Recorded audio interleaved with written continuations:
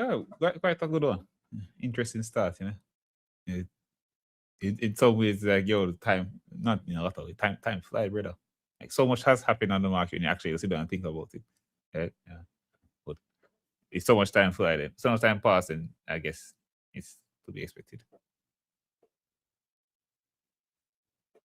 Uh, where is everything that it jumbled me? I had already. I was thinking that.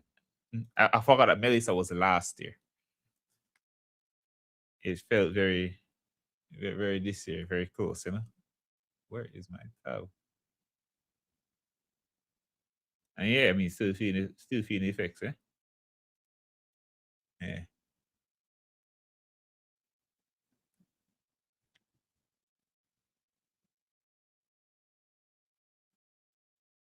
Mhm, mhm,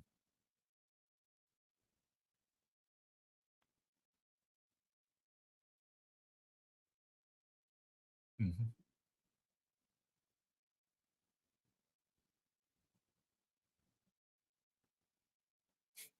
mhm. And I mean, tied to thing, the tied to happening this week. The listing. So we had our first IPO. Was it the first one IPO since no? The equity was last year, right?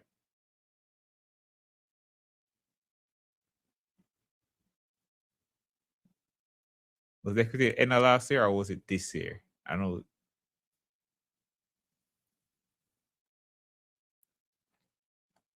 I believe so. Yeah, just to be sure. Uh huh. And then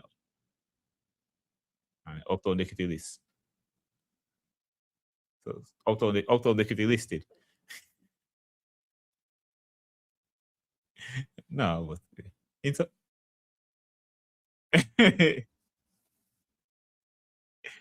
yeah, me too. Yeah, I do. Yeah. I was trying to find out why for the sake of it. But yeah. I mean, yeah. So we had our that's standout. Big had it IPO, big billions listed. So they proved that the market wasn't soft, or it's soft where it needs to be, or where it wants to be. Which one?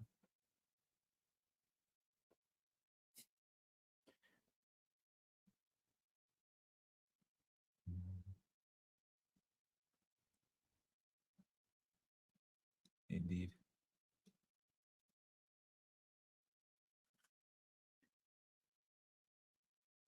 Mm-hmm.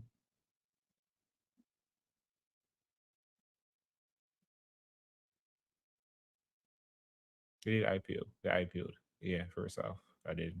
They really missed it. You know? No, they did IPO. They listed on the 30th, didn't they? 31st. No, it's the first. The first. Has it done? Yeah. Mm-hmm.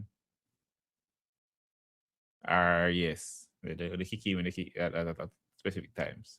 So I don't need to do anything. I'm not. Before I'm listed, I'm not under any requirements for the period prior to my listing. So yeah. So if you follow interesting windows between when you IPO and when you list, then it's upon listing you have the burden, right? So if you're listed after the period, after the second quarter ends, then there's no actual obligation for you to give the second quarter reporting. Yeah.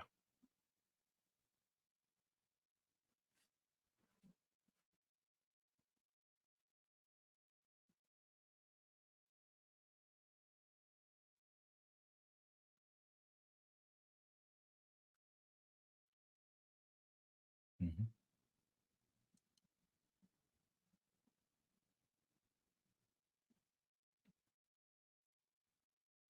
Mm-hmm.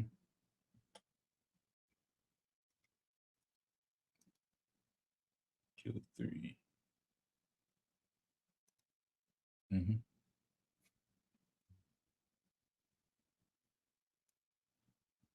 Yeah, today. Q. Yeah, they're Q3. Yeah, you're not wrong. Okay. So you had confusion initially, and then I get why you're saying that way. Okay, yes. So yeah, they're 9 months. Oh, I get what you're saying. I get what you're saying. Not Q3 9 months. I get what you're saying. No, yes, not Q3 9 months. Yeah. Okay. Yes. Yes. Definitely. Yeah. All quarters. Yeah. And this is and as I said, it is outside of it doesn't. So I mean, it is up to speed in some directions, but that Q there so their 12 months don't actually have to be given, don't it? Um, Because June they weren't listed during that. So the quarter after this report, so this is end of March. So they were not listed during the June period at all. no, they weren't. No, they So listed July I don't 1. think they have an obligation at all there. So they can drop this and then they don't have to give that quarter if they don't want to. That's my thought. Um, Yeah. that's my thought. I think I realize what you're saying when you say thing there. When you say Q3, not Q3 9 months. Yes, definitely. Yes, very dedicated. they're very, and looking through the results, they're very, very dedicated to ensuring that no quarterly info was in there. Hmm. It was Yeah, just nothing I breakdown for this no boss. correct. Just it's Yeah, just this. straight 9 months, straight 9 months. So we already had the Q1. We already had the Q1. And so seeing them choose to go to Q3 was choose to show Q3 and how dedicated they were to ensuring that it's only Q3. I was actually kind of impressed. No, I was actually And kind of not even impressed. Q3. No, not even, no Q3. Just the 9 months. Correct. I was Yeah. actually kind of impressed with that. So no can't come extrapolate nothing. You just Exactly. work with them 2 quarters as much as you want it. You will not pierce that veil. Exactly. And then funny enough, like you said, based on the timing that puts them under, uh, based on the timing that puts them under, they technically don't have to report. Like we don't have to know how how is it? I worked when I was working. We were talking about it. I think it's February 2027 before we can find out really how Yeah. how That they did yeah, but for Q2 20. a whole year away basically. Yeah, man. Yeah. It's studied because when they did the IPO, they gave us the first quarter of 2024, 25, Mm-hmm. and then they also gave us the first quarter of 2025, 26. Mm-hmm. And now they have put out Q3. So, but sorry, I keep saying Q3, but they put out the 9 months. 9 months. Yeah. And Because again, who does that, right? That's why. But yeah. they don't have to. Second, They do what they second, can. Do what they want. second funniest one that I've seen.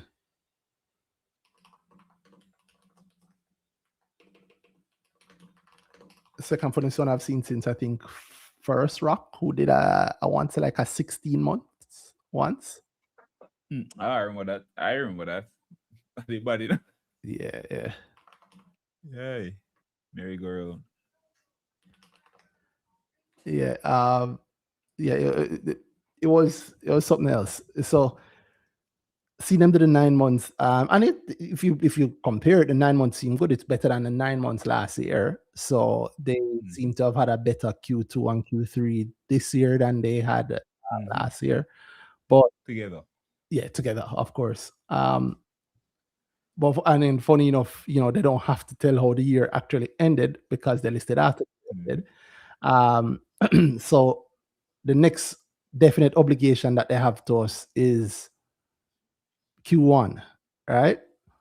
Which is going to be a Q1 that they already gave us, and then Mm-hmm. compared to a Q1 that they already gave us, and then you have a Q2. Like I said, they have Q2, and Q2, that which is Q2 due next year, is due the middle of in the February second next month year, of next year. February 2027.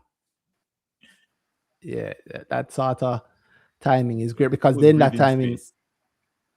allows us to know how 2024-25 really went in terms of the quarterly breakdown, and 2025-26 in terms of the quarterly breakdown. But yeah, the company, you can tell it's a company of accountants. You can tell it's a company of accountants. But yeah. Okay, I'm seeing Shay in one place, but we're not hearing Shay just yet. Shay, hold on 1 second until I try and figure this out.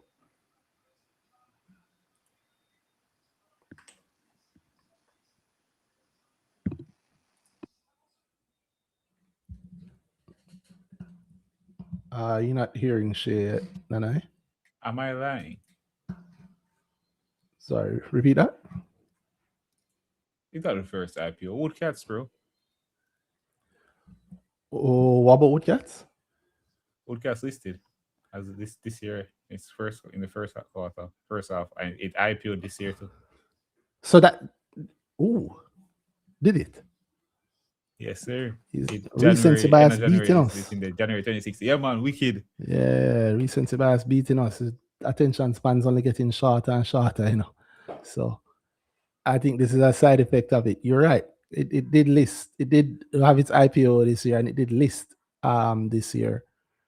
And it ended the first half of the year. If you come, what was the IPO price? Was the psychological price, to quote the broker? The 0.9, 90 cents. 90 cents, yeah. Yes, sir. And so they ended the first half of the year during which they listed down from that 90 cents. They ended it down. What do you call that now? 25, almost 25% down. Almost 25% down from the 90 cents. So 24.4%. How much? 24. It's a 68 cents. So they ended down 24 point odd percent, 24.4%.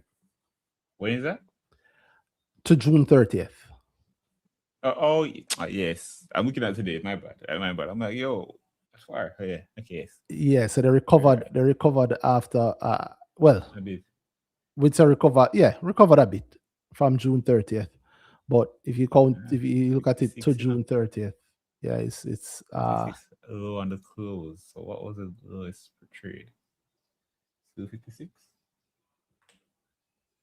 I didn't catch that question. I was checking. It's like need to 56 before the end of before June 23 or so it was 56. So been on the rise since then. Yeah. That was a wicked opportunity to anybody to catch. If you caught it. By the way. Yeah, if you caught it from the start of this quarter till now, so I mean 3 days, but over the last 3 days it's up 5.8%, still below IPO price though, at 71 cents. Below IPO. Yeah, still below IPO price. In my opinion, I think the psychology would work with it. I think it very likely it would be here, whether it was at 90 cents or $1. It's very likely that it would be what? It would be where it is right now. Yeah. Okay. If it was priced at $1. Really, you think so? You think it'll be low or higher? What? No. Well, I mean, we can never tell, but why? I think it's the important thing. I don't know how true this is, but I think the thing there. I think the psychology did do some lifting, and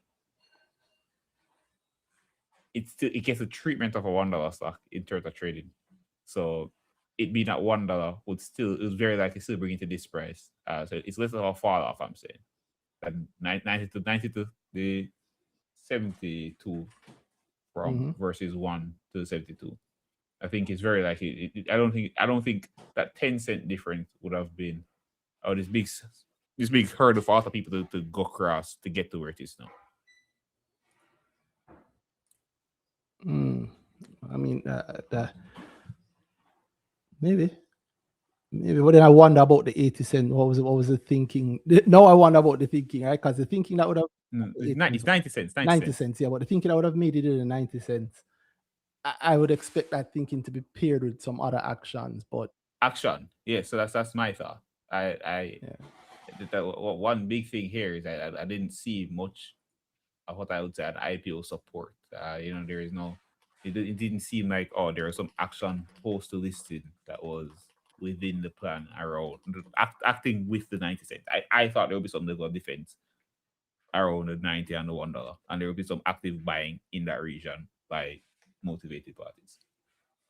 But look at them say, you can do it one, right? Or maybe I'm wrong and that happened and you just never. And this is intended. Yeah, well, I don't know. Also, maybe they got derailed a little bit. Well, you'd have to consider Right, I that say. each company is on its own merit, right? But I was thinking about management and leadership at a company, and and the and the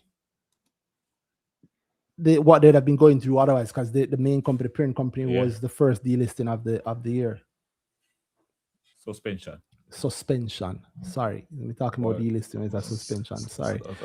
The man is living in the future. In bad talk. I think Shay is with us. Or Shay, you heard us? Yep, hearing you. Are you hearing me? Shay, what's up? Yeah, man. How you doing? I'm here, finally. All right, yeah, perfect. Finally. All right. So proper review, as I said, and of course, anybody who wants to jump in, give us some thoughts around what your highlights. Yeah, the highlights of the first half of the year was for you. Would love to hear it. But yeah, I'll start with you guys. So standout stock for the year. Everybody's favorite, to be honest, as I guess I'll start the World Cup right and bring in the organist point of view. Trans Jamaica, it's people's champ. Done a lot. It's and I can't wrong them. A lot of money to be made there. A lot of money has been made there. So can't wrong the Trans Jam at all. Good strong one so far since the start of the year. Multiple times. I used to be a lot of. I feel like I've said a lot. Oh, I'm not touch it this time. Since the start of the year, I touched it many times, and it's been good. I don't think it's done. I don't think it's done either necessarily. 73% up. Crazy amount since the start of the year, bro. Yeah, crazy. Just from the start of the year. At the current that we can't forget that. Like last year was flat. Was it? Yeah, I think it was close to 5 something at the start and the end. The big thing was the dip, the offer for sale during the year, near the start of the first, within the second quarter, that offer for sale. There was a dip, and then it came back up, very close to the price it started the year, but it wasn't there wasn't a large gain for year on year last year. Yeah, actually, this to be believed that actually ended the year down slightly. Yeah, down 0.43%. Yep. Yeah, point to point. However, as you said, the opportunity came within the year. Opportunities happened more than once. As you see, opportunities within the year were rife. Yes, were plentiful. I don't say that again. Plentiful. Yeah, plentiful is right. I don't know how you want us to attack this. So you want us to look at it. If you think about, I don't know. You think about it by quarters or just by standouts. I mean, I was asking what's his standout stock, but we can go by quarters if you want. Like for the first 3 quarters of the year, first 3 months of the year, so Q1, or this was. I mean, what I'm interested in is like at this point, what is it as standout? You said Trans Jamaica, then I'll go second, and then Shay can think about after. I think just off the top of my head, standout. If I think about the first half of the year, maybe NCB. In terms of like a market story, maybe NCB in terms of like a. That's a good one. Shay, repeat that. That's a good one. When I show start them listening. And So somebody just joined. Set a speaking request. I see two people actually sent speaking requests. I don't know if they're actually hearing us. But are you hearing us? Yeah, blessings. I mean, Oh, Excellent. all right. Well, how are you doing? Beck9. Dan, I don't know if you can tell who it is because my screen is not. yeah, man. Yeah, it's odd. I don't see properly. Doing good. Bit Respect, nine also. respect. Beck9. Yeah, I see. Yeah, man. Doing fine, doing well. I always wanted to Right. come on the podcast, but I always I miss it on a Friday. But I come home early, cause football I go on and thing. All right, do it. Right, Let's but see. just to share, well, one main point, and then I want to understand how something works, right? So my own is T TJH USD specifically, Okay. Specifically, cause I like that. I'm up at least 70% on that since December. But one thing that I always notice with the USD side is that it's not a lot of trading goes on over there per se. It's the only one that really trades, if we're being honest, in terms of like volume, right? It's And only something that stock on the USD side, you mean? Oh, on the okay. I get what USD you're side that saying. has a lot of Okay. volume that really trades. You have the other signals and all them little one there. Them not Mm-hmm. The really. Mm-hmm. little. All right. Put some respect on these, because these people have money. I don't. Right? I don't know if Oh you have yeah, to yeah. say If But you that, own but stock, I you get have what you money. mean. I'm sorry if I find out this way. right, in terms Hey, of Rowan, if you it's say it now work for you, it now work. well, well, well, true. All right, so the USD side, right? I always hear and I see the whole arbitrage thing that happens. You can't explain how that really happens, because what I constantly notice is that the USD side makes the move first. I'm wondering if it's a case where Mm. on the USD side they're buying it up and selling it low on the JMD side, because I think that people are constantly making money from that gap. At least it's the same share, but the USD side just trades nice, I guess, because a lot of it's like the demand. If you can look on it on my money. It's up on screen on my money, Jay. Yeah. Mm-hmm. Because I can't see the screen right now. Mm-hmm. Mm-hmm. That's You fine. kind of notice something about it. I'm wondering if Well, it's that that part I can't opportunity help that you. Though. You have to tell presents. me. You have to tell me what it is. I'll answer you early. There's always opportunity in the market, right? So you say if opportunity presents itself, there's opportunity presents itself all over the market, but you have to know what it is that you want and what it look like in order to get it. And a part B to it, like, can we explain the arbitrage to you?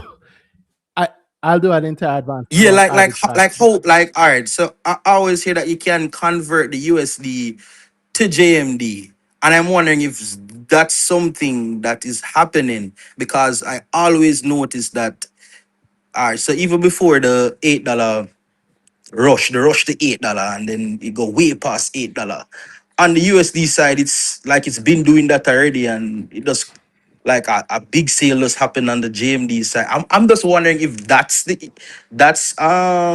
something that is there, because if you look at the demand on the USD side is so small compared to the demand on the JMD side. Mm-hmm. Mm-hmm. The demand is different, but I don't know It's what to different. say because Yeah. I don't know what you're actually It's asking. It's like you're yeah. That's it. answering. I think. Wait, what? It's like you're seeing something, Yeah. and you ask them to confirm it, but you can't. You're not telling what you're seeing, basically. Well, I don't Because know if you if say you trade nice, I don't know what I need exactly. Because that is very much within so. All right. So when I say, your. what I mean like trade nicer, like the growth is faster on the USD side versus the JMD side. Right. I'm more so a supply and demand person. I look at it more at supply and demand in all cases, not necessarily When you say the. the growth is when you say the growth is fast, the growth is faster. Give me like break it down further. Give So me like like an in example of that. I bought, all right. So I bought the two stocks around. Hold I on. bought Let me JMD. help you out because you're going to go personal there. I just to support your point, you can still tell a story.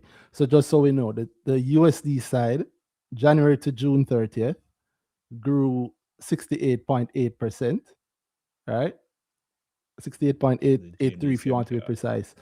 And then the JMD side in that same time period grew 70 odd, Yeah.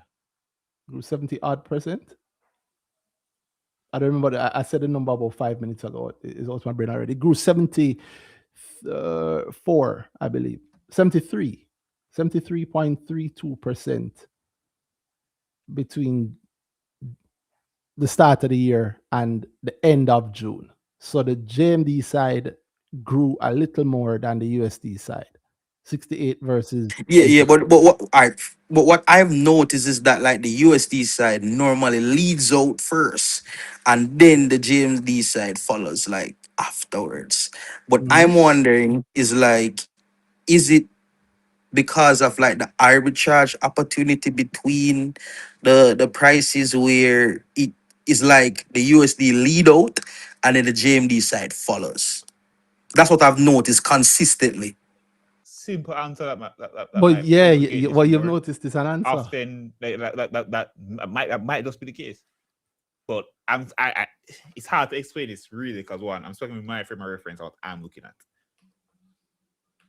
You say you bought it and you just held it since December. Yeah, I bought it from before the year started. So I bought it from December because I Mhm. just had some USD lying around. Why not buy TJH USD? Okay. So you just been watching it move accordingly, and it will go open. So you're not buying until you're I not looking for any arbitrary opportunity. You just bought the USD in December and you haven't sold it at all. What are you doing there? Yeah, tell me what you doing there All right, first. it's because all right. Firstly, I would have bought more USD if I was earning in USD. You just That's like I just fine, had man. I just some want to know what USD. you're doing so far. You bought the JMD as well. Yeah, man, I've both of them, but All right, and you bought the USD in December. You haven't touched the USD side at all since then. no, Have you? And you bought JMD more frequently.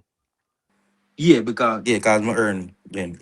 So you're watching both of them really, and so that's where you're really looking and saying which one moving first whenever it's moving. Yeah, it's just something that I've noticed that the USD side consistently like makes the jump I'm not saying you're wrong, first. by the way. I'm not saying you're wrong. I would even. It's like the USD side makes the jump No, first. man, he So get it's that. like, He gets that. He's not saying that you're wrong. We hear that you I'm said not it. saying you're wrong at all. In Yeah. fact, mhm. to some degrees, I agree with it. It's just I don't want to agree, and then I don't know. I'm not agreeing to exactly what you're saying. You get me? Yeah. Oh, I'm Yeah. just wondering if So like if it's the arbitrage opportunity why Here's the it thing. does that. Keep saying that, but I'm not sure if you know it what that means. maybe, but then I have to. There's so much things that I gloss over if I leave it there. So you get me?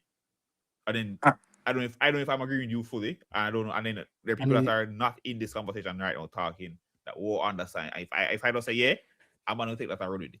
yeah. mm. And then yeah, you get me? So Yeah, I what, understand. what I often see is but I've seen more than once when like it's time when I think it's time to move and I check it properly, right? I've found arbitrary opportunity just on some like I say sometime like the USD is hitting the highs and the JMD is not hitting, right? Like so the USD reach if you convert it's actually at 8 and the JMD isn't things Right. like that, right? Yeah, I've seen that more than once. And the funny thing, I've seen it in reverse. So it's not necessarily.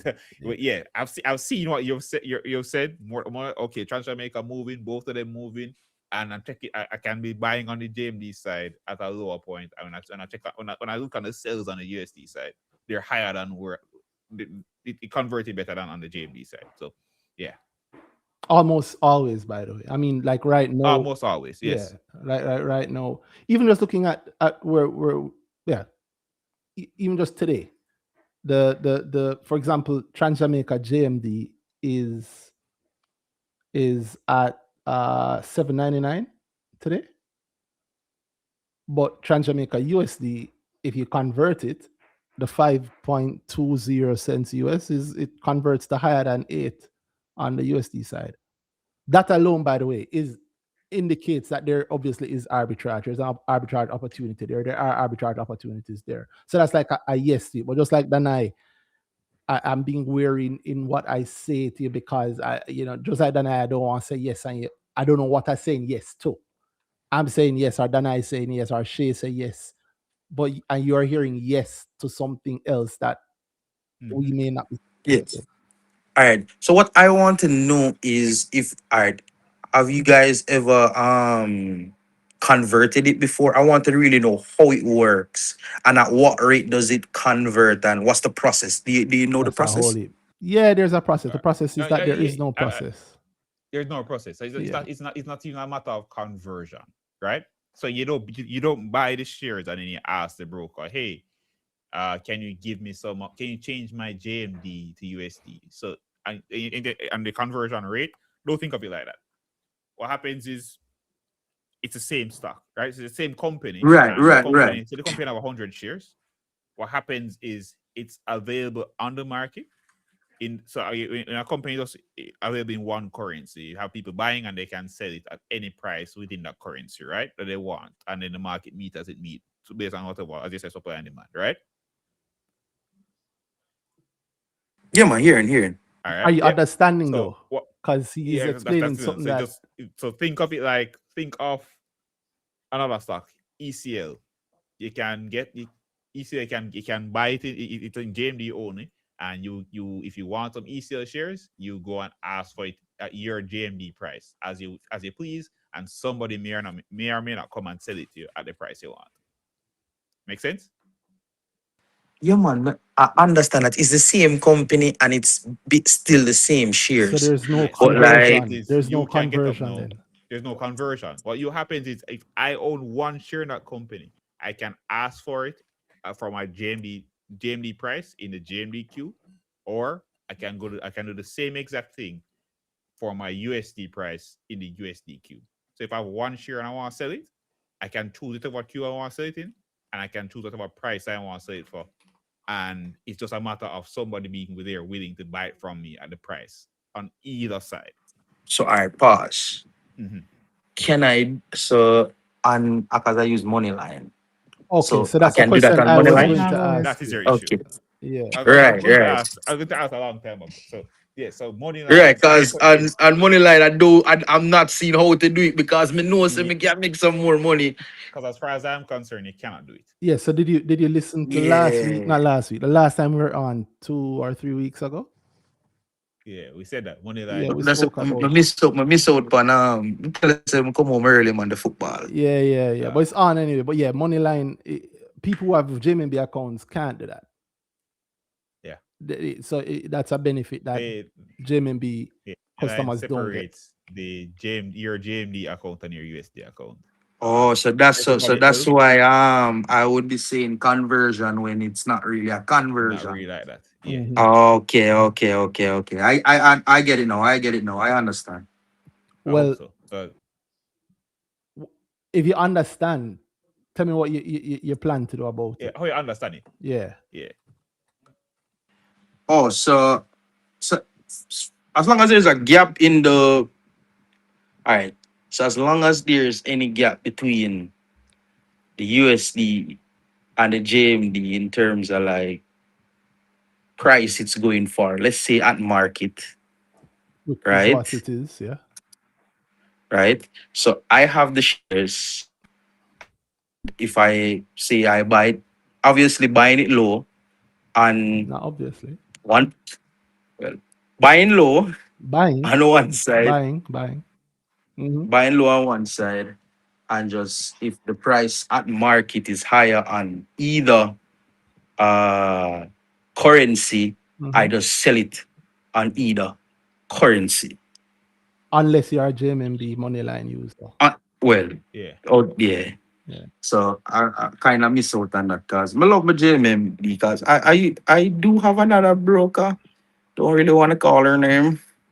Don't really like them because it take too long to do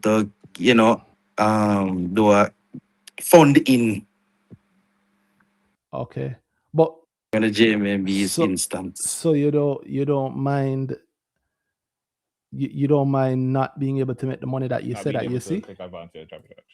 Well, because I have TJH as dividend, I'm more so not necessarily looking to sell, So you're building up interested in the the. arbitrage then? No, I was just wondering if it's a case where that's causing Oh, the um price movement. the price movement, right? Sorry for the poor explanation and No, the no, gaps. no. No, Thanks There's no, for no. no, filling in no, the gaps as well. no, where along wonder if that's where you're going. Because the truth is that might be a component. To be honest, I think it is. But that's a theory that I haven't really broken down. I think that plays a good part of things. Yeah, I like that people listen. I've said I say travel with Brittany say on YouTube that she's reached a point where that TJH has no USD or JMD in the grand scheme of things. That's 100% correct. It's just TJH Yeah, shares. just Uh, TJH. Yeah. Yes, you it's yeah, just you have the ability to ask for it in two different currencies. You can do whatever price buying or selling in a different currency than most others. Yeah, that's really it. Totally understand. Totally understand. I understand after the explanation because on the USD side, I would have realized, not necessarily speaking of TJH USD now, mhm. but I've made money doing trading the fact that some of these stocks are very illiquid. So I'm just buying the top and selling the top, buying the top, selling the top because because I gland lucky. So sometime I've done it with SIC before. Look at $100 You mean because SIL? yeah, it's no Signal, Signals credit, SCI. SCI, right.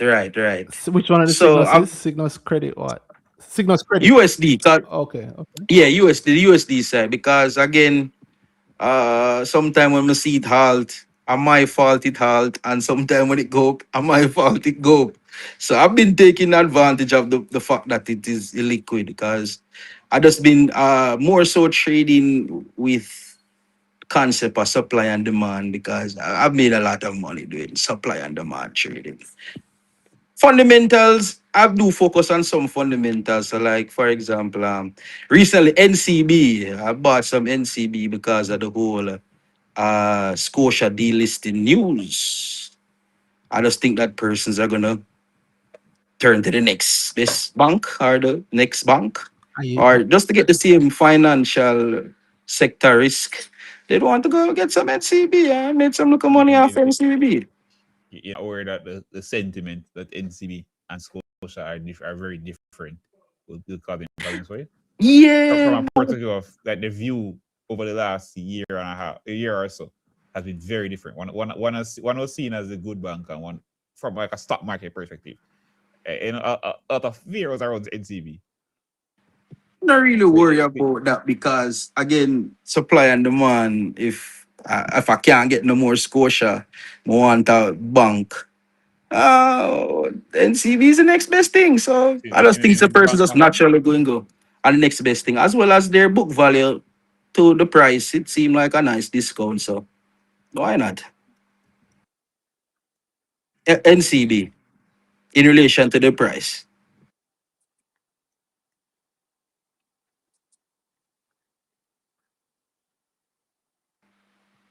The book value is supposed to be around 70 something dollar or $77, $79, somewhere near there. And at the time I bought it was for like 56. Mhm.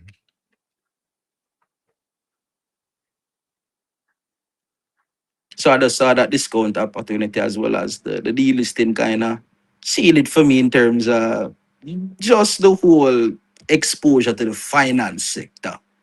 NCB would be that next premier thing. So why not work out?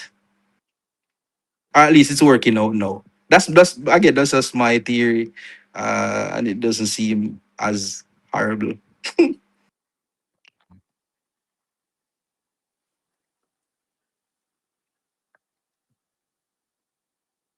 Mhm.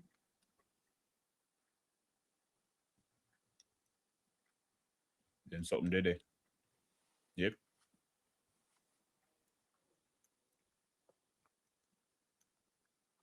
Mhm.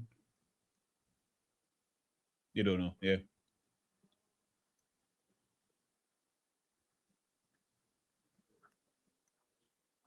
Terrible. Yeah, exactly. It's not like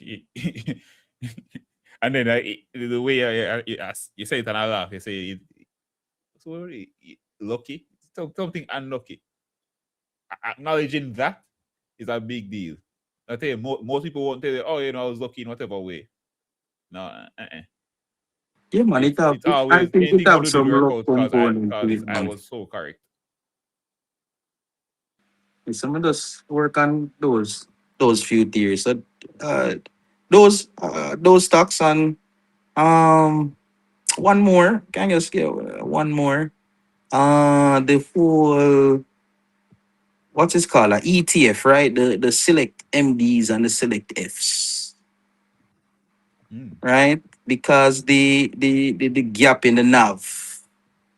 I love them little gaps, and then the whole conversion supposed to soon happen.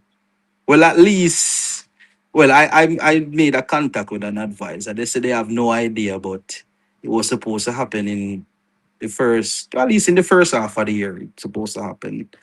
I'm just looking at the opportunity there. If I can buy some, and hopefully the conversion happens, because I think that as soon as the announcement for the conversion happens, you're gonna see a huge uptick in the price that more than likely matches back the NAV, and then persons can sell there, because I believe when it does the conversion, there is a wait time and like a redemption fee if you redeem it early. When it becomes a unit trust, more like there's a fee there.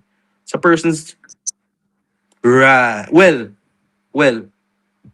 if it's a group of, well, I have a tax background. If it's in a group, if well, I don't think it shouldn't be taxed because it's a group of stocks and the gains on stocks are not taxed. But I know that Unit trust are tax. right, no, but not stock unit trust. Unit trusts that have like if you buy like them GOJ in, oh my god. Must tell you.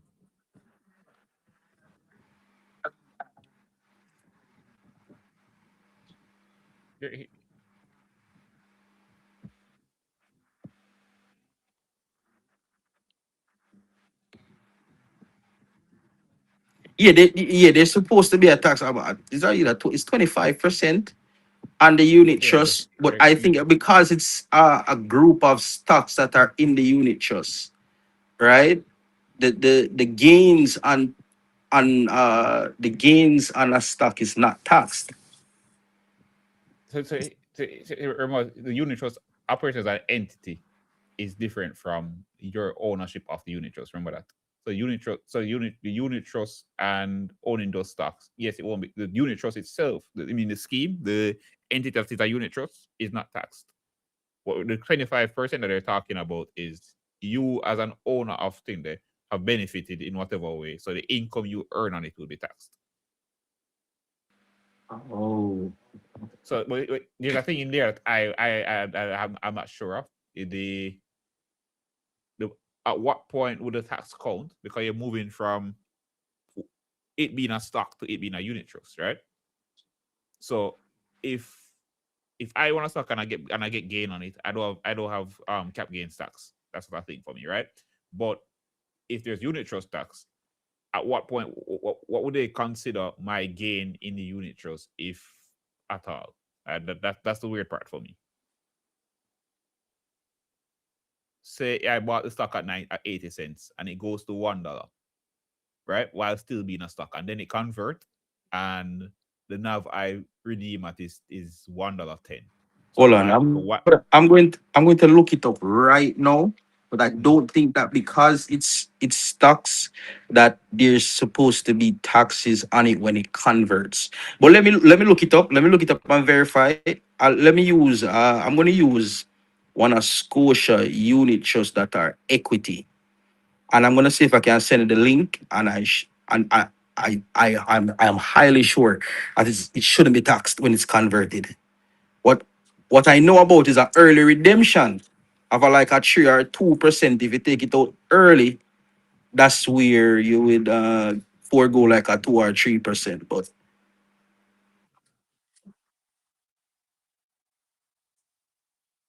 right, that's a fee. That's a fee. That's a fee. Right. Mm-hmm. Well, let me look it up. Let me look it up quickly, and then we can still have the discussion. Let me look it up quickly.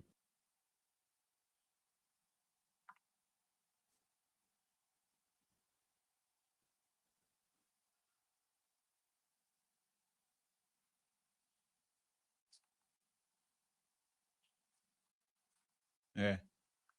I mean, so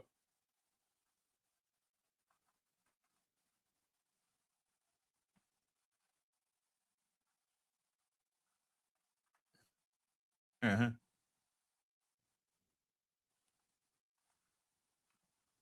All right, cool. I think it's just not having to do that extra step. Like it's easier. It's easier to get money on money line than to just get your money to a trading account on there. Fundings are annoying. They just are. So if he's putting funds in there regularly, he's probably going to go with money line.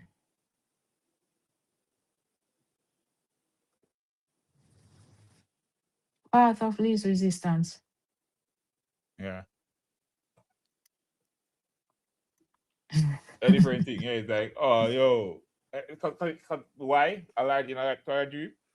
Because it's the thing that would break all backs. We would have never, right? Like, yeah, I'm not going to go to that place. You tell me, say, yo, there's a way to make money that's reliable, and I can't do it from your place. I was like, all right, cool, I'll go somewhere else. It's just like we do when Margin and Mayberry. Remember those days? Yeah, it's let me go to the place where we can get the opportunity going.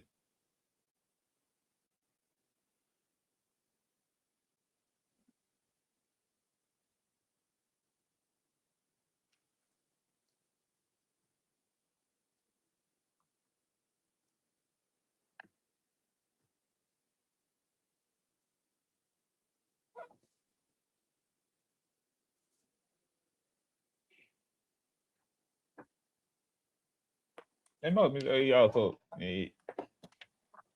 two things. Yeah. I mean, I want to say he was not he was doing it before, and he impeded no, so that's good.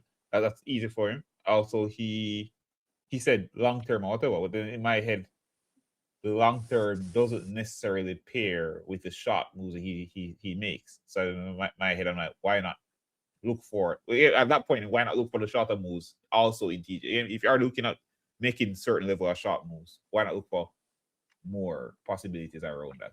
And in some ways more consistent than we already described what you're doing. That would be my request, John.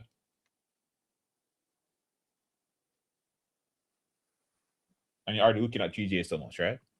You own it you own it.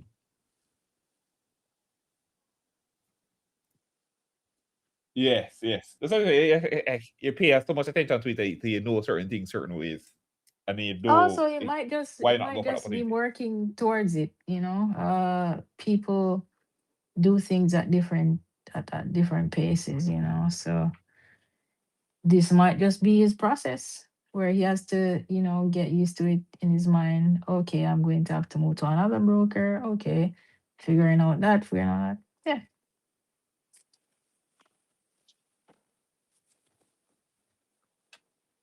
Hmm.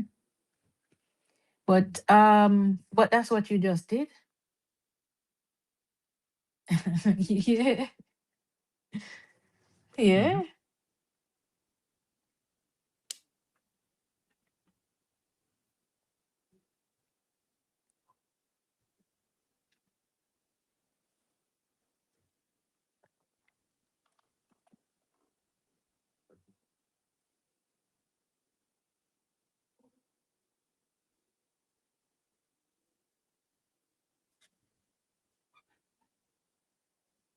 Yeah, yeah. In to the point, Randy, where you can't sell me on it Even like only one person can tell me on it. Because me know because we know how good that guy is.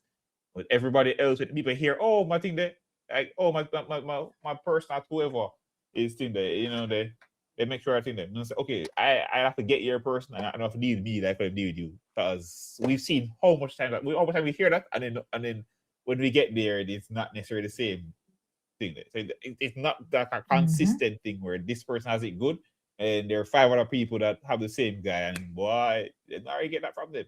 So pretty privileged.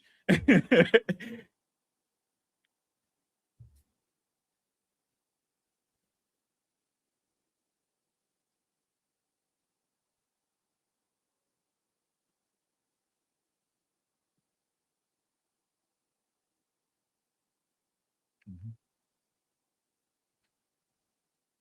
Mhm.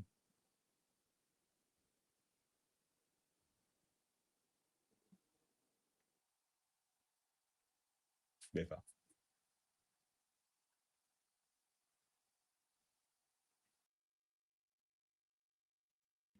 All right, bingo, bingo, bingo, bingo. Sorry for breaking it. I found it. Let me can I like DM the source and regarding the cap gains and Yeah, no the problem. right.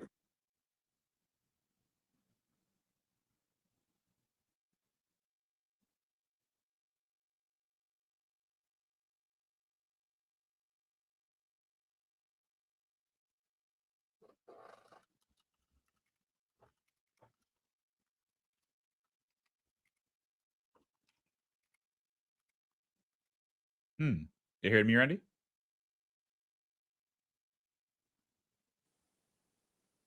Okay. That's interesting. I didn't mute it. Oh, okay.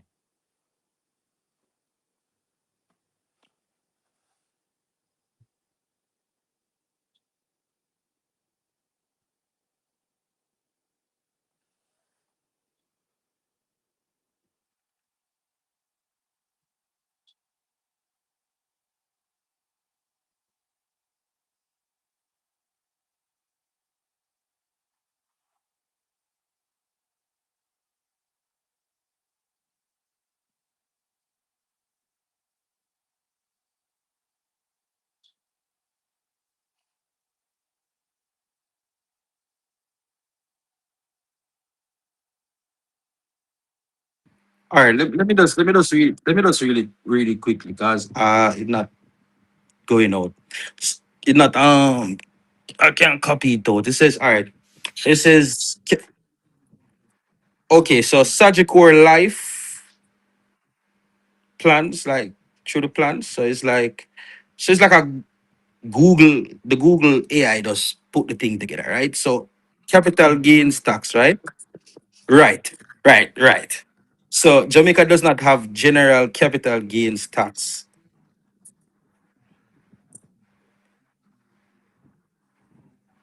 Well, it's the source is from Sagicor Life. So just quickly breaking it out, if in case you all right, all right. So I'm going into Sigma Global Funds. I'm trying to break it out because I was trying to find it in the source first, but it was quickly in front. So it's just like I was just reading it off that because that's what I was really doing. But let me go deeper into the one of the funds itself.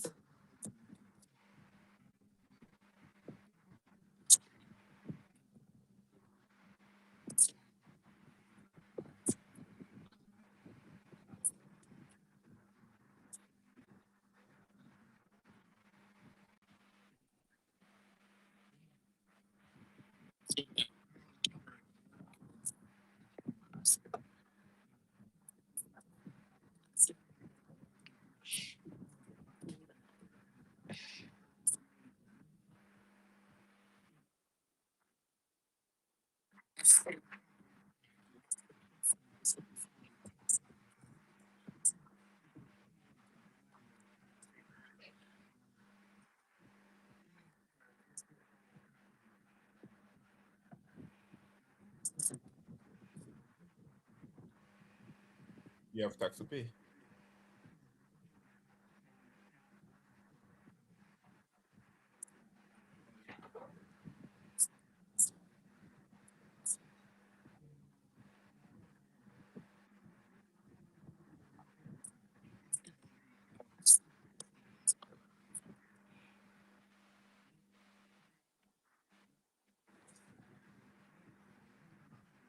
Mm.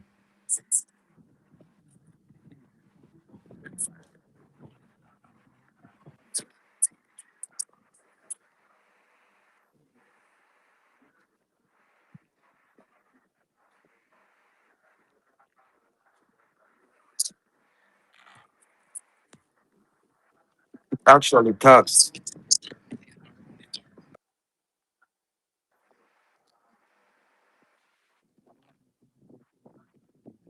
Mm-hmm.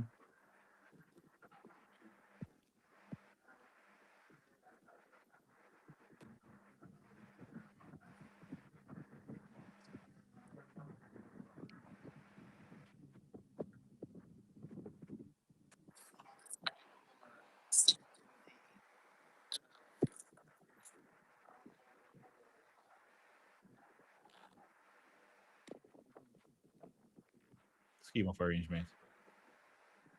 Mm. Better? Okay, I'll tweet to turn it up. Yeah. Oh, so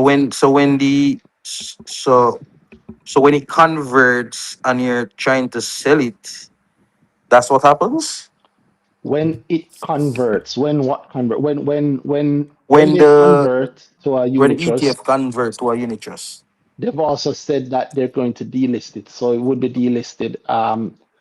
The lack of cap gains tax, I believe, is linked to the security being listed.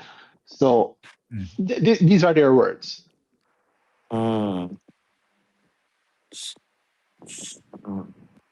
These are their words. So you can see this on my money JA. But Check. all right, so question then. So all right, regardless of the all right, oh my god, the 25. That's a whole heap of money still, but the gap in the NAV is still around like 40 or so. Well, I checked yesterday using my money. Mhm. Like the gap was like about 40% same way. So Yeah, as of the last time that they reported to us, the right, gap. right, they would have reported the NAV. More So like they're supposed to report it end of the this month, in the last month. I honestly don't know but I mean, I don't know when, but what I do know is that the gap in the NAV, the gap between the current price and the NAV as of today Mhm. and the last time it was reported, which is in May, some time back, is 44%. Now, depending on which one of the funds you're looking at, the gap is probably The larger. both of them are around 40. Yeah, but the gap is probably larger now. When you consider what makes up the fund, Carreras has boomed throughout the Mm. time. Carreras is a large part of this fund, and other things have also boomed throughout this time. In it, Select F also has a bit of a gap. So I say all of that to say that there is there is there is a gap. So you're saying, let's say the 44%, if you work with just the 44% from last time that they've reported till now, Hmm. what's that telling you? Well, well, at least considering that the tax part of it now Hmm. is it's supposed to still be a lot of money. I don't know. I mean, I'm talking percentages, so it's 0.75 of the 44. yeah, Yeah, right. 0.75 out of 44. bring you down That to at least about should be. 33%, right? Mm-hmm. Mm-hmm. Yeah, and then of course they did mention other fees that they may have, and depending on how they buy it, Yeah, there's a 5% yeah, more collar. likely I would want to think so there's the same early redemption fees.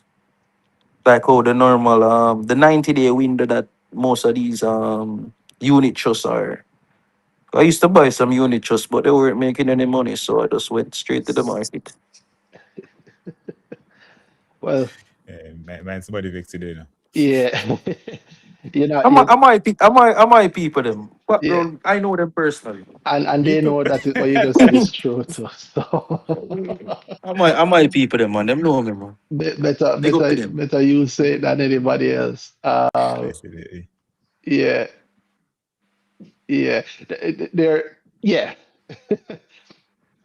Uh Interesting. Like I said, there's a lot of depth in the select MD and the select F, and you mentioning it as one of the things that you found interested in the first half of 2026 is good because like you, I'm sure many of us, I know for a fact that many of us have been waiting on what the end part is and the final conversion, blah blah blah, and some of us have been smartly tracking it even without them publishing the nav. So the nav is higher, but Hmm. there are caveats there.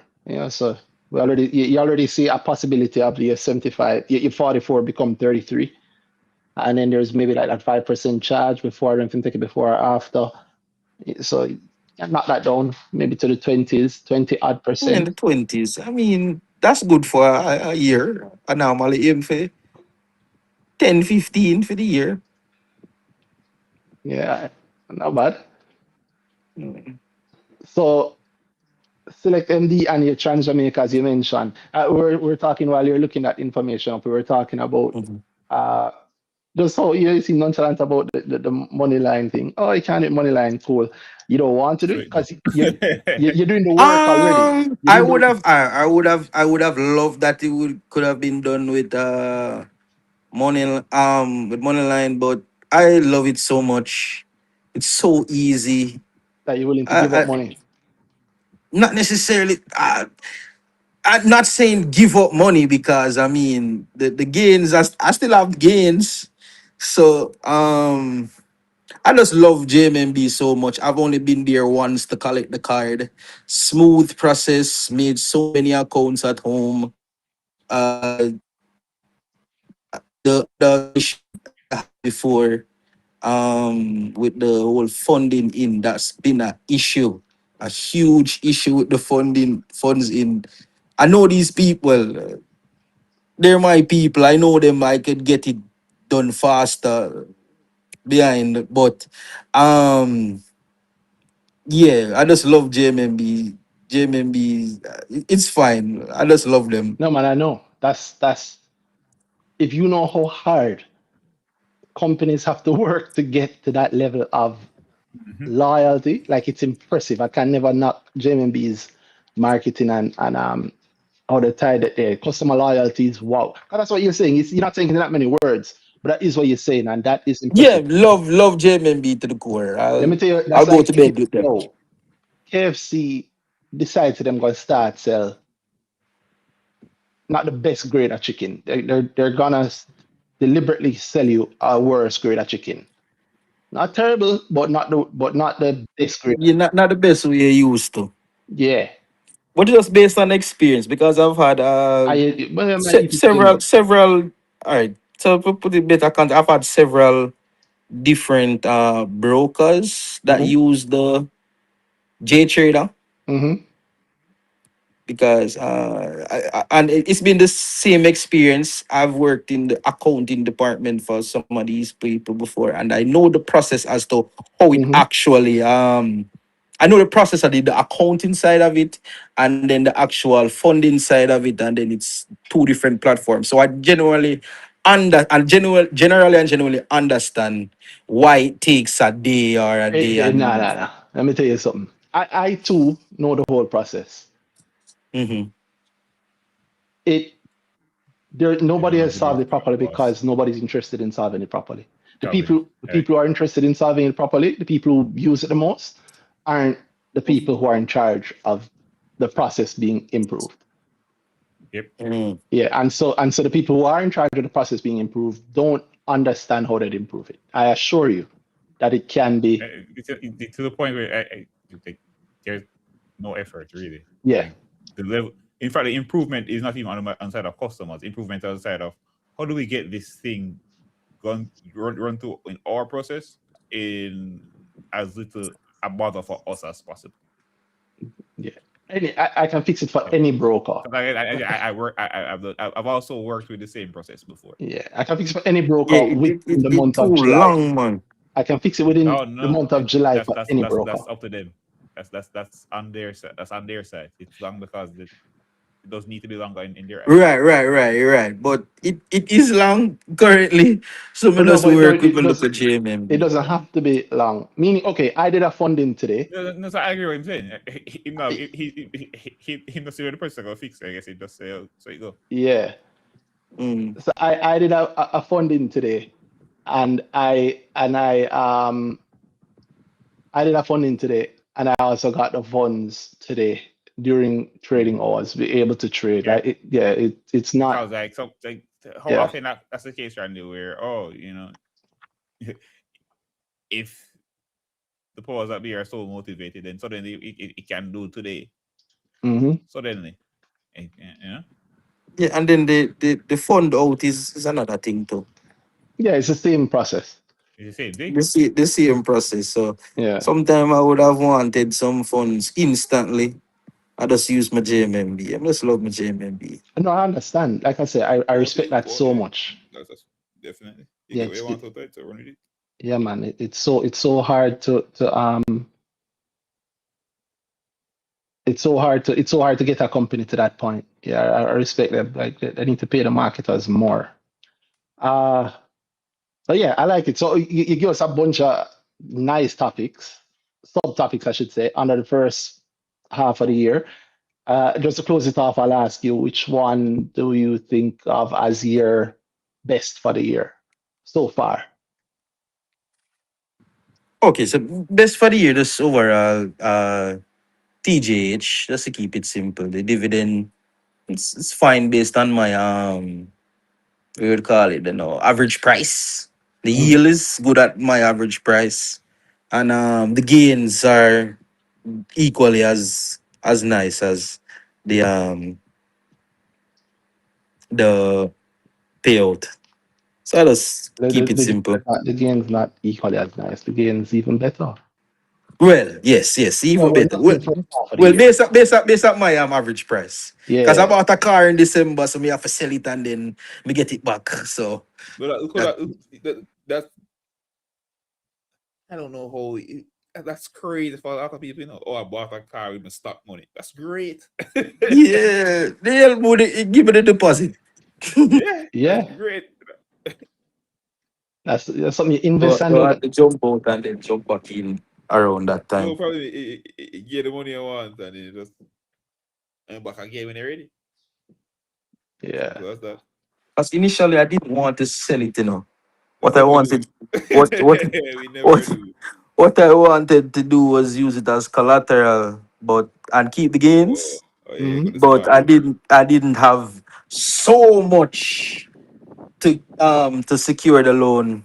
So that's why I had to sell it, unfortunately. I wanted to use that collateral. What ended up happening? Because if you did that last year, Okay, so chances so are you the ended up selling it during the time when and buying it back during the time when it was lower. so I shopped. So I tried to shop around the loan of. I had to shop around. And the interest rate. I should have maybe still taken it considering the interest rate, but JMMB interest rate was in like unsecured loan territory, and they only wanted to do about 50% of the value Hmm. and the amount that I needed. It I didn't need the amount. No, so it didn't work out, and then Sagicor was the same because I think they're the only two persons that really do it. Do Well, what, at bro? least take shares as collateral, and they No, don't man. Other take. people, other places do it. Barita does it. Mayberry does it the best. I maybe Barita should have does it. shopped it. I maybe should have shopped it around heavier, but in the time that I needed it, Mm, I just had to work with the few. Well, I had the shares in JMB, so it would have easy to use JMB, mm-hmm. right? Mm, And then mm. surgical it was the issue with. I needed more shares in there to actually get the amount that I wanted. So I just unfortunately had to sell because I would have bought in It's at unfortunate the though. half of a sale time. Is that unfortunate though? Because again, like Dana said last year, it wasn't like point to point last year wasn't that great. But in the middle of the year, there are opportunities, the vast opportunities to buy it lower and get gains out of it. So if you had to sell, if life made it best for you to sell, So when I go back, yeah, you instead of holding through at that time. yeah, you ended up getting more profit because you are Mm. literally saying that you weren't going to sell, Yeah, but that you bought life before the dip. forced you. You sell before the dip. Exactly. Yeah, I didn't want to. I didn't want Again, to sell it. But you're telling me you did a good thing because Yeah, because that's what I wanted the car, Yeah, but I don't. and you got the car, and then you get shares lower. You get and shares them more and than get it I'm was. gonna get the shares lower, and then I'll buy it back again. There we So go. you did a great thing. It sounds like you went the better route at the end of the day. Yeah, But yeah, yeah, yeah. When I'm looking back at it now, it's like it just work out for the best. Yep. Which the only thing I'd say is just think about that and then look at your current portfolio and consider what might benefit from that same sort of thing. Because yeah, just do it deliberately this time. Yeah, yeah, yeah. Yeah, just do it deliberately this time. Because it is something that can be done deliberately. And you're already doing the work. Yeah, the only thing left now for buy that subscription for my money. Hey, listen, I believe in you doing it. Yeah, if you want, you can link me, can get a discount. I like the points you read so much, you can get a nice discount to it if you're subscribing. I'll throw in like one of those discounts there for you. But look, yeah, I mean, yeah, you're already doing all of the work that you need to every point yeah, that I hear. you're doing the arbitrage work on so in my opinion, Exactly. why not get onto it? And it's not, and again, you've already highlighted trades that you do, the certain kind of short term trading. So why not look at it and say, where I can actually do the thing then. But that's a matter of how much you want to reality. If you but to me, you're already looking at direction, so why not profit from it? And it's already within a stock that you know so well, you've done so much with already. You get me? So yeah. Yeah. So big up Big Nine. Thank you for that. I think the brick Yeah, man, cutter. great conversation. Big Yeah, up, man. man. Man, man, long Glad you time can finally get for called in and talk. It's like you've been holding a good conversation for a while. So yeah, finally get to have it. sorry, me take over too. I'm sorry. Sorry, you're breaking up. No, we're not hearing you clearly. Wiki does know. Not sure. No, hear me? No, you're breaking apart. Oh, You don't cut the line. Too much gems. Too much of that. I talk about too much of the things. Uh, yeah, so our brick cutter, but I mean, you can set it. But and of course, guys, we welcome anybody to send a speaking request. We always love hearing from you guys. And we want to hear what it is that you guys liked about what it is that you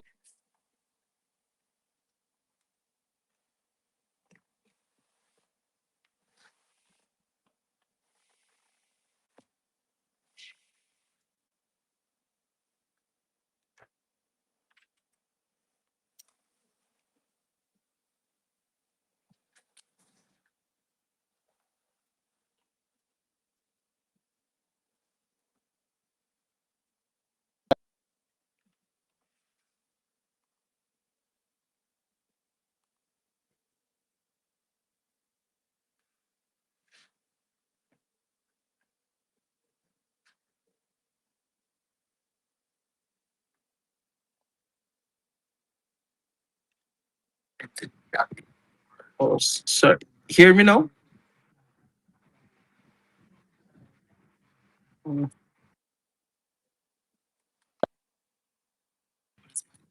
Hearing me? Hearing me?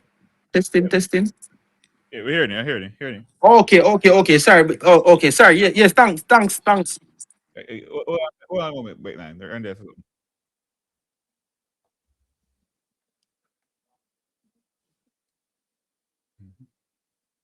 Randy, are you hearing Bit 9? Randy? Oh no, because I cut out and I was saying thanks. I was saying thanks. Big up. Yeah, man. I think no. I'm hearing Bit 9. I think Randy not hearing us, Oh. and we was talking to it. So no. She ain't Randy. hearing us. Oh, I'm hearing She fine. I don't think Randy Randy's not hearing hearing we. though, like you said. Yeah. But yeah, big up Bit 9. Trust me, great conversation. Yeah, man. Yeah, man. Yeah, man. Big up. But Big let me up. Big call him. up. Mm-hmm. I'm gonna need that. I'm gonna need that discount. Yeah, man. So he came. Let's message him, and he must have tell. All Yeah, right. he God is will. good. Yeah, man. Yeah. Bless up, boss. Uh, yeah, Yes, Randy, Sam. hearing us? Oh, I never stopped hearing you. We know what's up hearing you. You not hearing us? Okay.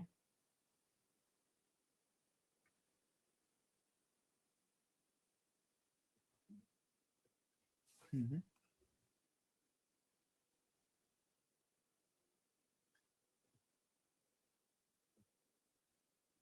Yes, sir. And she come prophesize it, man. Yeah, yeah, yeah. Yeah, And say, yo, she that tell him a was thing, say, almost go a slow year 1 ago. minute. That was last summer, wasn't it? Or somewhere this so. That was not last Him not summer. give you money yet. Him not buy your drinks. No drink, brother. Nothing. Cause homeboys over here rich off I of think that. a little thanks on Twitter. I don't know.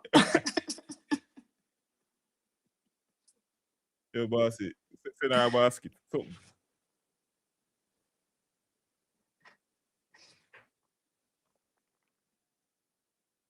Yeah, and it's a lot of money you can do it. It's something you can put some strong volume behind. You could have got millions on that move.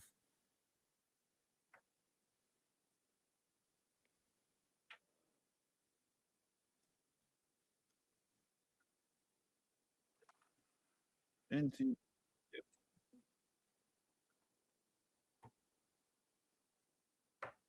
success story. Like, look how well bro, look at my trade. I did so well. I was so I wasn't talking when everybody else was talking about. Or I saw the next year everybody else was talking about, No more bingo. And Which is confirm so say story. about. I don't know. Yeah.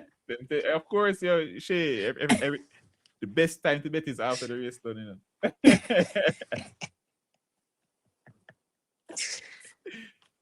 When they too risky and go, I mean, I'm going for leeching and leeching broke out them thought they'd fly.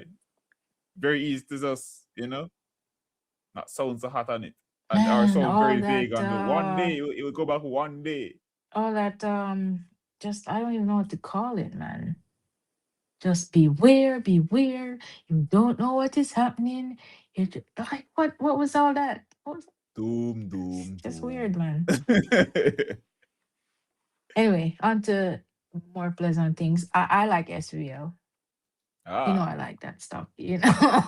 yeah, yes. Don't say that. You know, I mean it touched 13 or something and it touched Ah, see that? 80 something. Come on. It's just a fun, it's just a fun stock. It's so fun. Right? Yes. It's fun making money, Quite like it.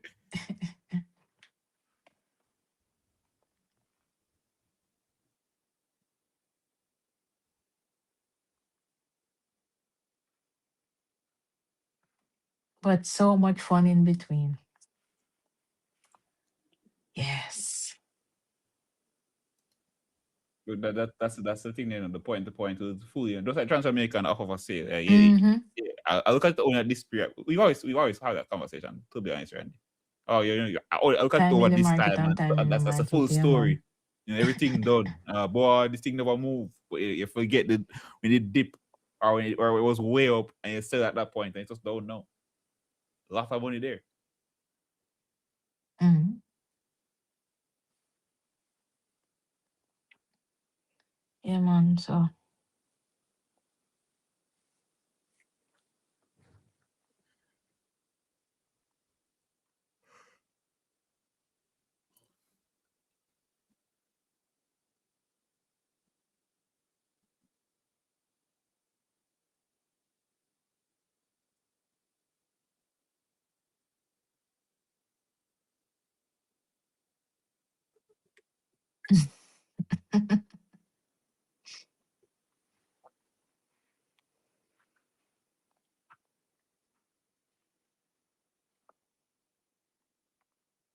no, I wouldn't. Mm-hmm.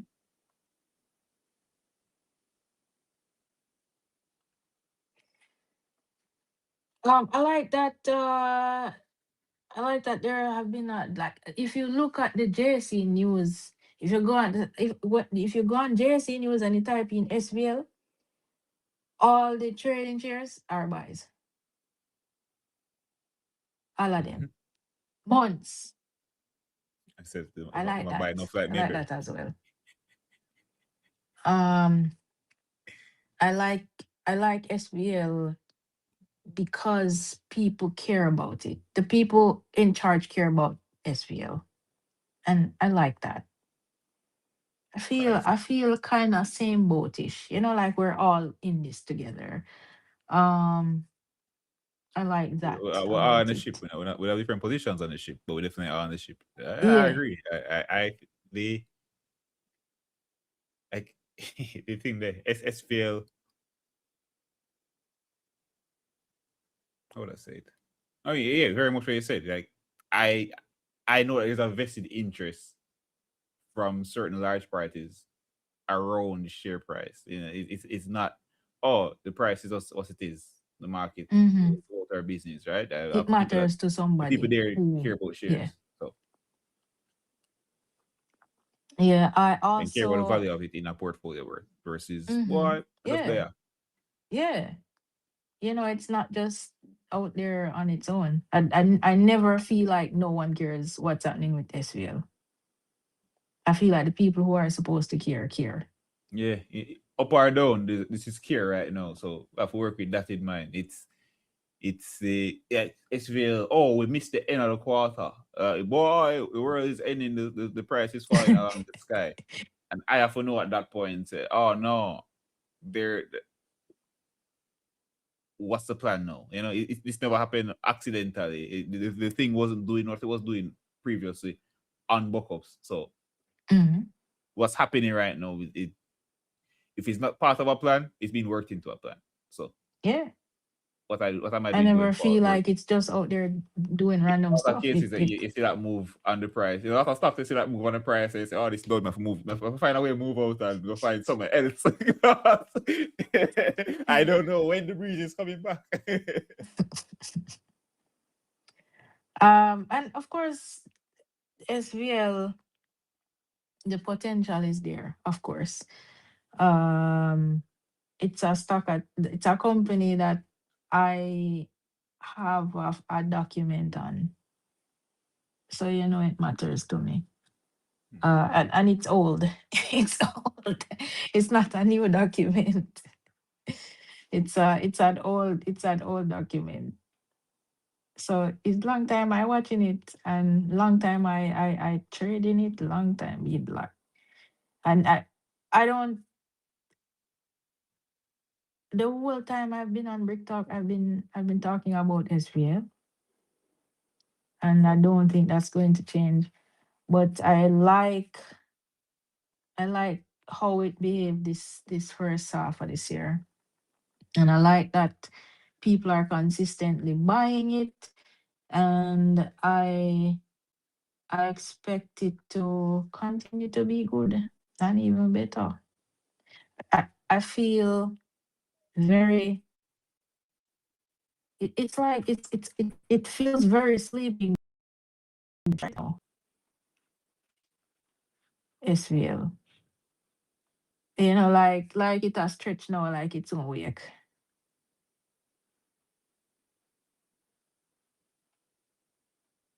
I'm not sure, but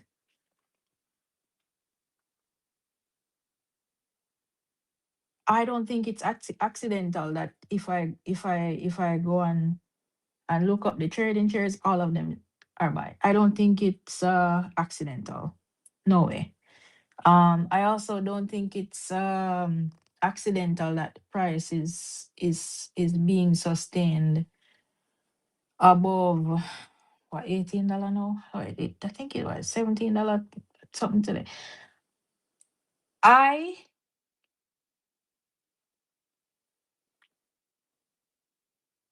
Did you see that 2 million unit today? Uh,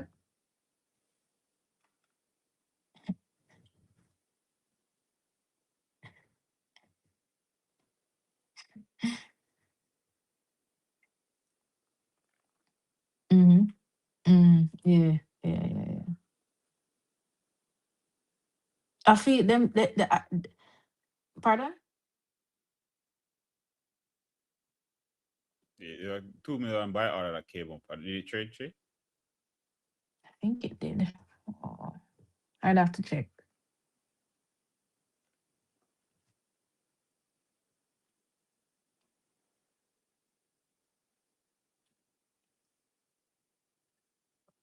Exactly. That's crazy. That's crazy to me.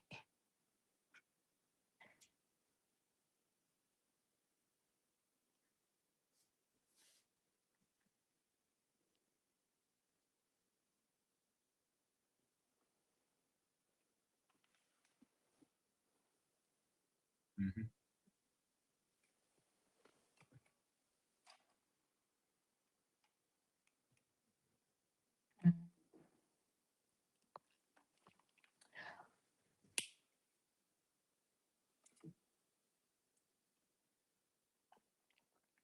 SVL he's next to a bank, I swear.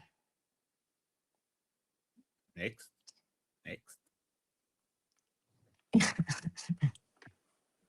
It's a bank. In. Yeah.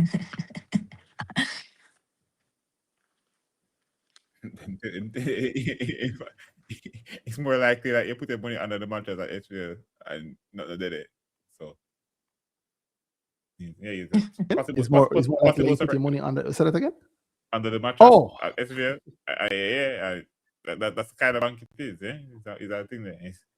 Boy, the money I put under the mattress is not there anymore. my sound went. Sometimes it's more when you go back, but more often than not. And you're gonna put the money there next time, one time next week.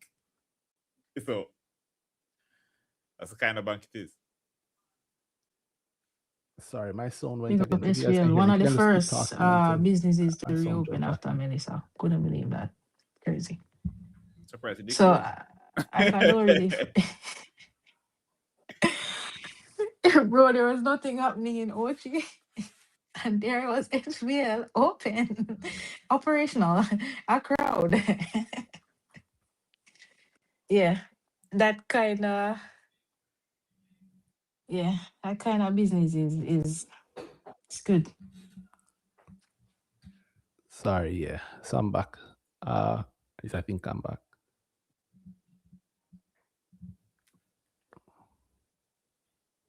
You guys saying something? You said something so I can hear? Question? I just I heard. spoke too soon. Somebody else. Oh, it was me. I was asking a Oh. question regarding the SQL. All right, go through. Yeah, but also. Oh, yeah, because with SVL, I always see connected party purchase SVL, connected party purchase SVL. Is this more like, is this Mayberry people? They're playing with the SVL stocks that they have? Playing? When you said playing, what do you mean? Like, You see, I you see I them. cause I would have noticed that that 13 when it did to $13. Yeah. I don't want to think that they're the ones buying No, it finish. buying it back. Well, I mean, you say you see a lot of notices, and when it dip below Right. the Notice is that connected connected parties party traded SVL. bought. Connected party traded SVL. No, there no buy and sell. Buy and sell. Have you seen So you just see director any sold. sales since this year?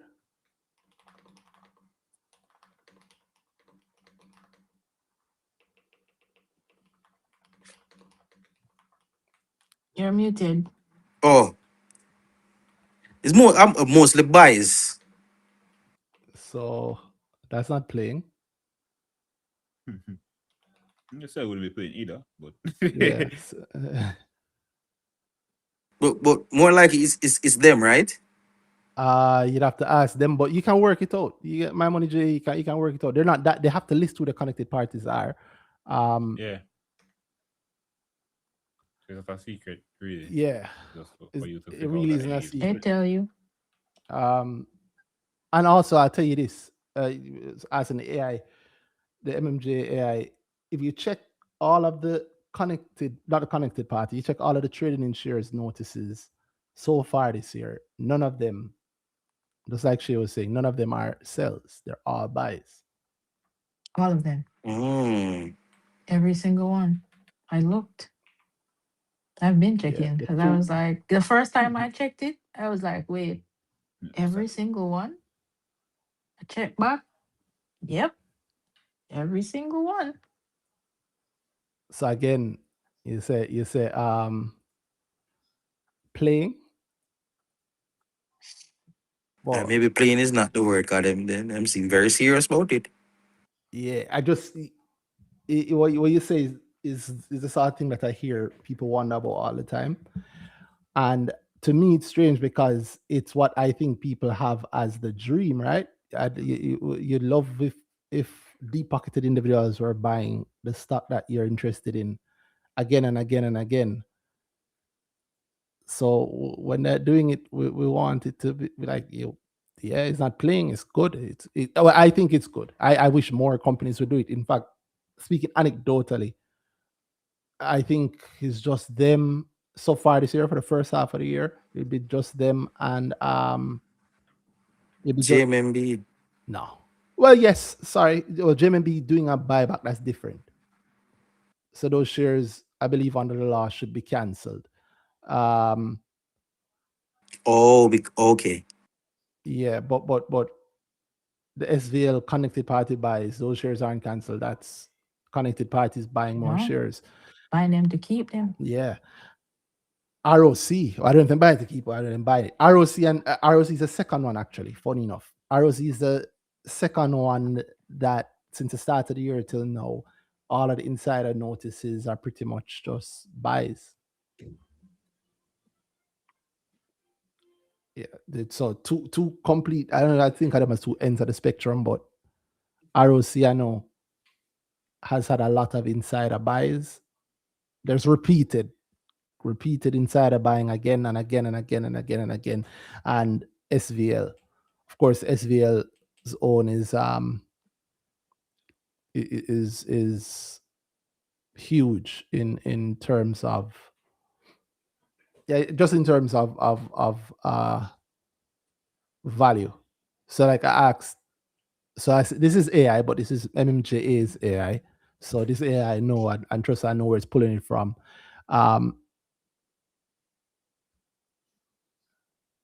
All of the cells in the SVL trading in shares notices from the start of the year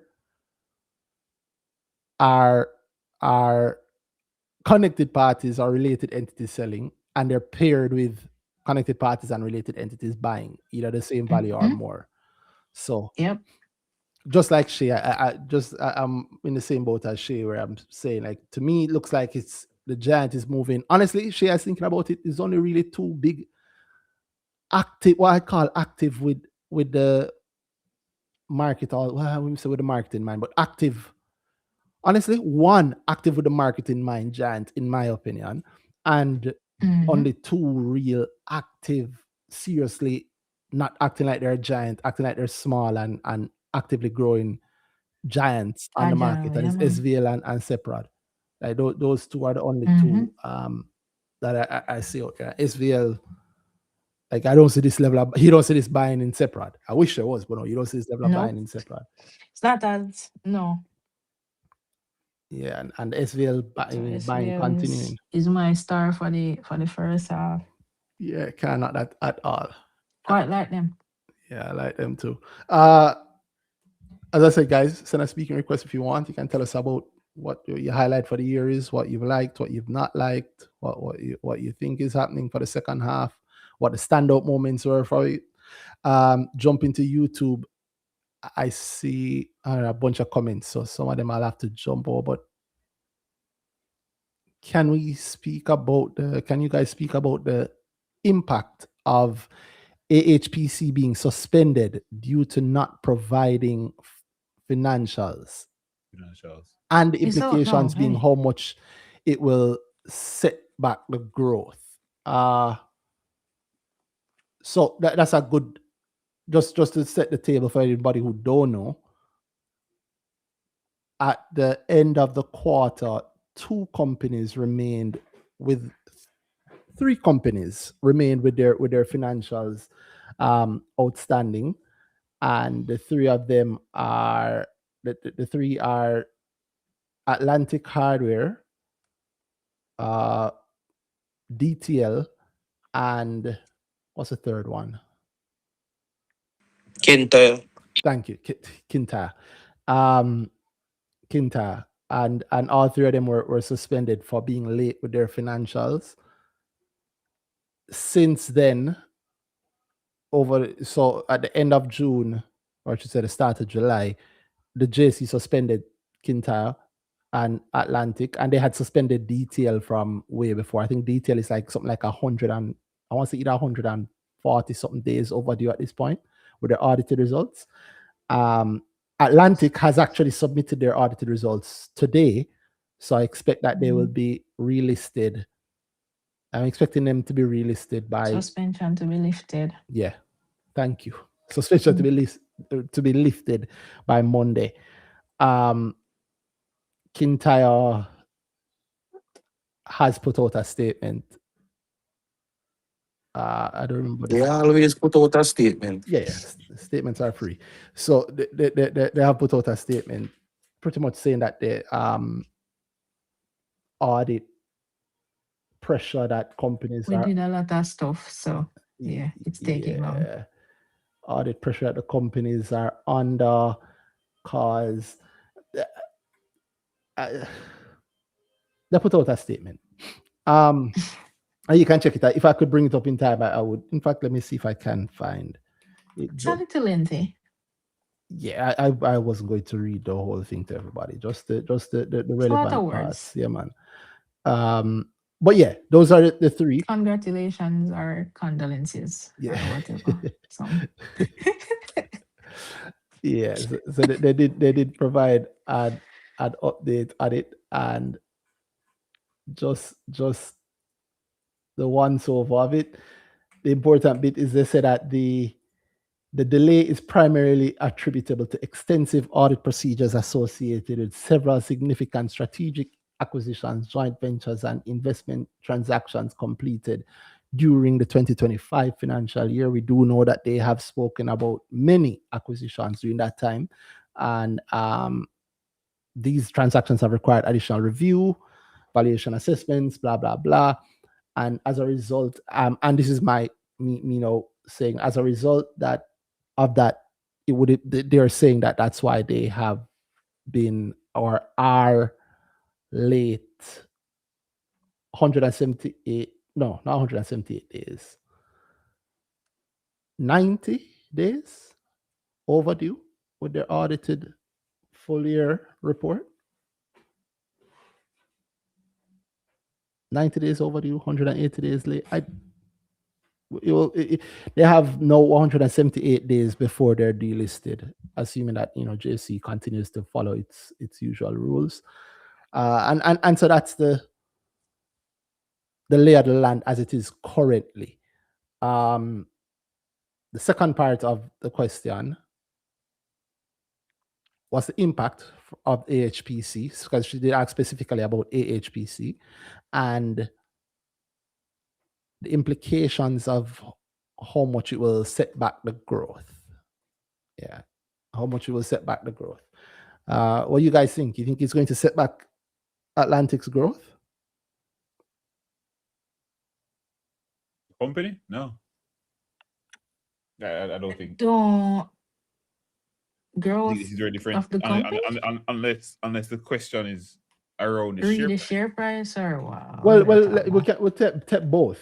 So you said from the company both angles. perspective first. So the company is Oh not the share yeah, price. I don't think the company is affected by the suspension per se. No. I don't think the growth. I don't think anything. I don't think the operations of the company are changing on the basis of whether or not they are suspended. Especially also talking with the knowing that they recently released the results as well. They released outstanding results. Correct. But I actually disagree with that. I do think that it affects the I'm under the impression that it does affect the company's results. Meaning, the company's operations. They're just listed. They're just listed, and a large part of being listed on the junior market, which they did go for, is around the tax break. And tax break. Maybe I have it wrong, but I'm under the impression that once you get suspended, you lose the tax break. Has that been enforced? The case so far? That's my question. Has it been the case so far? Has it been enforced? Yeah, that. As far as I know, that's what I think of. And who has lost the tax break on this one? As far as I know, it has been. You see, when has it never not? When has it not? Granted, when have we ever had the case where it would be? But I believe so. Okay. Yeah. Anybody got suspended before them 10 years up? And has lost the thing. Learn has thing. Learn. Yeah, but so you see that's part of us saying off here that part of the problem around like the testing of it is that the companies that have gotten suspended, profitable. Yeah, you only get taxed on profit. So the companies that have gotten suspended haven't really made any profit, right? But Learn report on profit. They report a profit no one in their recent results. They made profit in the quarter of 300 and something thousand. But that's also that's a quarterly result. At the risk of having another sort of Tyrone situation, I wait on the audited for that one, okay. right? Yeah. So my understanding of the rules is it could be wrong. The law also it could be wrong, but the law, as far as I know, states that you get the tax break as long as you have mentioned it before. Yeah, as long as you don't get. Yeah, I mean I know it already. It's it's a to see it. That's well, you see, it never mattered before, but in the case of Atlantic, it matters because it's actually profitable. And also Mailpack Mailpack and Edifocal were both also very close to getting suspended, and both of them submitted their results on the last day of the quarter, or at least they were published. They weren't suspended because they submitted, I assume. They submitted something. And it was published.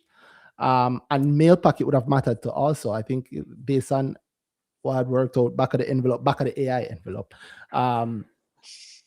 Over $500,000 is what Mailpack would have had to pay. No, that's not that's a lot of money, I think, for a company, right? That's a lot of money for a company. In the case of Learn, as we say, no profit there. But in the case of Atlantic, I mean, the year that they just reported audited numbers for, you're looking at 68 million worth of profit, right? And if they're set to grow, going back to the question, how do you think it will affect the growth?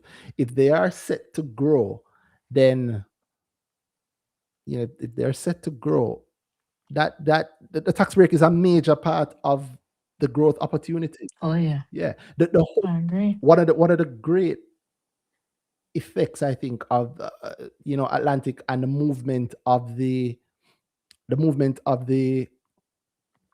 Getty's line into Atlantic is around the fact that the Getty's line is is not a listed company, right? So now all of Mhm. the business that was going to go through the Geddes line would have been taxed normally, but now maybe a chunk of it gets to go under a company that has a tax break, and they're at them just list Mhm. at the start of their tax break. Those is tax break dead. Mm-hmm. Yeah. So if the tax break, like I'm as a shareholder, I'm I know. actually is my greatest disappointment so far for the year, Atlantic.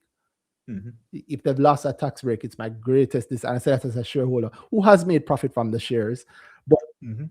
for thinking for a longer term view, thinking along the years of what the whole ecosystem that I think I see being built, of which Atlantic is a part, them losing that tax break and losing it early. So you believe they lost it? I do believe they lost it. I do believe they've lost it. Mm. I hope I'm wrong. I hope there's some Me back too. and forth, but the letter of the thing is pretty clear. Mhm. In fact, I often use but let's see if I can use this because I remember if the line is in Atlantic's financials, but let's see. For the note. Yeah. Yeah. Where it's spoken to, but it's in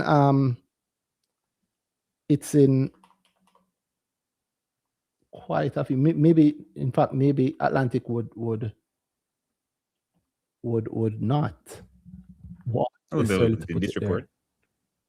Yeah, although it technically is it a It's before subsequent event? before the period. Yeah. Yeah. Right. Yeah, I mean, look at I don't know if it's in there, but No, but this would have been prepared before. before they lost it. Yeah. No, I mean it's like if it's very recently suspended and then this comes out after the suspension. Yeah. So you think they turn back and add it in or No, I would be surprised if it's not in there. But also what not is out? in there, as you're seeing here, is them saying that they spoke. This is one line under the taxation expense where they spoke about it, and the line here is saying temporary differences arise between the carrying amounts of the assets and liabilities and respective tax bases. They're putting it down to being temporary, and they're expected to resolve to reverse during periods in which a company will continue to benefit from the income tax exemption as a listed entity on the JSE's junior market. Accordingly, the tax effect of these temporary differences is nil. So it's nil because of the benefit that they're expected to get. Now, even if it's nil, Go to the thing. They go to the line in the law because here's what is suspension actually no longer listing. That's the thing I've always wondered. Because suspension is trading is suspended. It's not necessarily that it's not listed on the stock exchange. Those are different things, aren't they? Yeah, suspension is different from not being listed. But the law, I'm going off memory here, but the law speaks to not being it speaks to not being I don't want to quote it incorrectly, but I remember it speaking about not being suspended. In fact, it actually kind of says that, I believe. So that's not how I remember it. That's why. That's not how I remember it. How you remember it? Because for me, I've always had this ambiguity. You get me? It's always been to me like, oh, I don't actually know. It's a suspected thing. But then that line for me has always been, oh, is it suspension and listed on exchange are two different things. Mm-hmm. Suspension is just, oh, it's no longer tradable, but they're still admitted to listing and still obligations of it until delisting. Well, no, there's a. So what I'm remembering is a specific section that says as long as you don't get delisted before the 15-year mark, or not suspended from breaching any of JSE's rules, and obviously being suspended for breaching the reporting rule is a suspension. Mm-hmm. I don't remember suspension exactly. I know what's in there. I know like. Well, look it up. Maybe you can find it faster than me. There's so much I can do in 1 minute. So look it up. I will see. But I wish betting money on it. No. Well, that would definitely be terrible. Well, no, If they lost it. I believe they've lost If it. they've lost it. Yes, I tell you, I believe they've lost it. Which law is it, Randy? It would be the income tax amendment 2016, I believe. Okay, yeah. It speaks specifically to being suspended. So all of them, in my view, have lost it. Kintyre lost it long ago.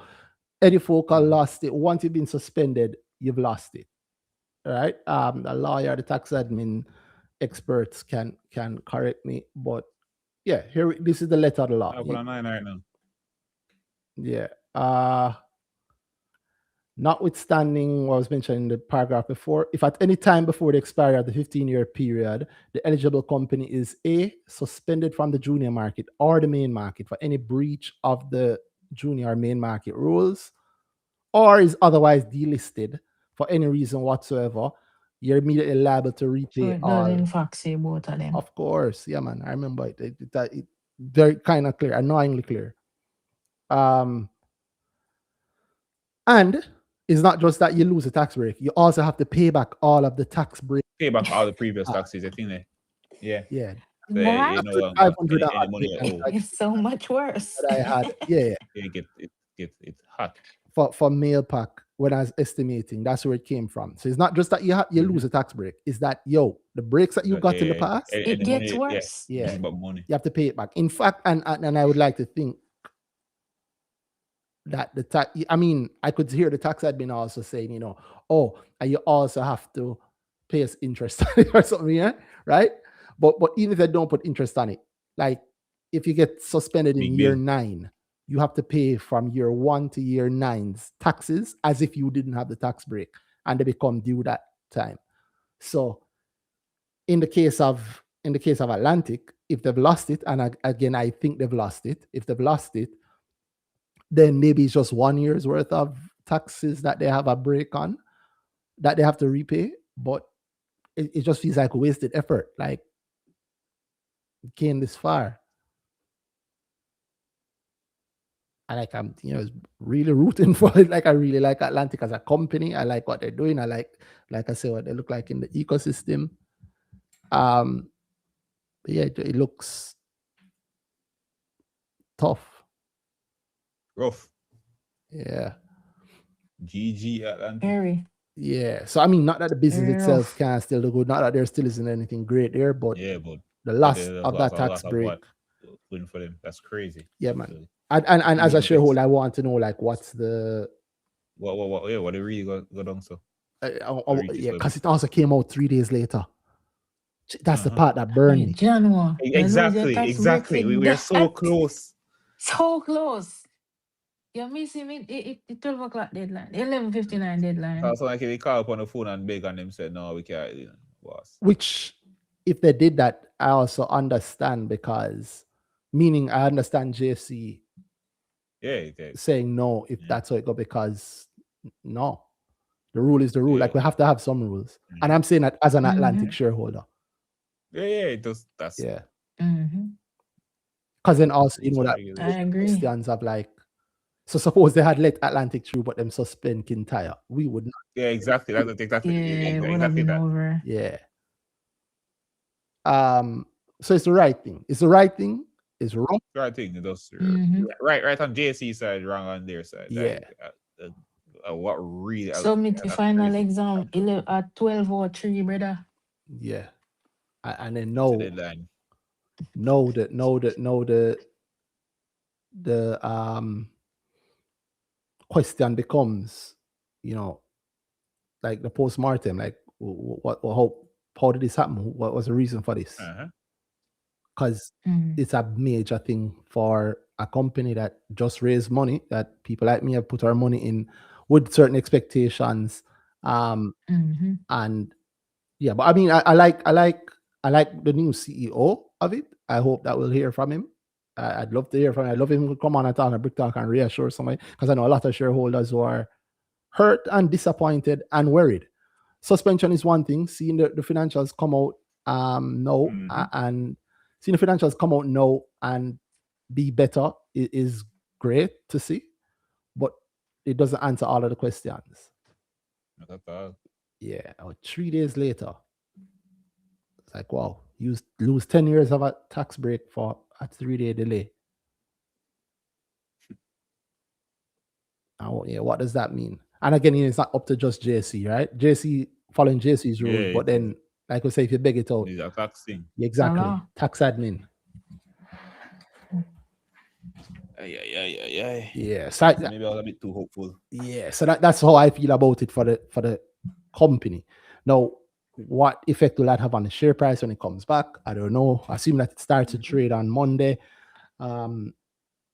It's been such a small gap that I don't know. I don't know. But Even just the initial fear of something wrong can be detrimental. Yeah. And how many people are taking that tax point as a as a real point? And also, assuming that the tax point is You real. might have just see that coffin there, bro. Say that again? You might have just see that coffin. Oh, me? No. The bad news out there. No. The question is a question. But I know, bro. I'm not saying that that's a reality, though. well, that's a true. Just But the more question, news for people to work with. the question, More understanding people to work with. yeah. Well, I look forward to hearing from them and seeing what the next set is. What I wonder about is if it changes operationally, like all of those plans. Again, they never said the plans that they've stated. I think are still good, solid plans. But what I think is really happening, without the tax break on this entity. A tax break gives you a lot in that direction. If I'm looking to grow, I'm looking to think that eat more than like just regular operations of this thing. A tax break is a big deal. Yeah. And my pricing can work off the knowledge that I don't pay taxes. Like certain moves that I saw and still think are possible. Still nice, just not as nice. Now, but not as good at all. Yeah, man. Not as sweet. Yeah. I think it's curry goat and rice and peas. It's still nice, but I was hoping for white rice. That's funny. I prefer the other way around. Yeah, you like it. That's true. Anyway, or if you like it, it's over like it. Yeah. So you just not get what you want. It's still gonna be nice. Yeah, but it's just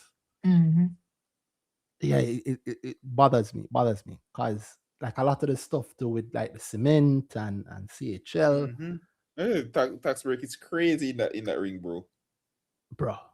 And you lose it this early. Yes, that's your way. What could happen? So like real serious questions. And your shareholder questions. So I don't know if you ruined Brittany's night or she ruined us. Right. Well, maybe a bit of a pick us up, a pick me up. Future Minds WSA talk about Kintyre to 200 in October. Tyrone is pretty future minded. You guys probably have a great mind thinker like thing going on right there. Listen, his mind is probably greater than mine. I'll give him that. Mine is probably greater. I mean future mind is not you. No. Oh, well, I'll take both. He 200 in October. I don't know if when the person wrote this, they knew that Kintyre was suspended. Oh no, I mean, I'm saying future minds and Tyrone. You guys have a great mind thing going over there. You might be a bit greater than mine because I'm not seeing it, but or maybe suspension might take it there. You know.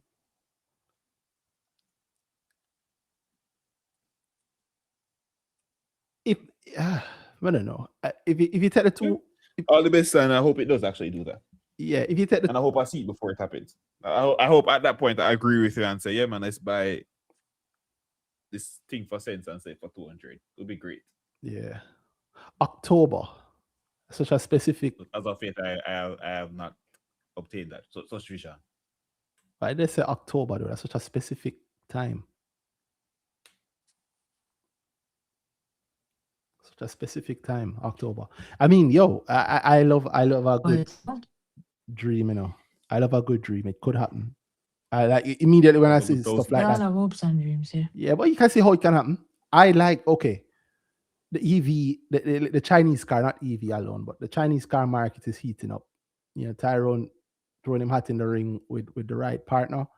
You'll see a couple of those cars to start getting sold and people see it, and there'll be actual cash flowing in, or the right deal in the right way, the right spin-off. Maybe if you can find a broker to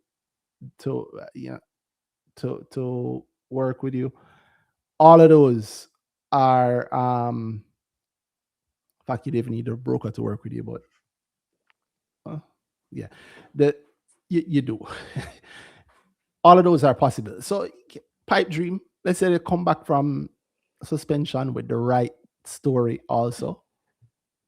One or two actual good cash generating deals behind the right story.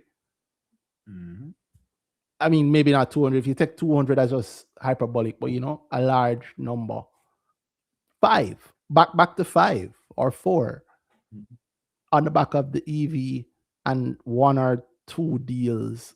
I'd even say on the back of 1 good real deal that's cash generating and clearly good for all parties concerned, including, I'm emphasizing, cash generating. And just one, just the right news, I think, can send it to 5. But the right cokehead can run faster than Bolt in the right circumstances too. It doesn't mean that it's going to happen. But it could. I have the long on record as saying never count out Tyrone. I paid the price for publicly endorsing. Yeah, for publicly being on his side. Mostly from him. But yeah, never count him out. Who knows? They've been suspended before. What, twice? I think they've been suspended twice before. So maybe I don't know, third time's a charm, but that's not an. I don't know if you guys have a better 200 idea than I do.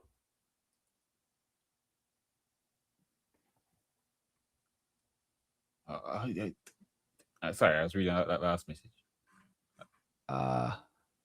Yeah, we'll get there. The rest of the stuff was around like the funding. 200, but yeah, I think you're very right about that car thing. It's so one of the last I had is like people don't realize, like when you say JetCon in there, say JetCon make 200 mil revenue.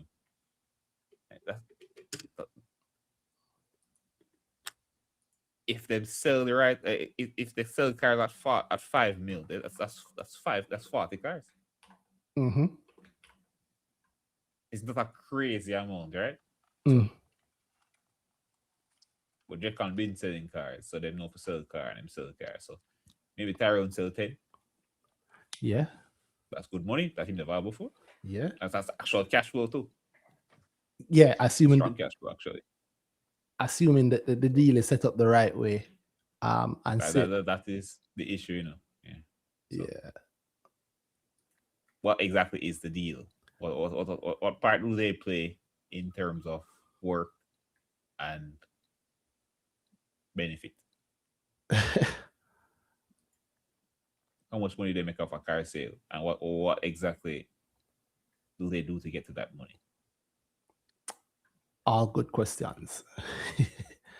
All good questions. I have my own idea. 40 cars, I have to buy 40 cars, bro. That's true. Well, you can get on consignment. You can sell it before you have it. Can you? True. Depends on your deal, right? Garvey did that. It never worked out good for him. But if you if you write it the right way, it can be real. It's concept. If you pay for an order of a vehicle, it can be great. Yeah, I mean the truth is, the wait is security. No, it's true. Just like Toyota, it's the model else way. You buy the RAV4 and you don't have it in stock yet, but if you order to these specs, they're coming in that. So I guess. Yeah. That's the hope for it. You mentioned JetCon as also one of the nice nicer Oh ones. yeah, I mean, been loving that one. Eh? Big switch. Nice life. Money change up, price change up, and they've been buying like SVL guys. Because we love it, we buy it. Yeah, there was Spending money. a point where they had some sales, but then there's a point past that where I haven't seen any sale notices again. It's just straight buys, straight buys, and the 76% gain from the start of the year till now. I mean, it's not the number one. I mean, the number one, depending if you Pretty list good those. though. Say that again. Pretty good though. Very, very good. Yo, I don't think anybody's Very, very good.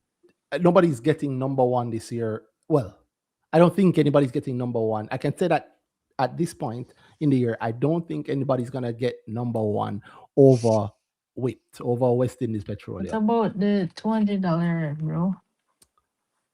In October. If the $200, well, that won't. If They're only second last year, that's true. So currently they're a silver medalist. So let's, the guy at the record, you have to talk to him first. That's true. And the guy at the record still have the record at this point, 500 and odd. Yeah, he's in the lead all year. 500 and odd. And I don't think that they'll be dropping that. The man is beating their season's best. Yeah, without trying. Yep. Yeah, without trying. I mean, it's dipped down to the nines recently. It dipped down to 962. That's still a win. Yeah, ended the quarter at 906, ended the half year at 906, and that was still 591.6% growth between January and the end of June. So I whipped him. I hear it every time I see whipped. I whipped him. In fact, you say it every time. Yeah, every I hear it every single time in my head. I whipped him. Yeah, I think this is the king for the rest of the year. But I hope I'm wrong. I hope one or two things beat this. Are like, Yeah, wow. Indeed. Yeah, that would be big money baller. Another big money baller doing really well. Carreras. Mm-hmm. I just thought of them. Why you do that? I reached down my brain and say, cause why I thought of them, because I was like, this half year is when that new tax up, man. Oh my god, new tax. Oh, this is when the new tax actually gets applied. Yeah. And look at them now. I said they were going to be fine, right? They're better than fine. They've managed. They're okay with a couple of tax breaks. They'll be okay. They're doing fine. Right? They're doing fine. Exactly. Yeah, they're doing very, very fine. For the same time period, 52% gain between the start of the year and the end of June for Carreras. Big up Carreras. Yeah, man, hit its all-time high right before the end of June. June 22nd hit its all-time high. Traded as high as 32. Yeah, I think 32. Traded as high as 32 Carreras. So not down and certainly not out. No. Yeah. Not down and certainly not out. I don't know if the on the disappointments, if you a touch of the bitter, what do you guys have in mind that disappointment? And by the way, again, just before you guys start, just remind everybody, you want to jump in on the conversation, you want to tell us something, you want to hear a thought on something, send a speaking request and we'll approve it and get going. Yeah, bitter points. You're saying something, Danai? No, so disappointment I'm looking for. I'm trying to find something current though within this year. So we haven't said anything on.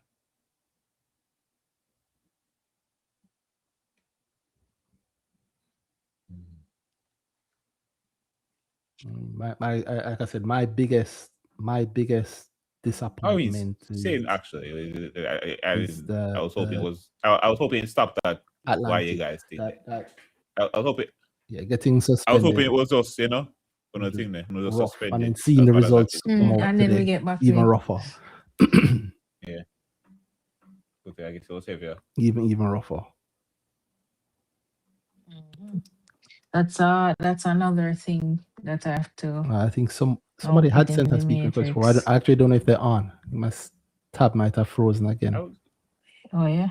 Beyond that, but within that period of delay, I mean, disappointment. My thought would be like the delay, like it's not like a strong disappointment. I can't retest it. I'm bothered. Those more much I'll time it. Select then late according to them. But the truth is, I did expect some level of lateness. It's just how much these things usually love the clock. And again, not actual disappointment to the point of boy, it's just timing and making my plays accordingly and making shifts with that. But yeah, and the actual disappointment.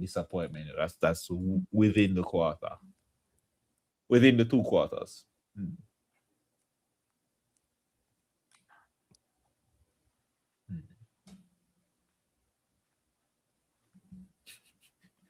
I was going to say JMB, but I feel like a bully.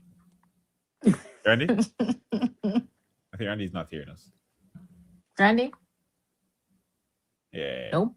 No, not hearing us. But also, like, the JMB thing is not necessarily within the quarter. It's just they've been where they've been. Is JMB? They should be doing better. Did There's nothing that happened within the All quarter. right. Well, you know what? I'm not gonna knock it. What was there something specific that you were thinking about?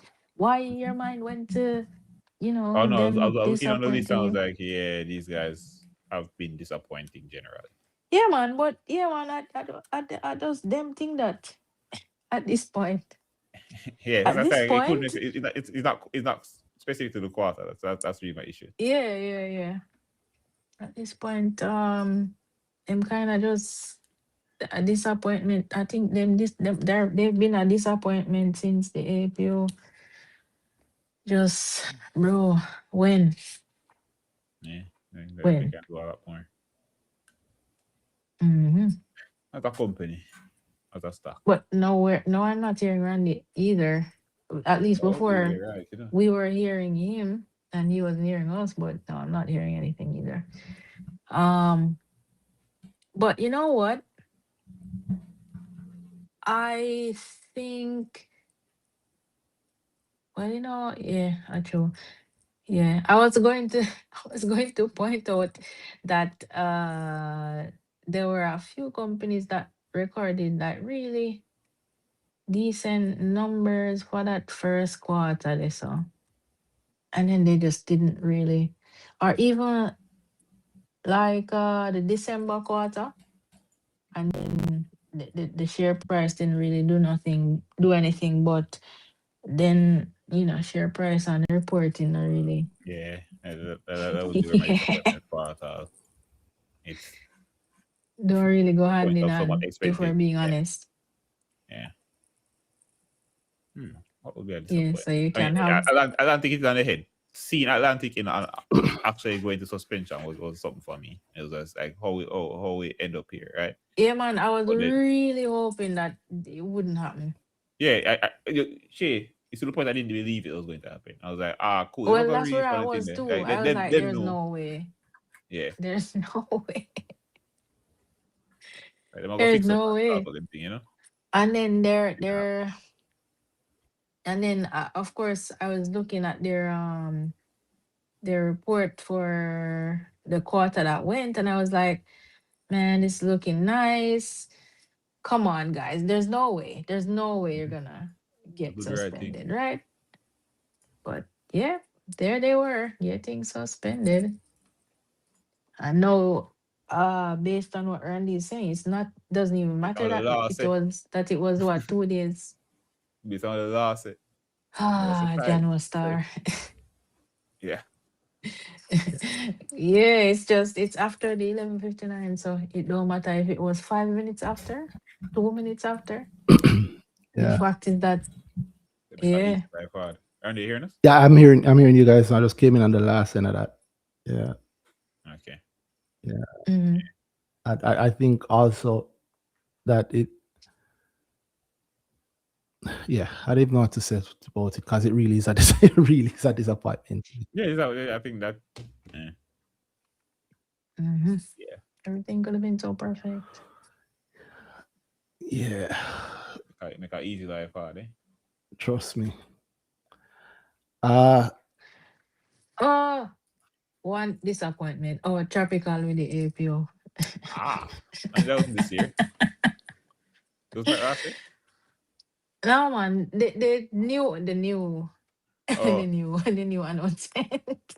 I'm sorry. I'm not disappointed at that. I'm talking about the first one, and then okay, expectation sets in. But wait, there's more. yeah, you like their sell and lease back point that they put out recently. Pretty much where they've sold the property and are leasing it back. Oh Christ, I didn't even what? It's as exciting as it sounds.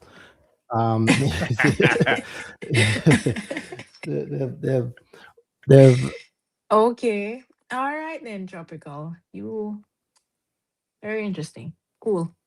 I remember when NCB did it with their branches. I remember what the commentary was. So, I mean, listen, they chose to do an APO, and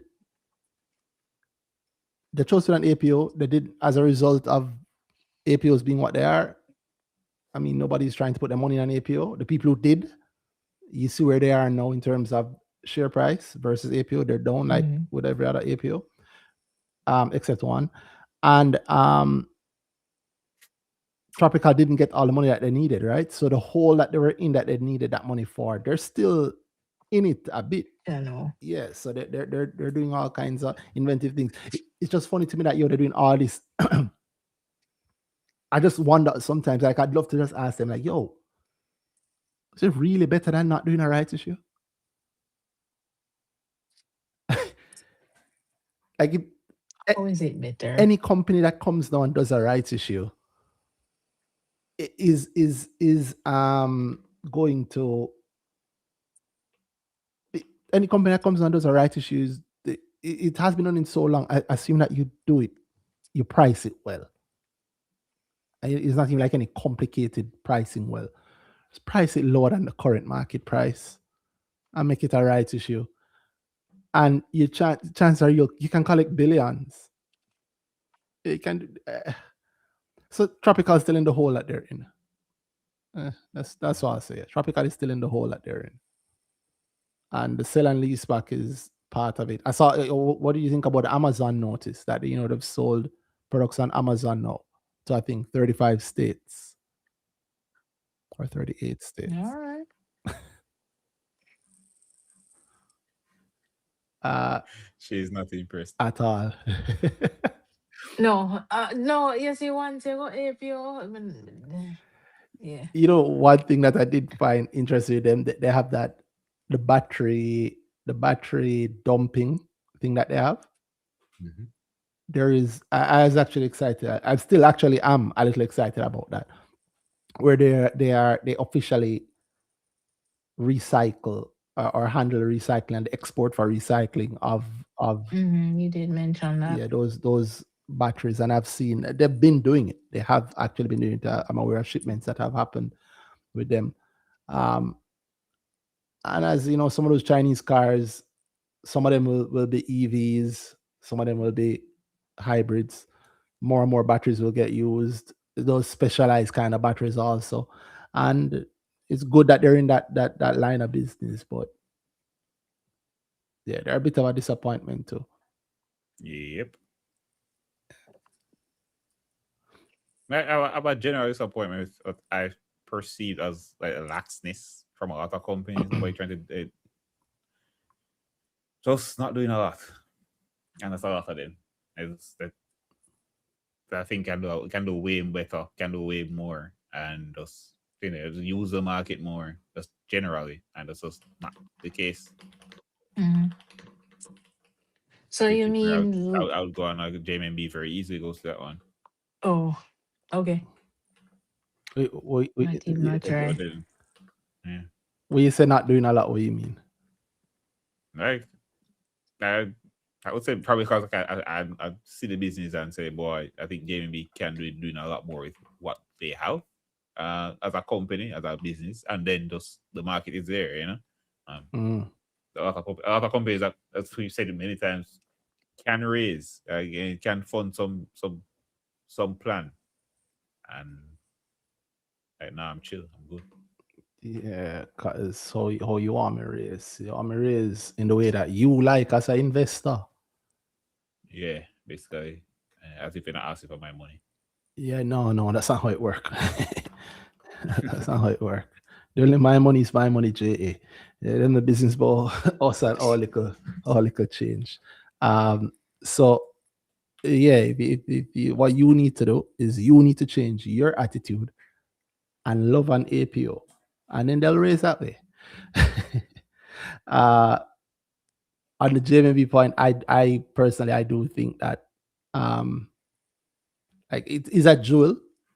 I think it's a jewel. I think it's a financial jewel, and it have a regional presence. It's not a light company. Don't take it lightly. Like you obviously, I wish they do more, but they are doing a lot. Don't knock it. They are doing a lot, but while I don't think like on the market, just like you, then I wish that they would do certain things on the market in the eyes of investors that would matter more. But I can see some bright silver linings for them. You don't see any silver linings for them outside of the share price beating, because even the share price beating, I mean, APO was what, $38.75 during this year. They were selling. I mean, during the first half of the year, I think it sold for as cheap as $13. So that's rough for those people who bought into it, or anybody who bought at higher than the price it is now. But there's opportunity for people buying it, I think, at these low prices. But I felt the same way at 15. Just being fair, I felt the same way at 15 and 16. At the end of April, I felt that way at 16.01. Here we are at the end of June at 14.95, and it's been lower. And who knows, it might go lower, but I don't know where the floor is. What I do think at this point, they are defending it themselves. They being JMB is doing. They're buying back because I think like their danger points keep getting hit. It bothers me now that I see the one broker linked orders at 13.50. I don't know, boy. I can't say 13.50 not possible now, because every time I've seen a broker linked order, it's eventually traded down to it. And it's not like there's that much space between it and it. But silver linings, I did say silver linings for it. Sagicor is going to do their APO. Pensions and funds and all that will support it. Everybody's wondering where's Same crew. Yeah, Scotia. Like I did an APO to buy you, and I know you're doing an APO. Right, right.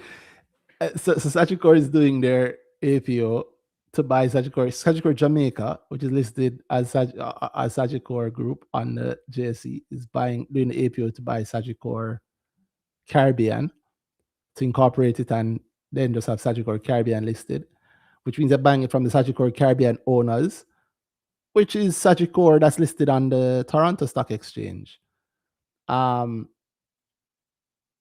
which is owned 20% by JMB. So assuming that when Sagicor Jamaica buys Sagicor Caribbean, that money which we know the money is, you buy it from the owner. So the money is gonna go to Sagicor, listed on the TSX. Let's say Sagicor listed on the TSX does a special dividend, kind of like they did when they bought, that, or when they sold Ivory. But yeah, let's say Sagicor on the TSX does a special dividend because of that acquisition. That is, in my view, already a done deal. It's just time to pass and things to be put in place the way that they want.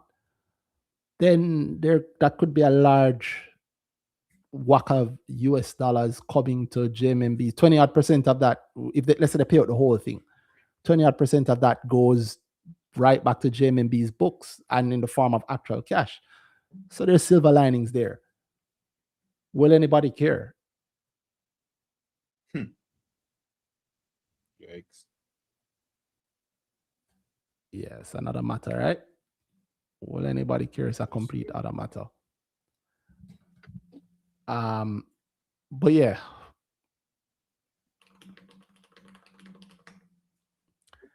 Yeah. I don't know. I don't know. I didn't want to bring the crowd down. I don't want to bring everything down, but after the Atlantic point, I start feel down. Mhm. Yeah. You were supposed to be the best of us. But also, just to cap the JMB point, it's a gem. A gem is not going to be left Yes, on the sir. ground. Yeah. So at some point, it's going to be better, or somebody's going to make it better. That's just how I see it. That's how I see it as well. It's Yeah. just how long you willing to wait. That's it. Okay, looking maybe to the future now. Future Minds again on YouTube say Carib Cement will be the biggest the biggest disappointment in December, surprisingly. Okay, That's crazy. Future Minds, I wish you come on Twitter and actually Tell talk us, to us. Yeah, give tell me some us. color to that. Yeah, what's the basis on which you think that's going to happen? Actually, come on Twitter and actually talk to us. We'd love to hear from you. And you too, also traveling with Brittany, who says that through her prediction, though, is that TJH USD will either end the year at 10 cents or start 2027 with that. And as always, she's bringing fiscal share price to go to 5. There's this guy on Twitter who have this bet with me that Fesco, I think he says 7. So if you can't get to 7 without passing 5, so for both of you, I'm hoping that happens. Yes, sir. But I can tell you, I don't have any money behind Fesco doing that. I don't really expect it to happen either. But it could. It could. It could. I think that it could. Yeah, I was what I think. I think it could. Anything is possible. And I always mention RPL and anybody mention fiscal because one actually is a little test for me to understand how people are seeing things and why they expect that. So I don't know. Mm-hmm. Which one you say, Shay? Fiscal or RPL? I'm getting that thing where audio is super duper delayed. Come again. Or saying which one do you say? Fiscal or RPL? We said on your side. Yeah.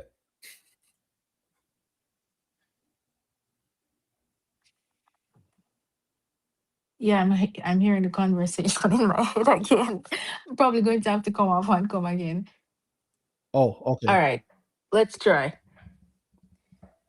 I think so she's hearing it twice. Yeah, and heavily delayed, so she's not hearing a conversation when she's having it. Yeah. So yeah, guys, while she sorts that out, anybody who wants, you can jump on Twitter, send a speaking request. We'd love to hear your thoughts on what to expect, what you think is gonna happen for the other half of the year. And any standouts you have from the start of this year. The good points, I will try and match you with one also. Another good point, I should say.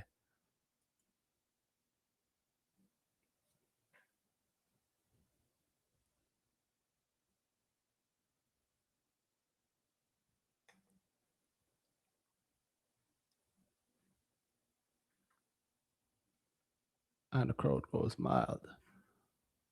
Unless it's people sending requests, I'm not hearing them. All right, Danai, what's your hope for the other half of the year? Tell me what one thing that you have your eye on that you're excited about for the last half of the year.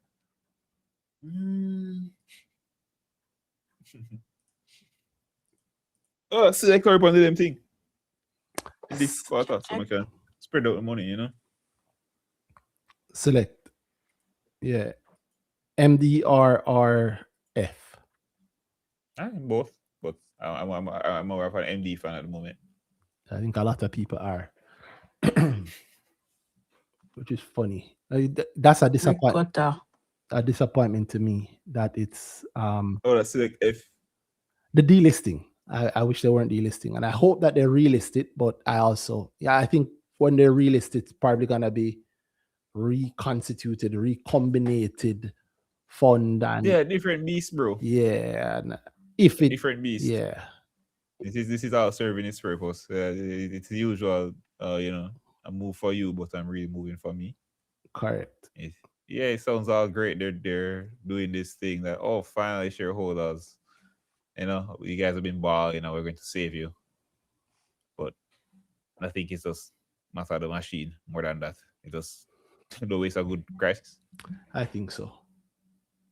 Also, they don't really care. Well, I shouldn't say they don't really care, but they really wanted to. Like we know, if you know, people who know that. Yeah, I don't think they actually care on the base. Like, it's never been that. Oh boy, okay, you guys are not getting the price to move according to the NAV. I think that's really it. Yeah, exactly. I don't think it's a matter of, we really care about you guys, so let's just do this thing because of the solve your problem. Nah. Why weren't they doing it before? I'm going to No. do this thing and it's going to serve me. And you're going to be happy about it. Exactly. I mean, there's nothing stopping them from buying the shares at NAV if they want to right now. Why didn't they do it before? If they really care about that, why delist it then? Because that introduces the taxation question, which we just remain listed. It doesn't. Why not? But I understand that it's like you're in a conversation where we both agree to pretend to not know what the lies are. So hey, yeah. And genuinely, some people don't know what the lies are. So exactly that. Yeah. So thankfully, I'm here. That's why they lie, because it works. I suspect so. Nobody listens to the lie. I suspect so. The brick cutter, I thought I heard him. I thought I saw him. I proved it, but I don't know if he's on. Yeah, man, I'm here. How things? What's up, bro? What's up? Yes, sir. All good. Oh, nice conversation. I'm glad you enjoyed it. How the first half of the year for you? Rich. Nice. Rich. A little bit of yeah, I mean, you guys went through some of the things I would have probably spoken about already. Shay mentioned SVL. And I think SVL have a good rest of the year coming up as well. I agree.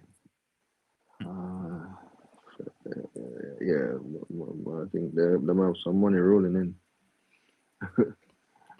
And, rolling in or the rolling in money? Which one? A little bit of both. Them rolling in money and them have plans to bring more in, right? And I was at the tailgate party watching the football game, and came on as a real nice vibe, man. You watched the Argentina match there? Yeah, I did. My God, any shot, boss? No, but them turn on them car and the muffler them bus. I can imagine. Yeah, man. I can imagine how the end of that match was. Wow. Excited. Were there a lot of people there? I would say so. I can't really. The interesting thing is that there were a lot of people in the stands as well. So the way them have it set up, you can sit in the stands as well as on the infield in a car. Drive onto the infield, and then people standing around, and then that screen is massive. Like seeing it on TV, it's the first time I've ever been there. And seeing it on TV, you don't realize how big that screen is. It's enormous. Yeah. Who do you think them get that screen from? Certainly, I am certain that main event had something to do with the procurement of that screen. Obviously main event. Okay. Don't make the screen, but but yeah, I'm pretty sure that they're involved in bringing it in and in managing that. That's not something that you just put up and leave it. High definition, massive high definition screen. I mean, you said that, but I do believe. Oh, go ahead. I was saying you say that, but jokes aside, it is main event screen, right? I don't think it's SVL's screen. I don't think it's Cayman's screen. Or is it? I actually don't know. I think it is Cayman's screen. I'm not 100% sure though. Okay. Okay. But I do know that Cayman from in 2025, the year ending October, the Cayman seemed to not Cayman, SVL. What was it? Like $109 million out of their revenue was out of main events revenue was attributable to services given to SVL. And this is so that's the year ending October gone. That don't include this tailgate thing, which is definitely a partnership with SVL. SVL having the 25th anniversary celebrations now, and we say, based on social media posts, there's evidence that main event is involved in those. Because they're having several events in that celebration across the island, as you know, that network stretches across the island. So main event is involved in putting on, executing those events. Some of them, I would think. And I think that this tailgate thing is the beginning of. I mean, it's not just me thinking that. Gary Pate has said so. It's the beginning of them starting to use Caymanas more beyond just horse racing, and they've always spoken about they have 365 days of expenses, but only 88 days of revenue, because there are only 88 racing days. So SVL itself benefits from diversifying the income beyond just horse racing, and I think they're planning to lean harder into doing that the rest of this year and going into next year. And we've spoken a lot about using the asset that is Cayman as well. They have access to it, using the asset that is Cayman as in a way that is larger than just for horse racing. And we've said that, and now here we are in the middle of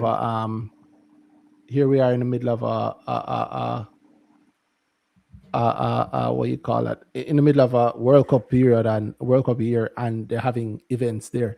By the way, you saw any of the Just Bet people there, or Just Bet actually betting, allowing betting from there? Well, that's a good thing. I'll go back Sunday and check. Okay. I forgot to check.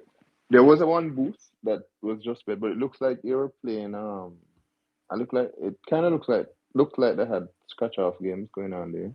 And they had a little mini football pitch for like kids. But I can't tell you if they were taking bets there. I'm definitely gonna ask that on Sunday.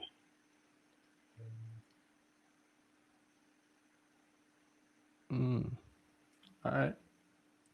I think there's definitely opportunities for both SVL and main event there going forward. And beyond Cayman as SVL, I think has shown that they have a lot of plans for the rest of the year. Still waiting to hear to hear the final consummation of this dollar Evolve acquisition.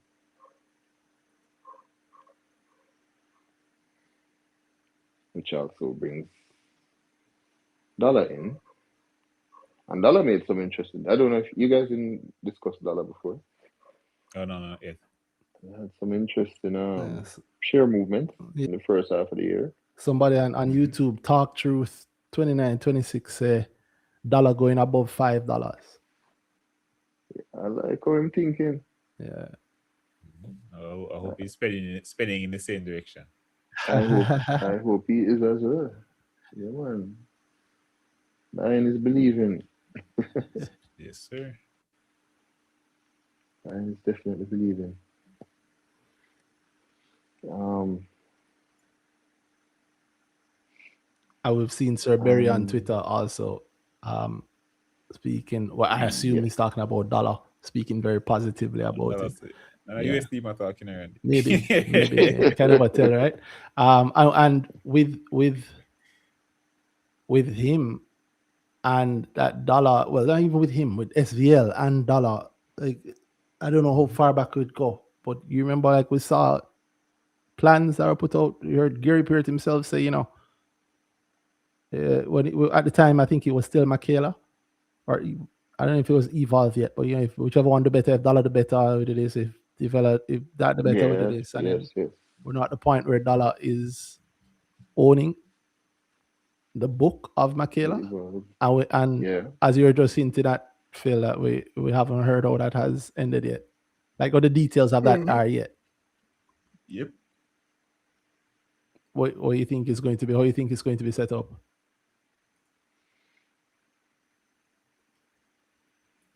I think it's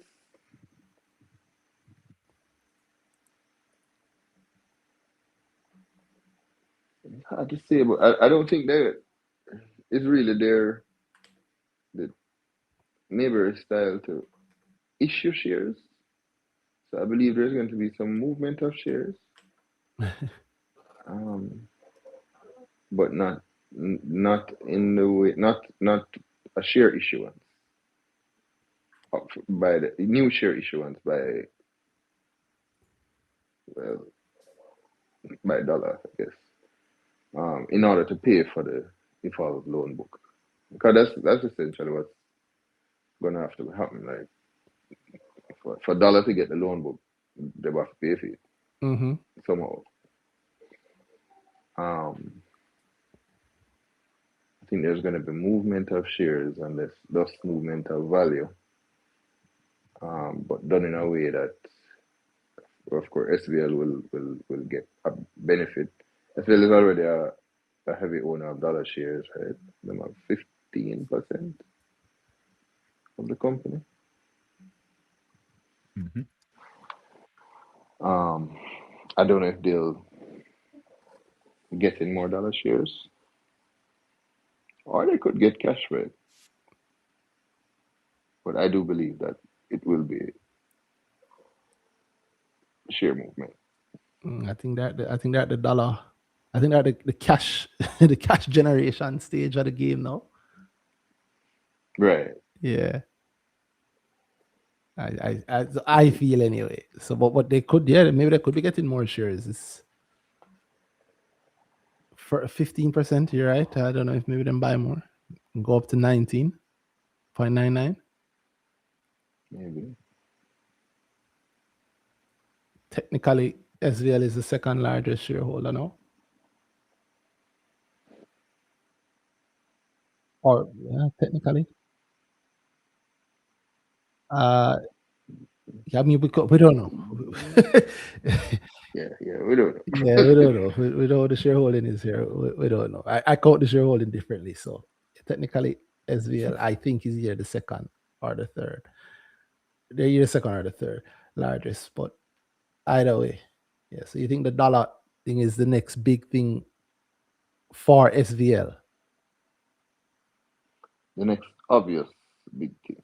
I think there's a lot of big things going on. Yeah. But not, yeah, but I think they're gonna probably make a big noise around it, and it's gonna be clearly beneficial, probably to both sides. Well, all three sides. All three sides. maybe it sits at the center of everything, right?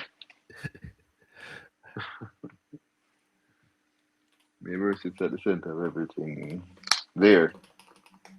I do believe there's ways to benefit as a shareholder of Out of the tree. Yeah. Well, as a I shareholder, think SVL gonna start giving more. I think SVL is gonna have a year of much better dividends than what they had last year mm-hmm. and the year before. They claim that Ghana is profitable now, and so is Cayman. So I cannot believe it. We'll say again. So I cannot believe it. Yeah, I well, don't know, man. Go through. I don't know. yeah. That's how I do. I do believe it. How profitable is the question, and is it material to SVL? But yeah, man, I believe they're going to have a good year. Continue to have a good year. 'Cause Q1 was good. I think Q2. I expect to hear. I figured this week. No, maybe next week. Sorry, not next week. The week after. Mm-hmm. 'Cause today is Saturday. Today is Friday. Mm-hmm. We're going to hear that dividend consideration is coming up towards the end of July. Oh, that's an easy bet. Yeah, very easy bet. Yeah. Very, very easy bet. And we just had a payout from them, right? A few days ago. Yesterday. Oh, yes, there we go. 2nd of July. There we go. And that train keeps running. That's right. Yeah. Joined by, bring back to Dollar, by Dollar, who is now once again pumping out dividends. The qualification for one just happened. Yeah. No, the payment date is next week.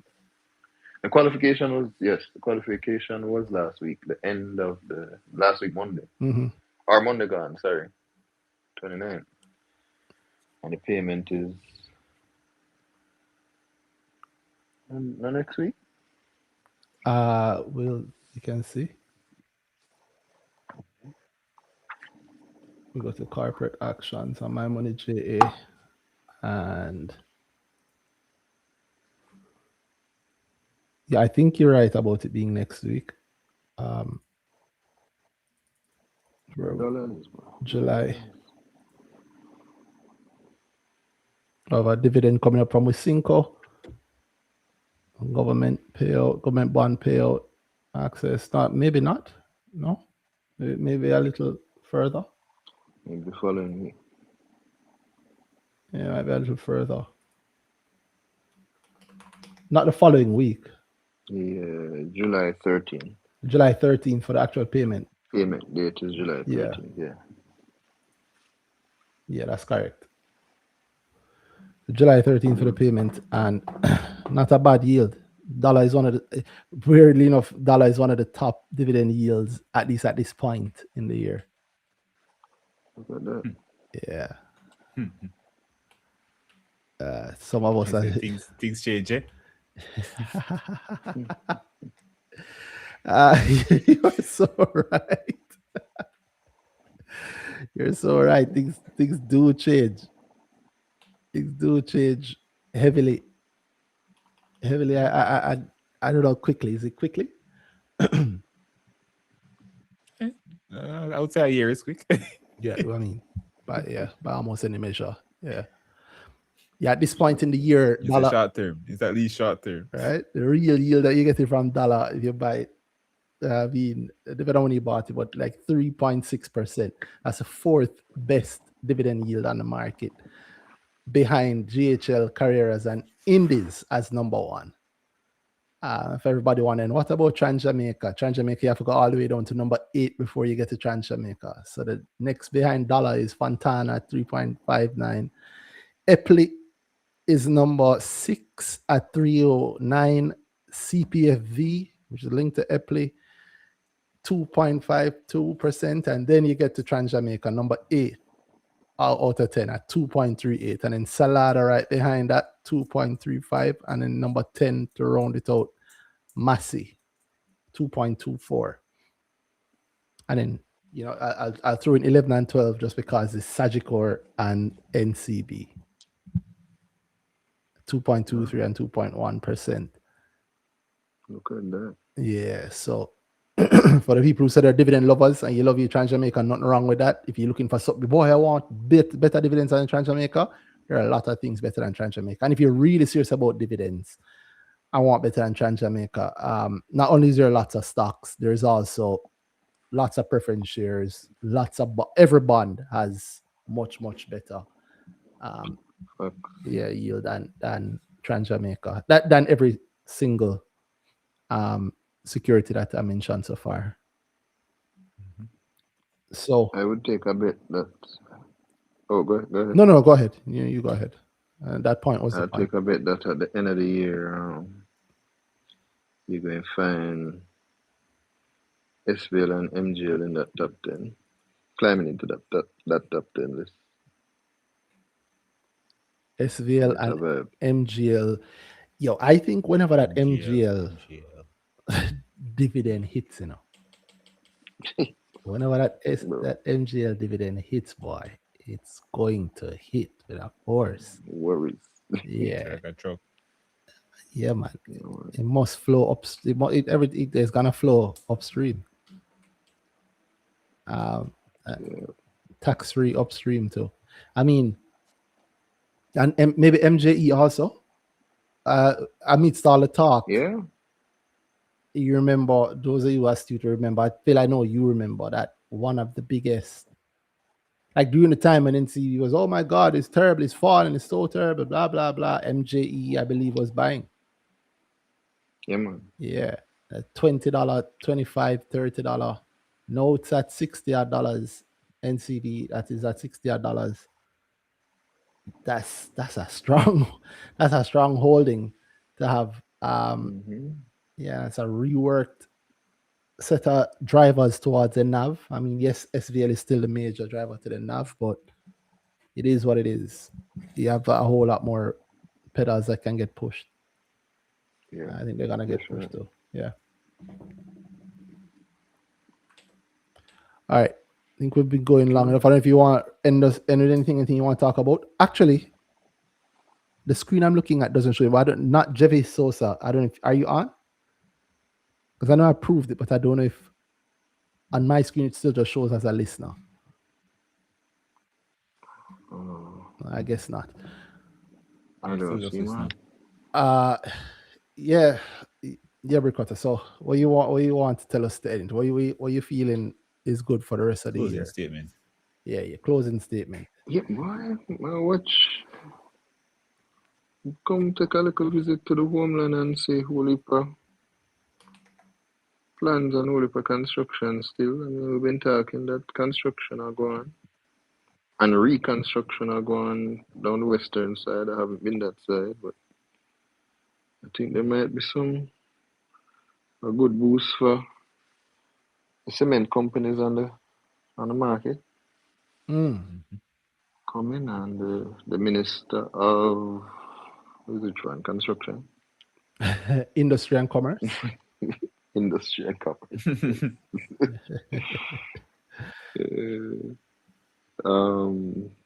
I was given permission for. I think we spoke about it for more. No, we didn't speak about it on BrickTalk. But for more cement, a greater allowances for cement for companies other than Carib Cement for importation. So I think I don't think he would have done that without there being a need for it. I think those companies are going to import and sell more cement. And Carib Cement is also going to produce and sell more cement. So I see benefits for them. Spark program seems to be expanding. Some big road works going to be happening. Yeah, I agree with you with that. There's infrastructure work that's also supposed to happen with water projects, I believe, are happening. Yes. Yeah, lots of stuff. I'm with you there. I'm with you there for all all of the points mentioned and a lot of the unmentioned ones. Yeah, I don't know if Dana, you have any. I know that's in mine. You can leave with your. I'll let you end with yours. Dana, for mine, I think just lab. I mean, I hardly talk about lab. Hardly talk about the companies sometimes that maybe have a more visible part in ownership anyway. I like that one. Yeah, I like that one. but lab. I mean, anybody who knows lab knows that they made a bit of a pivot to the content thing. Still doing what they do. Still doing marketing. Still doing well at that. Still have the agency. Still doing well at that. You look at the financials; it's all clear there. But we do know that over the last few years they did do a content push. I think they call it a 5 in 5, and they have created those bits of content. We've seen saw them on YouTube. And of course, if I take on the role of like a skeptic, one of the things that has always been said is that, yeah, but you can sell something to Netflix or Prime or whatever. And I mean, I tweeted it, but lo and behold, today, open Amazon Prime, and there is that big lab clip, right? Lab movie. Produced. Yeah. Yes, sir. Yeah, and nice, man. Trust me, it's good to see. It is good to see, right? As it's actually on Prime. But the funny thing is, again, they told us that it was happening, right? They did tell us that it was going to happen. In fact, they went as far as to say they gave us a date. So they said June 30th. Yeah. It wasn't very. Yeah, man. Yeah. You want to pick things like that up quick, cover the grow, and you learn how to find it way in advance and how to get. Yeah, how to see these things. I noticed a whole heap of trading today. I think it hit the breaker today. It did, and it's on Apple TV too. Word. Yeah, man. Word. I don't have Apple TV. My money don't stretch that far. But that's not even true. So I'm sorry. God wrote my blessings. I'm sorry.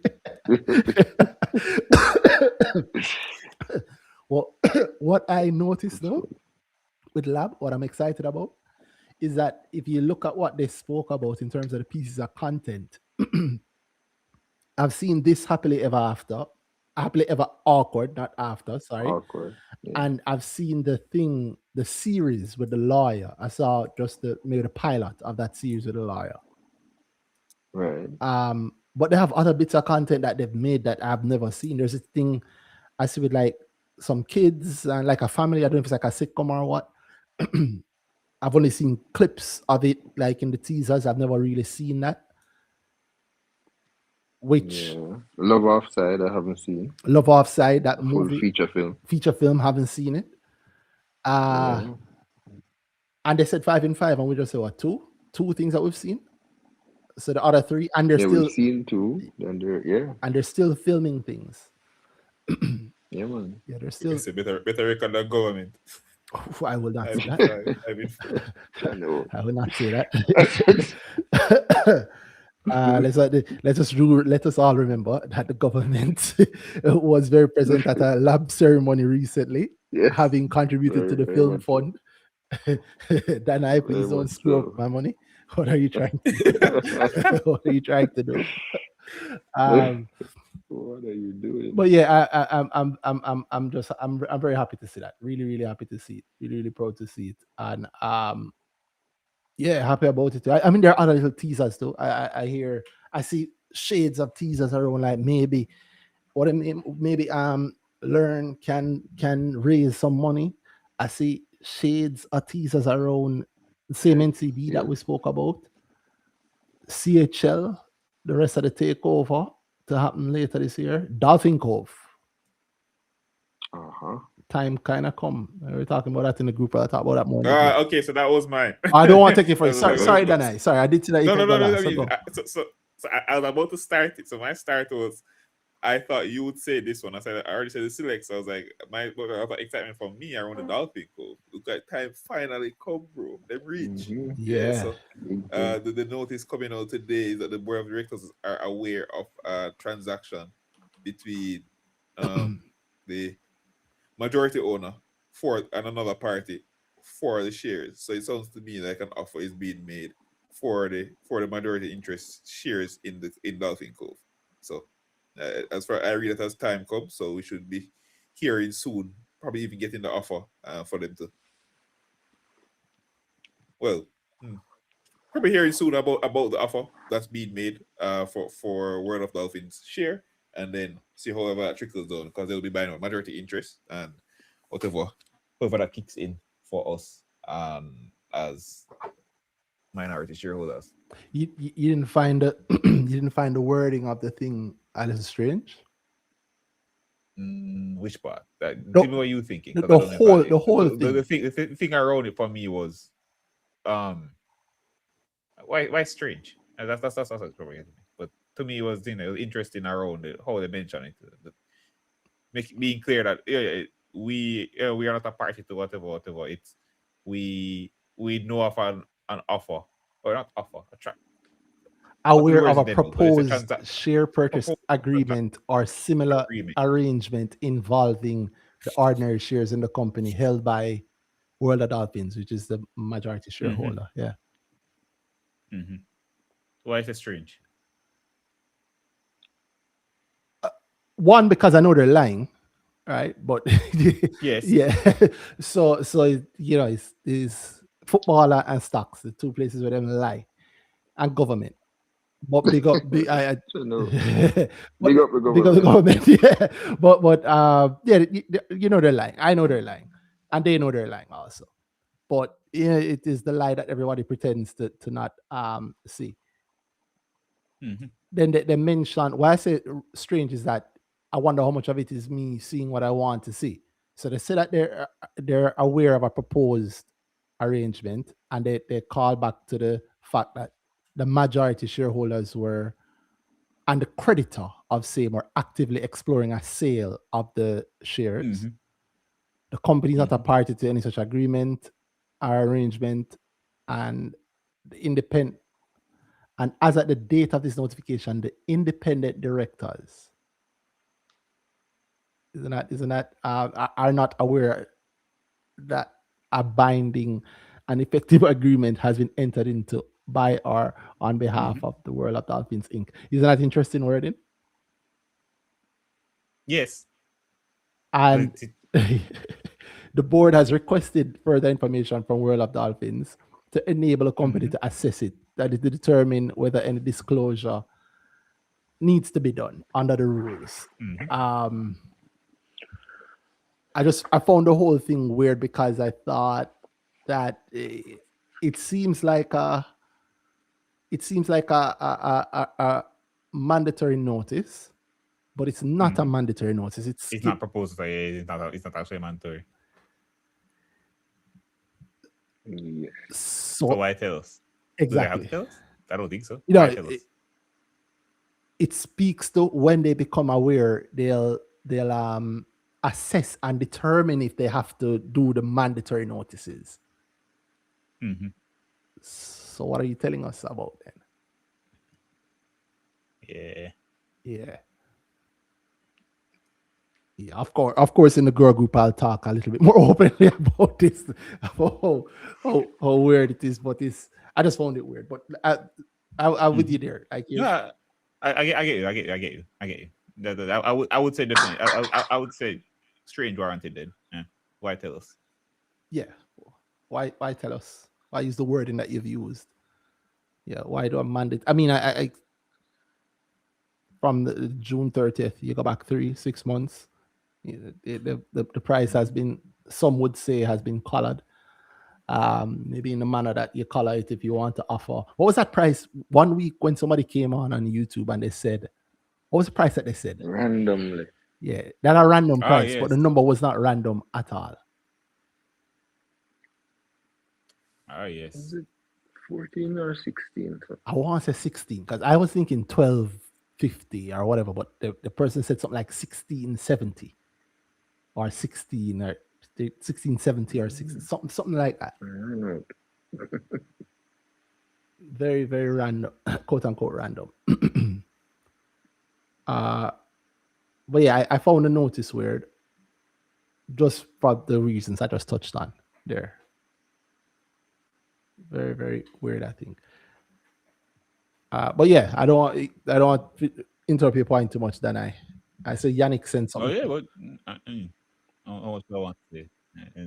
That the point is that is go ready, and I think them talking now is a good precursor for a good timeline. I think within the next half of the year, we should, which we are in now, we should see the ball rolling on that, and I shall be getting more. Me too. I definitely don't have enough. Have you bought any at these prices? Yeah, man. Me too. Dolphin Cove is one of the alerts I wake up to every day. Me too. Yeah, so I've been getting it, been watching it, I've been buying, but not enough. So I think I should be starting back my buying and getting on with that. Surprised to see it head down to the $9 level too. Yeah, $9 level surprised me. Yeah. And I realized this person come on. So Yannick, are you on? Well, I guess not. All right. Hey, good night. Oh, wow. Good night, Yannick. Can you guys hear? Night, Yannick. Yeah. What's up? In right before the end. What's up? Yeah. I'm not sure if you guys have discussed the Jamaica Stock Exchange, the company itself. We didn't. I was thinking about it, Not today. but I was also thinking about the time, and I was like, I've spoken enough. But let's hear what you have in mind. I mean, full disclosure, I'm a shareholder, so I'm buying. Me too. And currently still buying. Me too. But So they're two different things, you know. I'm sure I'm buying two different positions. Yeah, still buying, despite the dip in the share price. I was buying despite in the 12s when it had that little spike, and then interesting to despite. I don't think. Why you said despite? There's a good reason. The spike it had above $12 because I think there were expectations that the results would probably include the cess income from the bond platform, but it seems that with all these suspensions that there's contagion spreading, and it's, I guess, some keen investors see that who've been in it. I've seen the reports, the financial year, and the impairment charges, and the tenants. It doesn't look like they're paying their rent on time, and then you see all these suspensions. I don't think that's true. True. What do you mean? Why? When you said the tenants, you mean like the market participants not paying? Is that true? The results. Well, based on I think the rent is results, Randy, not actual fees. Yeah. Well, yeah, not the actual listing fees. Let me be specific. But you can see in the 2025 financials, impairment charges, the bad debt expenses. Yeah. Impairment is normal. It's a normal. Wait. Yeah, I don't think you're saying what you're saying, that because he also mentioned like the companies being suspended. Yeah, it's not. Yes. I mean, the expense line, I can kind of justify the high expenses with the building out of the platform, plus the hiring for that specifically. What we talking plus, about? Plus, I think Armad. Huh? No, continue, and then I'll say my points after. Plus, you're saying Armad. Sure. Yeah, so Armad, it seems to be working overtime, reviewing the filings, sending the notices, the independent reviews, example, DTL, the suspension paperwork. So I think it's affecting the sentiment around the share price. And I think it's still a great time to buy, Sound to me like you bought at 12. Yeah, and then it dropped down to 9, and you're worried. No, man, I love it. keep selling it. No, I'm not selling. I'm buying. I'm against selling. I'll sell whenever. But Yeah. I don't say so. Like when you said, despite the fall in the share price, I don't think you're really buying, because if you're buying, you want a fall in the share price. Yeah, so despite No, that's a good reason to no, buy. I said Yeah, I but was you don't buy higher. buying during the spike. It went up Oh, to okay. around, yeah. The 12. spike was around, I think the highest it went was like almost $13. But I was buying at 12, I was buying at 11, buying at 10, I bought some at 9.90, still buying. Because I'm like, why are these people selling? But I can see why around the current sentiment with the suspensions You think so? and some of that affecting the results. And then you're never too sure how many of these companies actually paying the fines as they rack up as well. So They're all paying. you expect the credit losses to go up as well. No. They're all. I'm under the impression that they're all paying. They're all paying. Yeah, we can say that. But I mean, I'm seeing the 2025 financials, and since I think 2023, there are like 7 companies that have been suspended. When they suspended it. But that's different from the Yeah, sorry. Go ahead, Phil. fees. That's a different thing. Suspension is a different thing than them paying The fees. Yeah. the fees. Yeah. Why you putting them together? There's a regulatory filing. There's a filing that they release every month or every quarter. Every That can month. tell you Every month. if people are paying or not paying. Correct. Oh, yeah. And subject to the fines, and also I the think fines aren't a major source of income for them. Right. Yeah, I wouldn't even More say they're a important, minor yeah. source of income for them. Yeah, just tapping. Yeah, they're making and the suspensions. I think that's like what you said, it was the sentiment affecting. Yes. The possibility that suspensions are affecting the sentiment around. It was how the stock is The doing general over prices. market. I think that's valid. It's a very good possibility. Yeah. Yeah, but I don't think that. Yeah, actually, I see JC differently. I'm buying. So I'll say I don't think that there is. You're compared. Okay, so like for the Q1 report, right? For the Q1 report, yeah, it's lower in terms of revenue versus the same period last year. But the same period last year had some NCB moves, some Trans Jamaica moves in Q1, right? You're not getting that level of move again in Q1 of 2026. Yet the change in revenues about 17%. No, yes, the fall off in profitability. Yeah, it looks like a big drop off in the first quarter. But again, yes, they have some expenses. The disappointment for me around the bond platform, because it sounds good, but I don't know that there actually is any money going to I would love to know if there's any money going to JC for the GOJ bonds being that's it. Yes. Yeah, being listed, because they're not. I don't think that there are, but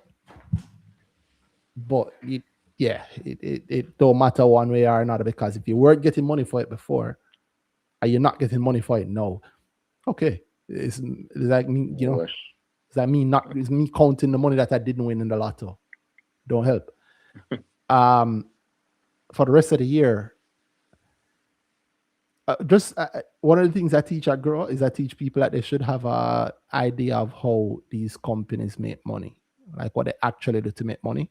And if you understand what JC actually does to make money, then you should be excited.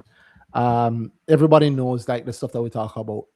What Scotia is delisting. There's JC charges a fee to delist. Yeah, loss of revenue right there. That's not loss of And the revenue. cess No, as well they from trading. charge a fee Charge a fee. to delist. You don't do this and just walk away. It's okay if I pay for that. Yeah. Well, yeah. Well, I mean recurring revenue. Sorry. Yeah, but there's there's a point in that, eh? Right. Yeah.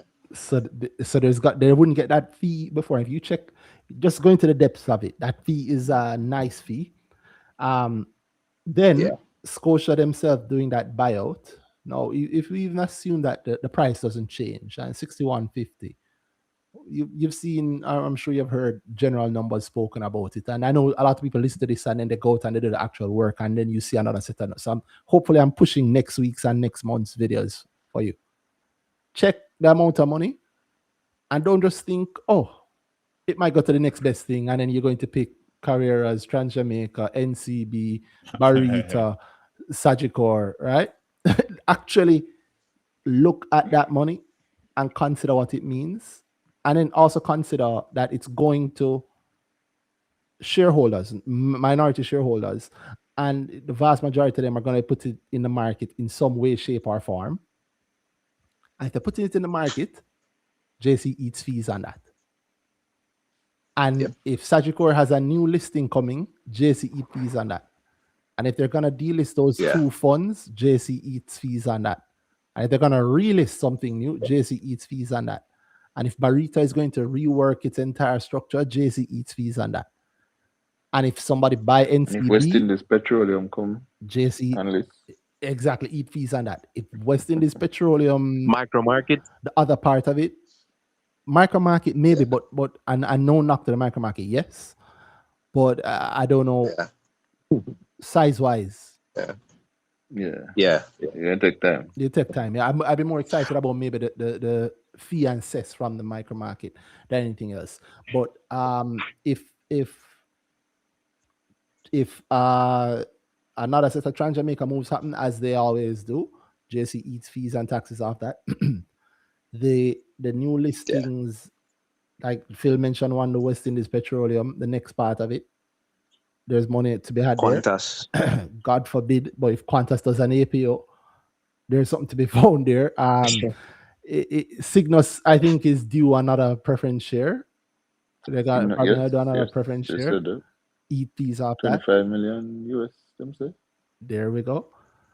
Whatever the dollar SVL deal is, it's likely going to involve some fees going to JSC. There's one of them that I'm forgetting that I know is important. If whatever happens with Dolphin Cove, probably got to be some fees there anyway, which way it goes. And there are more that I haven't even gone into. I think I've more than explained a lot. The one part of the market I can't lose is JSC. Definitely. That's what I think. When the market exists, then JSC is. Exactly. Yeah. Exactly. And those fees are paid, by the way. That's why I said those fees are paid and paid well. And they also get a nice little healthy bit of cash too. That that T+1 that they trade against, the brokers have the same thing on them, so that they have to deliver the actual money once the trades go through. Yeah. So JC, as long as they don't do an APO, they're great. Sometimes I wake up, out of my sleep, I have a nightmare. JC to them doing an APO, like that. Yeah. That. Wait, do you think we get short selling by Q3? No. You're very optimistic for that one. I mean, I'm surprised that the micro market, the announcements around that. I was expecting sometime in July, really, but end of June. So maybe short selling. No, the government never promised you short selling. The government did promise the micro market. The JLP promised micro market as one of their campaign promises, and to their credit, it's it seems to have been launched twice. But hey, it seems to have been launched. No, we're waiting for a listing, but that's where it go. The junior market did launch, and then it was long. I think a year later. I could be wrong, but there was some time between the launch of the junior market and the very first listing. So, who's going to be the Mayberry of the micro market? I'd love to see. They said that they have a lot of things lined up, but they always say that we'll see. Either way, Yeah, JC can't lose. of course. But I mean, based on my research, suspect it between July or September. I think the Observer article that mentions it says it's pending the FSC non-objection. What's pending FSC What's non-objection? that? The short selling. Oh, you worry about short selling? If you want, You really are on this short selling, yeah. You really want it. Me too. Yeah, Don't care yeah, at because I all. see the opportunities, what's the opportunities you and see? it's like A long these junior market listings going below IPO price. Yeah. The basic market reacting to negatively to bad results. You understand the operational side of how options work? short selling, yeah. Yes, I wouldn't call myself an expert, but I have a basic understanding, Yeah. some kind of intermediate understanding. Yeah, I'm not talking about whether you make money from options, You understand how it works. Like, are you willing to offer sell puts on something that everybody wants to bet that Eddie Focal won't make any money, right? It's easy to bet that Eddie Focal's share price will go down. Are you willing to sell that contract where you're guaranteeing that you will sell it cheaper if it doesn't go up? Like, you need both sides, or somebody has to be on both sides of the thing. Yeah, and the education aspect is very, very important. Yeah, but yes, it is. But just like anything else, it is. The operation aspect, that's a year business. Yeah, that's the education, actually. It's more than worrying about everybody. It's more than it's what are you going to do? What's your plan? Yeah. Don't try. Yeah, I don't think they're gonna just jump into the options aspect of it. I think it's just gonna be like, you buy it, for example, Eddie Focal, you buy it at 26 cents, and then you cover the position at, I guess, 19 cents, whatever. Yeah. They just find the shares on your bar. I don't think they're going to Just find the share. just go straight into the option side. I think you're using a wrong example. Yeah, maybe we should not use. Because I think they also, that Miss from Dr. Street Forest was there. She made it clear that their plan, at least to start out with, you'll only be able to short certain shares, and it sounds like they're going to be very restrictive in what they do, at least to start. Yeah, but I'm saying I don't think they're going to involve like the leverage side. I think it's more of like just the common shares, finding the shares for people to borrowing borrow. of shares, right? Yeah, shorting it. The option side, no, I think there should be more education on that side. I don't think just having a basic understanding is enough to just introduce it, especially in a market where people are hungry for gains. I think that if they intend to go to that direction, it's gonna need actual experts and to educate investors who are new to that about the risk, because options carry I mean basically it can go to zero. Yeah, you can stop out of a position, but if you're not careful, if you're over leveraged, it can really destroy you. So I think What's education you're looking for? What are you thinking of? as far as what? Like you said it. You say education is needed. What does that look like in your mind? Well, starting with the basics, what options are, how you use it to protect your portfolio, how you can use it to make gains, possibly how you can use it to make passive or dividend income as well. I mean, there's so many like strategies around it. So I think there's a options product for every investor, but if they intend to do, like, for example, like long calls, long puts, buying puts, to go long, or buying puts to go short, I think that aspect is more appealing to people with a higher risk appetite. But you know, you're going to need more education, someone who understands it, somebody who's actually consistent in it, to show people how to do it the right way. Because people tend to look at every market as a casino or What? stocks as gambling, but there's a strategy behind it. So people need that education before they can just say, all right, I'm going to just throw money at this thing. But I don't really understand it, because I can say, yeah, you can go long, Mm-hmm. buy a call, but you need to understand expiration, theta, decay, yeah, volatility, and how that affect a stock. Whether it gonna make a move before earnings, or I don't think. you don't know What if it's gonna point? sell off. Yeah, there's so many things that But can happen with that. how do you make a judgment though as to when you have put in place enough education to Mm-hmm. implement the system? Because I hear that I think said a lot that we're not, Mm-hmm. the market, quote unquote, is not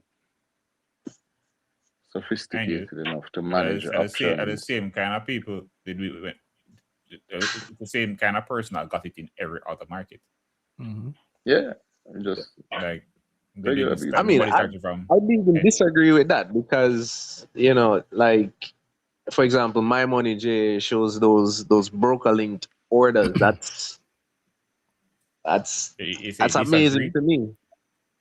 Hmm?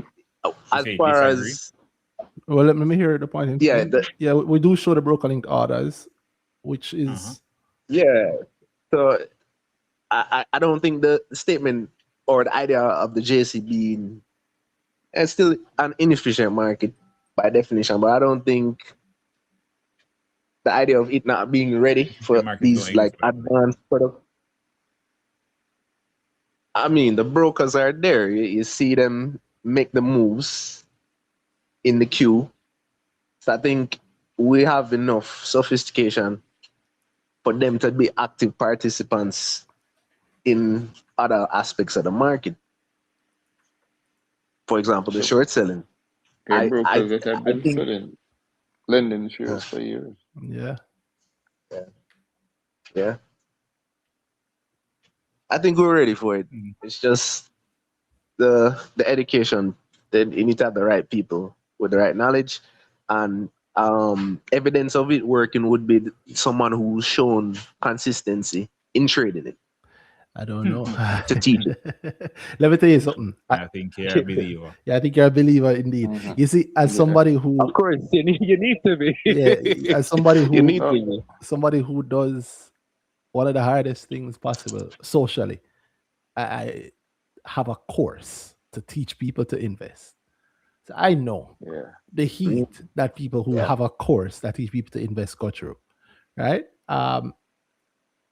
Just the pressure from people expect it to be a scam. There's always a little aspect when I'm doing growth. There's always a little aspect of people being surprised that wait, he's not. He's actually teaching. He's actually teaching something sensible. Teaching you how to do work. Yeah, it is not. And It's not easy. So imagine that now with options, which is very close to no knock to it, but very close to yeah. forex, very close to high frequency markets like forex, like yeah. crypto. Um, you're saying that you need somebody to go and teach it. Even I don't know if I'd want to teach it because I don't like people think because even if you teach it, no matter how good you are at it, you can make money from it. I make money from it, but it is something that you will just generally get burnt because of the nature of it. And Yeah. Yeah. there's no restricting like the short term. There's no restricting the short term nature of it because the long term is just a short term for somebody else, right? My 5-year Mm-hmm. journey where I sold was a 1-day journey for somebody who bought. Somebody else. Yeah, Yeah, exactly. The one, I'm already you already have me out on the matter of short versus long term. In the market is the market. correct. I'm not telling you to go in. I'm not telling you to be a farmer to sell potatoes because it's potatoes will work in 5 years. No, the the whole thing, the whole long term is the short term. is many short terms. That's the Exactly. market you're looking at. Any market we talk about being where it is now, I promise you, the short term is what got it there. Yep. Just Yep. the idea of it is what brings the market forward. Right? You're not convincing anybody, convince somebody to participate in this thing on the basis of, boy, it don't really make sense to expect money tomorrow in any way, shape, or form. That's Yeah. not happening. And what's worse is that You lose the market immediately. yeah, and what's worse is that in options, it allows some ratted short-term gains. It allows some stupid short-term gains, which is going to then. Yeah, some crazy percentage. So like what you were saying that, you know, when you see people who are making money from it, and of course consistently, is what's going to attract people to it. It will attract people. But I know from this, if you look back and listen to some of the older BrickTalk and earnings these episodes, you know much time you hear me, you know much I hear then I say, we're not really short. Like, of course, you're short term. If you can make money in the short term, make it. But we're not short term, and we're not long term either. We're investors. You invest for whatever the period of time is. Nobody hears that. I've said it many times. Nobody hears it. Oh, he's a short term guy. Like, nobody hears it. Yep. With options, when you show somebody the 180% that you make in one day, or you make it within the day, you buy some zero DTE stuff, right? And because you knew that whatever's gonna happen. Oh, but you remember that there's somebody on the other side of that who is hurt. And what you did with options is that you predicted that they would get hurt, and you're paying off because of it. Nobody likes that. That's part of the game. Part of the game. Let me tell you, what you just said was the realest education. Yes. But you sound like you want it to be palatable. And like, so people you want everybody hear it and it sound good to everybody, but that'll never be, or it sound possibility good. No, the reality is there is a potential bad in investing generally. Not even just a potential bad. Yeah. The most exciting markets require some bad. Yeah, they require some the terrible bad. He's talking about sounds beyond us. Okay, how this thing work in reality? It's boy, I need to save. So I need to prepare to save some people from the reality of this thing. That's what it sound like. That's what it sound like, and I don't think that's the way to go. Yeah, because nobody's going to want to do that. Hey, some of you will die. But that's a risk that I'm willing to like. That's what it's all like. But the reality, when you understand the operational side of how options work, that's what it is. That's what you don't have. I'll tell you this. I mean, that I always point this out. Yeah. JC, at this point, I think maybe 3 or 4 years ago, when they're again talking about options heavily, brought in an expert from the NYSE NASDAQ side of things to do a course on it. I have a recording of that course. So like a market maker. No, the guy truly cares. I think maybe he's either Jamaican or Jamaican parentage or whatever, but he truly knows it. And it was a good course in terms of what he was talking about. But I always say that I don't know that this was said to him. I'm just going off what I saw from what he said. Another thing, certain questions were being asked, and it's almost like the questions that were being asked almost was like, how do we do options without anybody getting hurt? Yeah. And so the guy said, I am paraphrasing him here, you could tell that he was frustrated because you could tell he didn't just come to us. I think he was doing something with JC. And that the last part of it was that he was also just doing this course. So he did the course and I paid for the course. I did it too. And a lot of industry people were in it too. And he pretty much said, the JC needs to decide what they want. You need to decide if you want options or you don't want options. Because if you want options, this is how it works. There is no soft options. There is no protect them. It's either you have options in which you can lose everything and more. Your shirt can get burned up. There's nobody coming to save you. And somebody over on that side won as a result. Or if you're sharp, the brokers win no matter what. Right? But you can't have it without having that. That's like saying, I want cars, but we should never have car accidents. Okay, just remove the engines. I mean, you can't just remove the possibility of risk. risk Yeah. is We involved in operate on everything. risk. Risk is The our bread nature of and it. butter. Exactly. Yeah. Risk is your reward. Exactly. The, Yep. Yeah. the reality Yeah. of it is that also that all of these things are pinned to human nature. Yep. And that's why you can't protect against it, because you can't stop human nature. The reason those zero DTE stuff sells so well, you know why? Because there's somebody on the other side who is bleeding and needs to be able to cover before the day closes. And so, yes, I'm buying this contract 2,000% more than it was costing this morning, but this contract is going to allow me to have the shares to maybe cover my regulatory needs or cover my whatever. I'm bleeding, but this is what I need. So I'm buying the band-aids from you for 20 grand per band-aid. And on the other side, you're like, oh my God, I'm a genius. And you are a genius. You got it right. But you got it right because you said, hey, somebody's gonna be bleeding. Let me buy these band-aids. There's no way to have options without the bleeding. And until you have a set of people who are very clear on that and make no excuses, we're not gonna get it. If you really want that, Right. and you have enough And money, if you broke. anything try give us and it don't look like that, I promise you already have a problem already. Yep. Problem starts from day one. Yep. Yeah. It's softening. Like, oh, make it sound pretty for everybody. I think the psychological, there's a psychological aspect to playing I guess zeros or say weeklies, for example. Mm-hmm.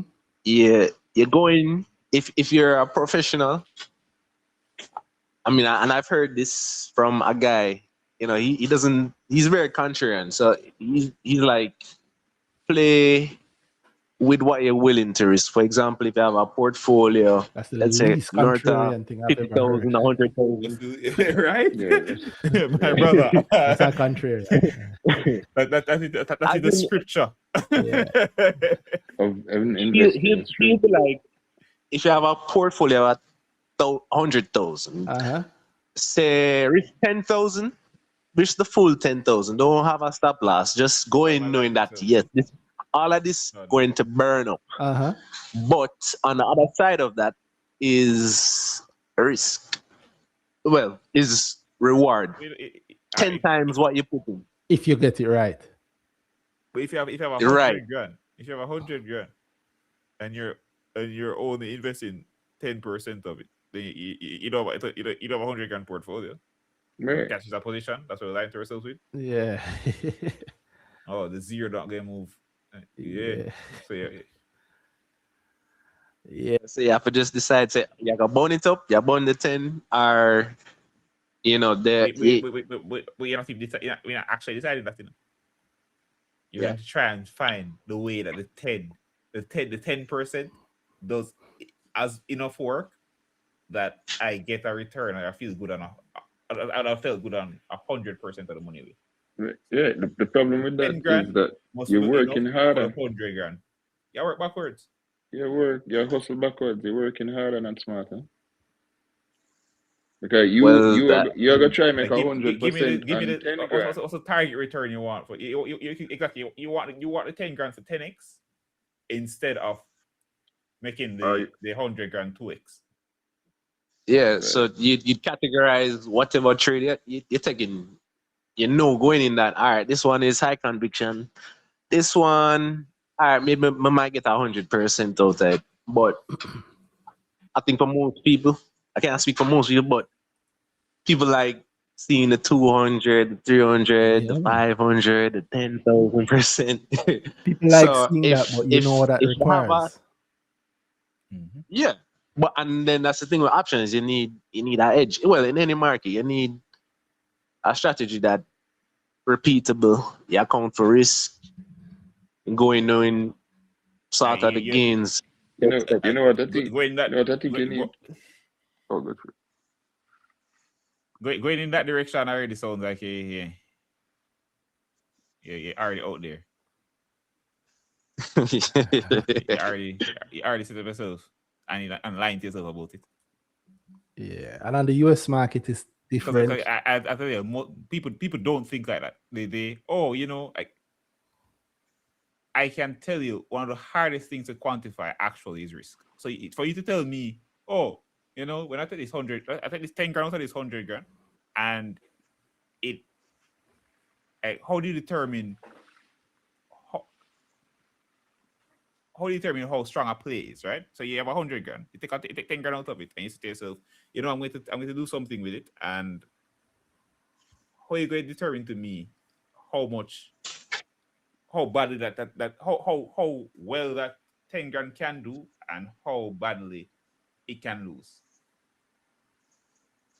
I mean, like I said, if you go in saying I'm okay with burning up this 10K, zero gone, that's fine. But Boy, as far as Lotto looking is for the open every day of plays, the week, bro. But here go to that. what I'm I tell can you. say personally, I like seeing proof. You know, you can show me a broker statements. If you say a teacher thing, I expect you to be transparent in that way. Show your losses, show your curve, your portfolio, show it going up to the right, like basic things like that. I like that, but you know the And funny thing is, I know, people, yeah. it sounds good when you say it, but I can tell you from experience that no. If you do that when you're going up, there's for a long time. For a long time, I couldn't show that. I needed money and made really good money, gains, great percentages. If you use the costing, you get for showing profits. Yeah. And they say, don't show Yeah. your losses. I remember one time, I remember saying it on earnings season, like, should I make up losses to tell people? Yeah. But then the pendulum also swings. Because if you show the losses now, what may I follow him for him now and make the money you see my bleed? People don't want that, my brother. And that's where the psychology comes in. The game we play is there's risk involved, there's losses involved. But if you And can't make the money, me you not have gonna to make the become money. a good at losing. Yeah. So, Like if you know you're wrong on a position, have the maturity. But just almost cut. weird how often we do that, and then you don't hear that, or you twist it into something else. I promise you, it don't work. It don't work the nice way you want it. Yeah, it doesn't. It doesn't at all. We spoken about today on this podcast. We spoke about a disappointing situation I run a stock with own. We spoken about losses so much times, and then suddenly, conveniently, these guys don't have losses. I promise you, it don't work out that. It's so nice. But it don't work that way. Out of the show to work the way people want it to. Yeah, the reality of the market is it don't work that way. So the reality of the market is understand how the operations of the market work, and then be prepared to take the risk in learning how the reality of those operations go. And everything after that is either profits or losses, but it's within it is what it is. But there's no safety net. The safety net that people want, you have to make it for yourself. There is no safety net. Nobody's coming to save us. Of course, you have to decide. You have to decide how much you're willing to lose. And I think, yeah, you're right. It's different for everybody. For me, it might be 1,000 US. My next man is 10K. Somebody else is 50. I mean, all right. So I trade options. I traded Apple, a 295 car, this week. I think I went in with just 50 US, and I bought the dip, and it 10x How much Friday. you wanted? Friday, I bought it for $50. No, how much you wanted to make on the thing? Oh, yeah, what was it in there? So Good. my aim was over 100%. Okay. It went to well over 1,000. I think at the peak when I sold it, so I sold that contract for about 1,900 US. You bought a car? And I think it, yeah. Okay. I think it went up to about 1,300. So I mean that $50, I had no problem losing that because I've had those losses. But my thing with options, when you're certain of the direction, the amount of leverage that you can get with just a small amount of money is like a no-brainer to me. When are you certain on the once you know what direction? you're doing. When are you certain on the direction? Yeah. All my losses have Said, come from when I'm why certain. did you buy? Yeah. So why I did you buy don't that trade option? options like like the regular gambler. So I actually use tools to help me formulate a That's thesis. what every gambler say. Yeah. Well, So, but I tend to follow educated gamblers, Well, not actual degenerates. you know I what? wouldn't My consider myself a degenerate. my personal method is Every gambler say that. my personal Every method is I don't degenerate gamble. No, no, I'm not like. I mean, I've gambled before, like actual put money into like sports betting. I think if you SVL. I'm a acknowledge the shareholder. degenerate part of it, you're Yeah, probably better off. and there are people who actually are consistent at it, and they have a strategy. They build a system. At what? Sports betting? They build a system around risk management, and they just compound. And there are people who just gamble, just say, I'm gonna just buy favorites. Like that don't make no sense. I have a virgin up here. And it still Well, work. sorry. Actually, that makes sense in a lot of ways, The option Blue chip. exchange of the favorites. Wait till blue chip is. The one, right, blue chip, and the favorites are the ones that have the greatest volatility, and that's where you get the biggest gain. Mm. So there's a reason behind For the host. For the popular host. ones being popular. For the host. The host always And wins. it don't make no sense. I have a virgin who input him do a little fan duel. Mhm. I guess they were giving away some money. Mhm. I think him clear 10K on a parlay this week. And he wasn't betting on favorites. He was just using maths and then you're talking? logic. No. I was talking about options. Why people use the No, favorite favorites on the market. market options. I'm- It's I'm- more I'm volatile. So basically- you get more opportunities. Right. Straight up with Yeah. one only.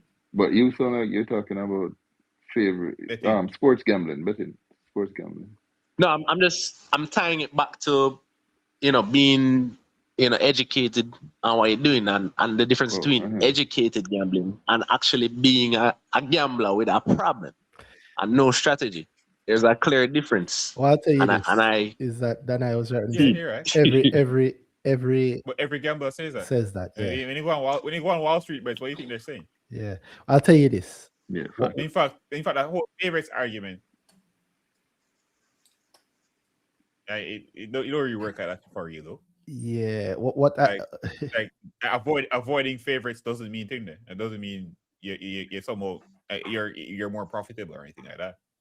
True. Yeah. It's worse when you lose the money and something on the button even know. yeah.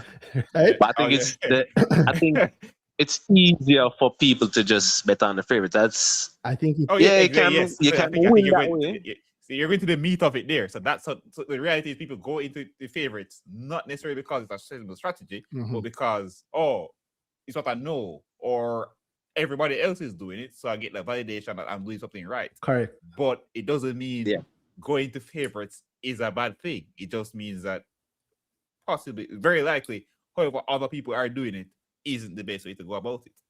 So other people are doing it wrongly. Other people doing the wrong thing there, making a lot of mistakes because they're not really they're actually going with a strategy. They're actually going with anything sensible. It's just I'm going for the thing that everybody else knows. They're going for favorites for the sake of the favorites, not because something is going on with the favorites or there's an opportunity with the favorites specifically.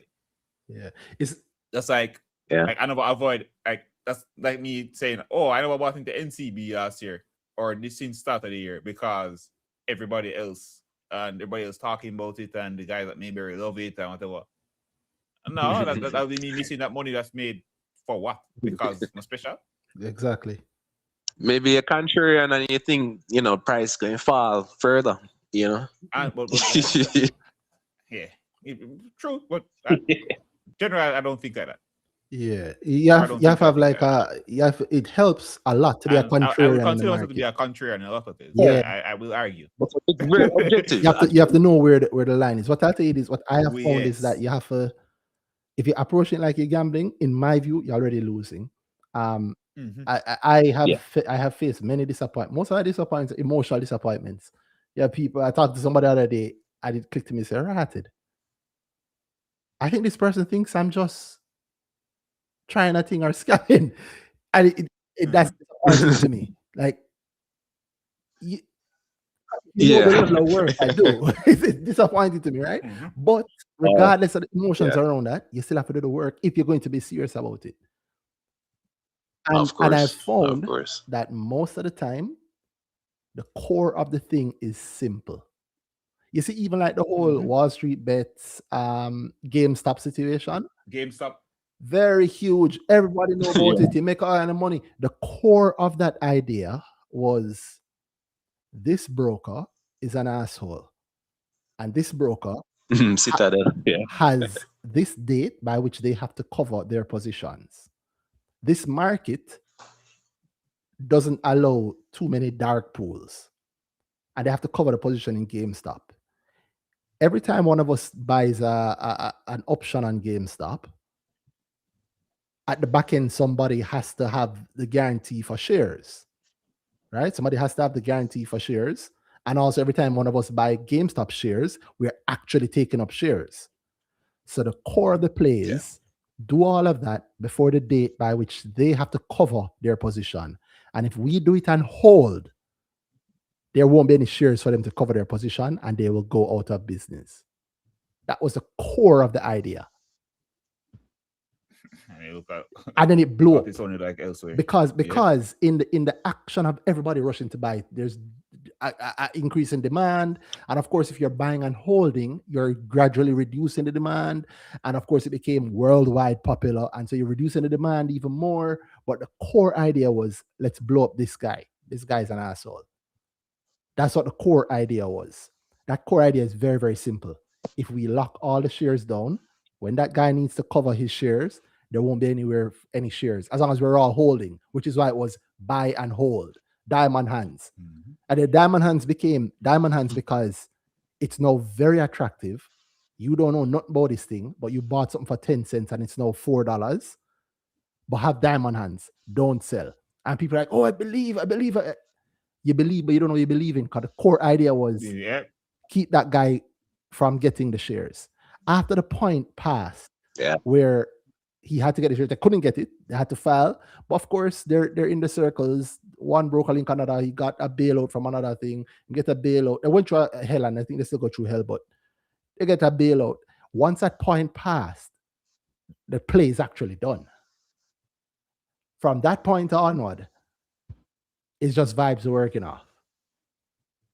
But as you saw, vibes can last for years. And then the GameStop company itself got a new CEO, and that CEO is very outgoing, very, very like a Tyrone, very much like a Tyrone. At one point, no, it's true.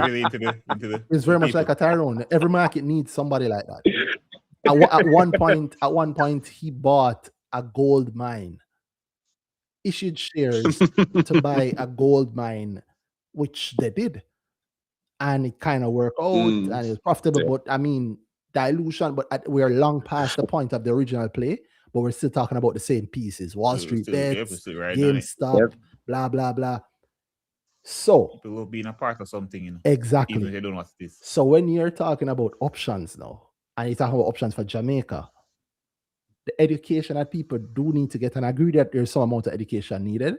But if one of my businesses is literally providing that education, and even me here saying at this point, not that I wouldn't do it, but I know the pain behind it, because I know the pain when I have people on. If you know the pain, just to have one, because I still sometimes I'll just grow with one person. I'll explain deeply to one person how the market works. If you know the pain when somebody come into the stocks thing, say them love dividends, and I show them that the dividend that them love is 0.98% yield. If you know how much it hurt them, like they can't accept it. Then if you know the pain, and I explain to them that none of these companies have to pay a dividend and they can stop anytime they want. The pain of that. Now, when I explain to them even more that if you buy, yes, you got told that you should buy the call, but it's the puts that actually flow up. And when you sold the call and you bought the puts were going down and the calls were going up. So you lose money both ways. Or you held, if you know the pain of that person is a degenerate. No, that person. No, that person. That person. Because That person is you and me. That person is regular people. That person is investment experts. There's no going around it. Why do you think we have shorts? You think it's because there's no market education? No, because who hold the most shares in the market? The pensions and the brokers.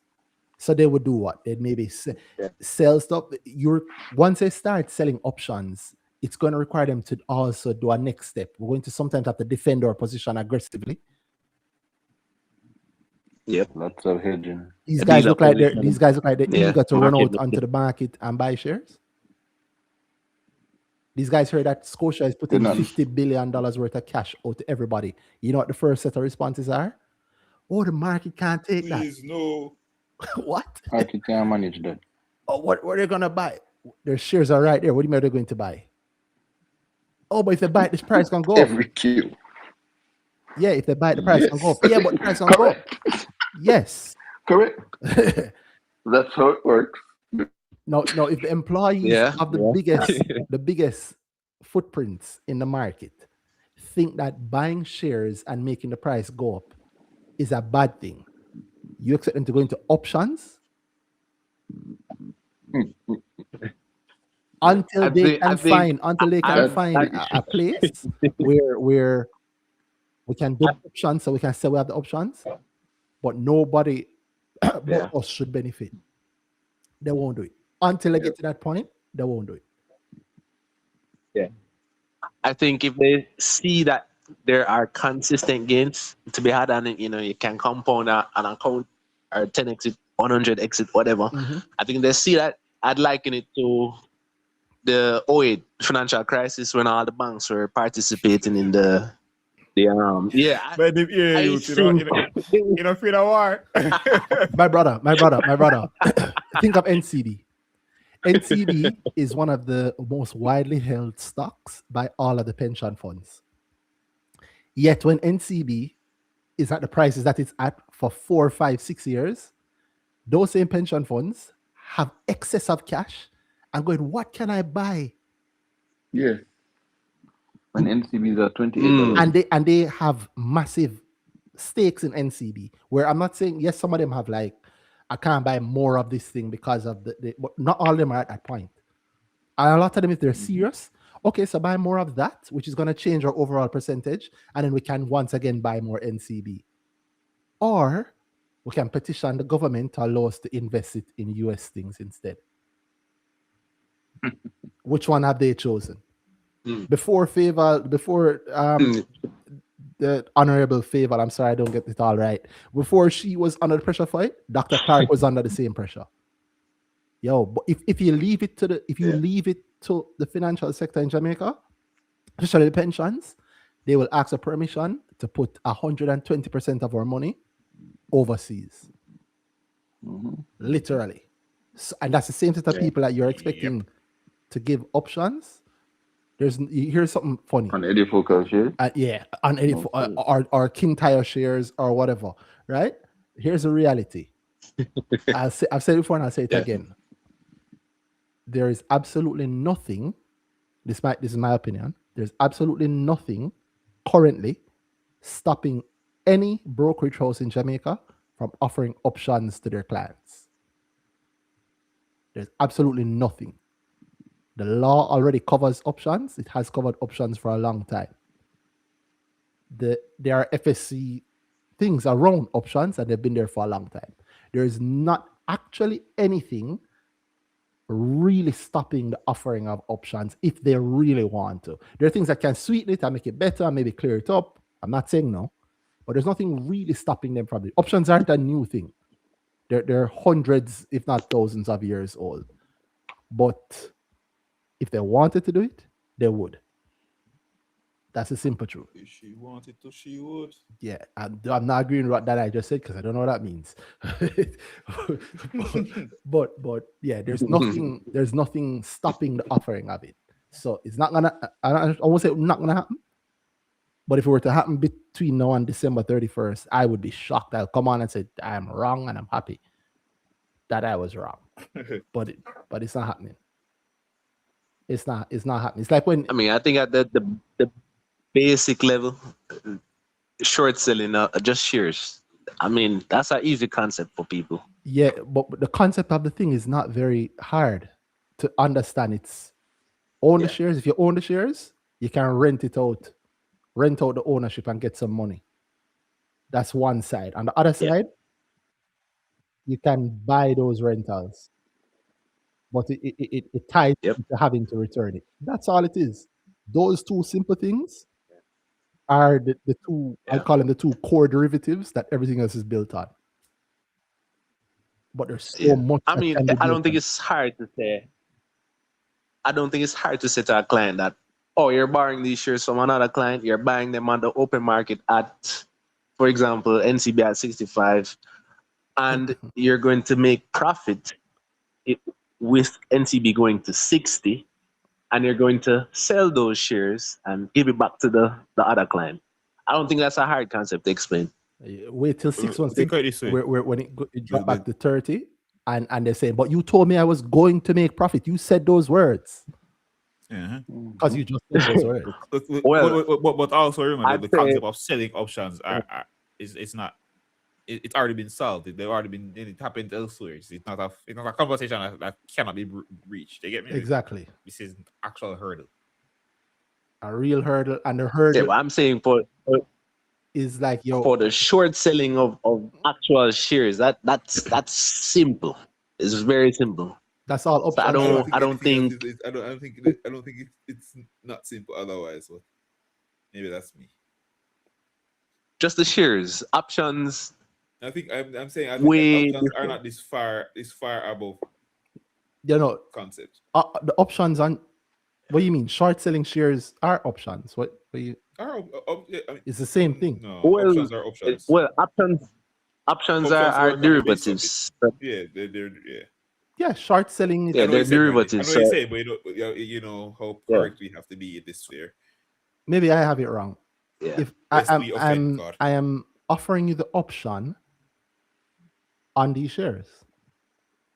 You are buying Yeah. a short on a short is just So it's just a put or a call. no, Right. you're shorting Well, a shares. short- Sorry. So that's the issue. Yeah. So short selling and thing that options are different, and that's No, Yeah. let's say it. I mean, what's the option- difference? all right. So So practically, shorting okay, go boss. is you borrowing the shares from the broker. The shares. So Shorting is options. just shorting is just borrowing the shares and Yeah. selling and then selling That's them and it. buying them back. That's it. That's it. But the options so is options- so more what- of options is more of like portfolio protection. No. You know. No. My brother, Options are an you need instrument. to not Their usage option is a user. It depends on the user. Option Options are is just right. I'm selling you the option to buy or sell this thing at a certain point. Exactly. So At a what certain it is, price. Right, at a but not certain the point, obligation. At a certain yes, price. at a certain Alright. exactly Yeah. it's I not an don't want- obligation, it's an option. Yeah, but Well, right. there are different ways that you can buy and sell an option. So if you're going to go long, Then you buy a call. okay. If you're Pause for a second. going Pause to for a go second. short, Pause for a Hold second. on. When you say you're going to go long, you buy a call. You know, all you're saying there is Yeah. you're buying the option to purchase these shares, the option but not the obligation to purchase these shares. Say your long is a year from now. 1 year from now, at the price of $10, and right now you're paying 10% of it, but you're paying $1 for that option. It's a contract. So I'm saying Right. 1 Yeah. year from now, That's what an option is. I a will contract. buy these. I can, if I choose, buy shares from you at $10 per share. So if you're buying that contract, that means that on the other side there's somebody else saying, "Hey, 1 year from Selling the now, contract. That's it. I will sell you these shares at $10 per share." Mhm. Yeah. And basically, Hold you're on. giving that person the premium. No, so the person who is selling you the option, yeah, they're getting the money for having sold the option. Yeah. But 1 year from now, you call, if you actually call and say, hey, I want those $10 shares, then that person is obligated to find those shares and give you for $10. Mm-hmm. As I said, those two simple things is the two bases on which all of the heavy option stuff is built. That's all it is. It's not deep. I thought it's really not deep. Yeah, It's just, Very simple. Just understanding it, the two sides, it's not hard to understand, but it takes like repetition. So if I'm buying premium from somebody, that person would have a portfolio of that stock, and they're just selling premium because they believe a year from now the stock not going to reach that price. So I can just collect premium from you. How about money. if they don't have it at all, but they're selling it to you because they're tying themselves to the obligation that 1 year from now, if you call it, I will. Well, that's a different level of risk right there. That's naked selling basically. So Exactly. you're using margin to do that. Yeah, That's risky. It's all risk. That's another side. It's all risky. It's just degrees of risk. Exactly. So even if you say you're going to exclude the naked side of things, which so I have to be able to account for every unit that I am offering out there. So there's a cap on how much you can do. Because the JC also said that they would not be offering naked options. But even if you don't go naked, the core of the thing is still the core of the thing. At a specified date in the future, one party is guaranteeing to the other party that if that party requests it, they will supply it at this price. And then that contract itself is now held by the person. And that contract can go up or down in value. So if I got a contract at a year from now, I will get I will have the right, but not the obligation, to buy 100,000 Dolphin Cove shares at $10 per share. And then Dolphin Cove has a buyout later this year. And then we'll fix more of the hotels and more tourists are coming in. And by next year, this time, Dolphin Cove shares are trading for $30 per share. And we're coming up to the date. Yeah. Suddenly, I might look on that and I say, yo, I have an option contract to buy 100,000 Dolphin Cove shares for $10. No, I paid $1,000 for that contract, but I'm offering it to Danai at 100,000 because maybe he's willing to do that because he paid me 100,000 for the contract, and then if he exercises the contract, he gets those Dolphin Cove shares that are now trading at $30. He gets to buy them for $10. So the contract itself becomes the thing that's useful. It's not complex when you go to the depth of it. The most complex part I find is the people around it saying that it's complex. It's not that complex. Yeah, and it's not math. But the more that it is math. But the more that you understand the core operation of the thing, is the better you are, the better you become at the thing. Trust me. So I'm not saying that Jamaica don't need options. It does. It needs options, actually. Every market needs it. But the longer we are denied it, is the longer we're probably going to be without it. Because if everybody's saying, yeah, boy, good enough, and I can do it, but we need education for everybody else, then suddenly you find that, wait, 20,000 people are saying that, oh, I'm good at it, but everybody else needs. That's 20,000 people. We're not getting it until somebody decide that, yo, here it is, what you will with it. There we go. I mean, I think at the base level, they can do the short selling. That's easier to understand than going into the option side. That is the say, oh, you're just going to short these shares. What scares me is that you speak of those two things as two separate things, but they're the same thing. I think of options differently. Shorting the shares, I mean, it's basic to me because I've done it before. So I don't think it's a hard concept. It's just the inverse of actually buying a stock. But you know that if the stock go below your price, you're gonna be in the red. To go up, All right, What's cool. what's Have you that? ever done It's that? the opposite. Without, but have you ever done that without an option? yeah, you just short the shares. That's it. But you need a margin account because of the risks that shorting the shares carries. Because as we've seen, a lot of funds blow just off shorting shares. Options, you can go to zero. With shorting shares, you options have are to have the cash to cover it. That's what I keep saying. That's what I was saying So earlier in the options, night that I don't understand what the maybe it's me have it wrong, but people say no, sir. Ernie, I know what he's saying, but it's the same thing. because I know practically it is the same thing. Yeah. In practice, it's the same thing as a contract. So all right. So here, so what happens But is it's just not we get caught up on called what options are. I mean, we define them as options. The option to buy or sell at whatever point Mm-hmm. in the future. You give whoever who wants to sit on either side of the contract and whoever they want to balance that. But the reality is, yes, it's an instrument built on the idea of short selling. It's a short selling, yes. One person is shorting and one person is well, I mean, equities and derivatives. Derivatives is something way more, I guess, you'd say advanced. No, it's the same But thing. An option is just a no, the it's not derivative. more advanced. No, I don't think it's more advanced. We also learn options on the base on the back of shorting.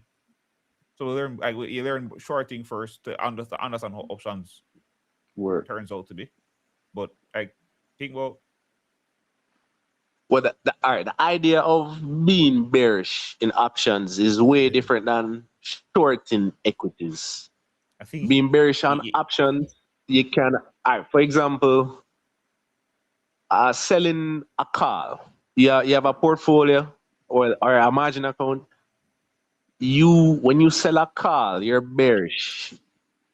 Are you? You're saying that the stock, anybody long the stock, Are you? I'm going to get premium from them. Are you actually bearish? Because I don't think the price is going. If you own the stock, Me? if you own the stock, if I have a lot of NCB shares, and I'm a true long-term investor, that means that my main way of earning from NCB shares is expected to be dividends. And you come along and you say, hey, you're offering me the option of buying those NCB shares for $64 1 year from now. I know that I have 200,000 NCB shares and you only want 50,000. But when I give you that, you pay me for that contract. I am saying that I will sell you 50,000 NCB shares. If you call that contract, I will have to sell you 50,000 NCB shares a year from now, or 2 years from now, or 5 years from now. And until then, you will pay me X amount of money every whatever period. That's all it is.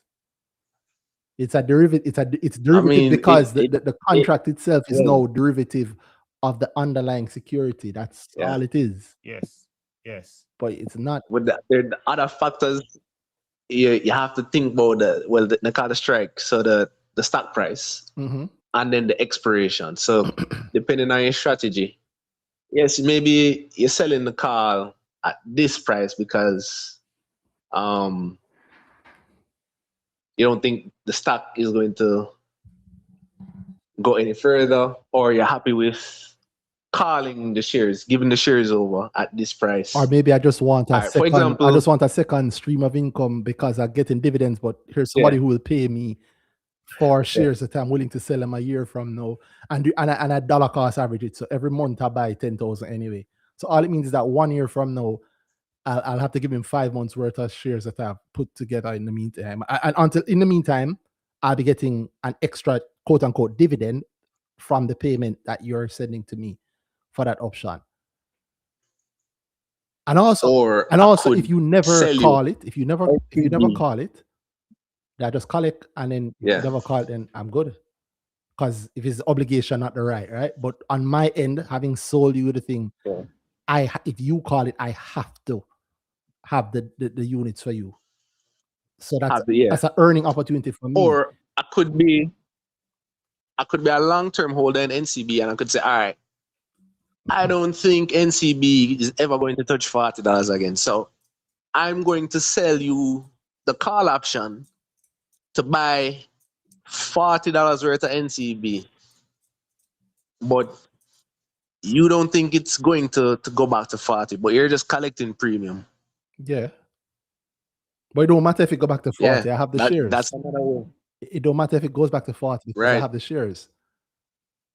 So Yeah. if NCB's then dividend yield the per year person- is 1.5%, but the premium I get from selling you that contract is 5%. Of course, I'll Yeah. sell you, sure.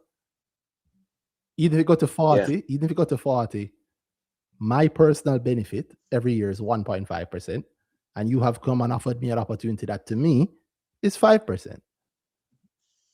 So what I'm saying all of this to say that you keep saying that maybe they just do this, but I'm saying there's no way to dip your toe in that lake. Just once you dip your toe into just the short selling lake, there's so much that layers on top of that automatically. There's no way, exactly. and that's why we The only don't have. thing to do it. It's not. I don't think done. they It's should not done for offer the thought of it. those to do it. layers. Yeah. Remember, this isn't done I think at the base, to do its sake.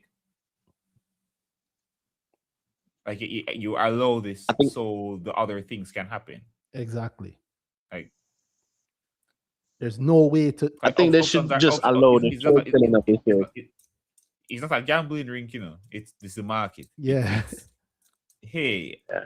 the thing is, the utility of the thing is different from yes, part of the utility is I mean, that's the ultimate thing is making money, but it's also transactions actually flow across this thing. But not just that I want some shares and go spend some money. It's these companies are merging and then this is how them working out they're working out the nitty-gritty of it. Or this guy's buying that company and this is when we work it. And options are a tool under that. And there's no way. There's no way to half go into options. The most that I think that what's the point of having?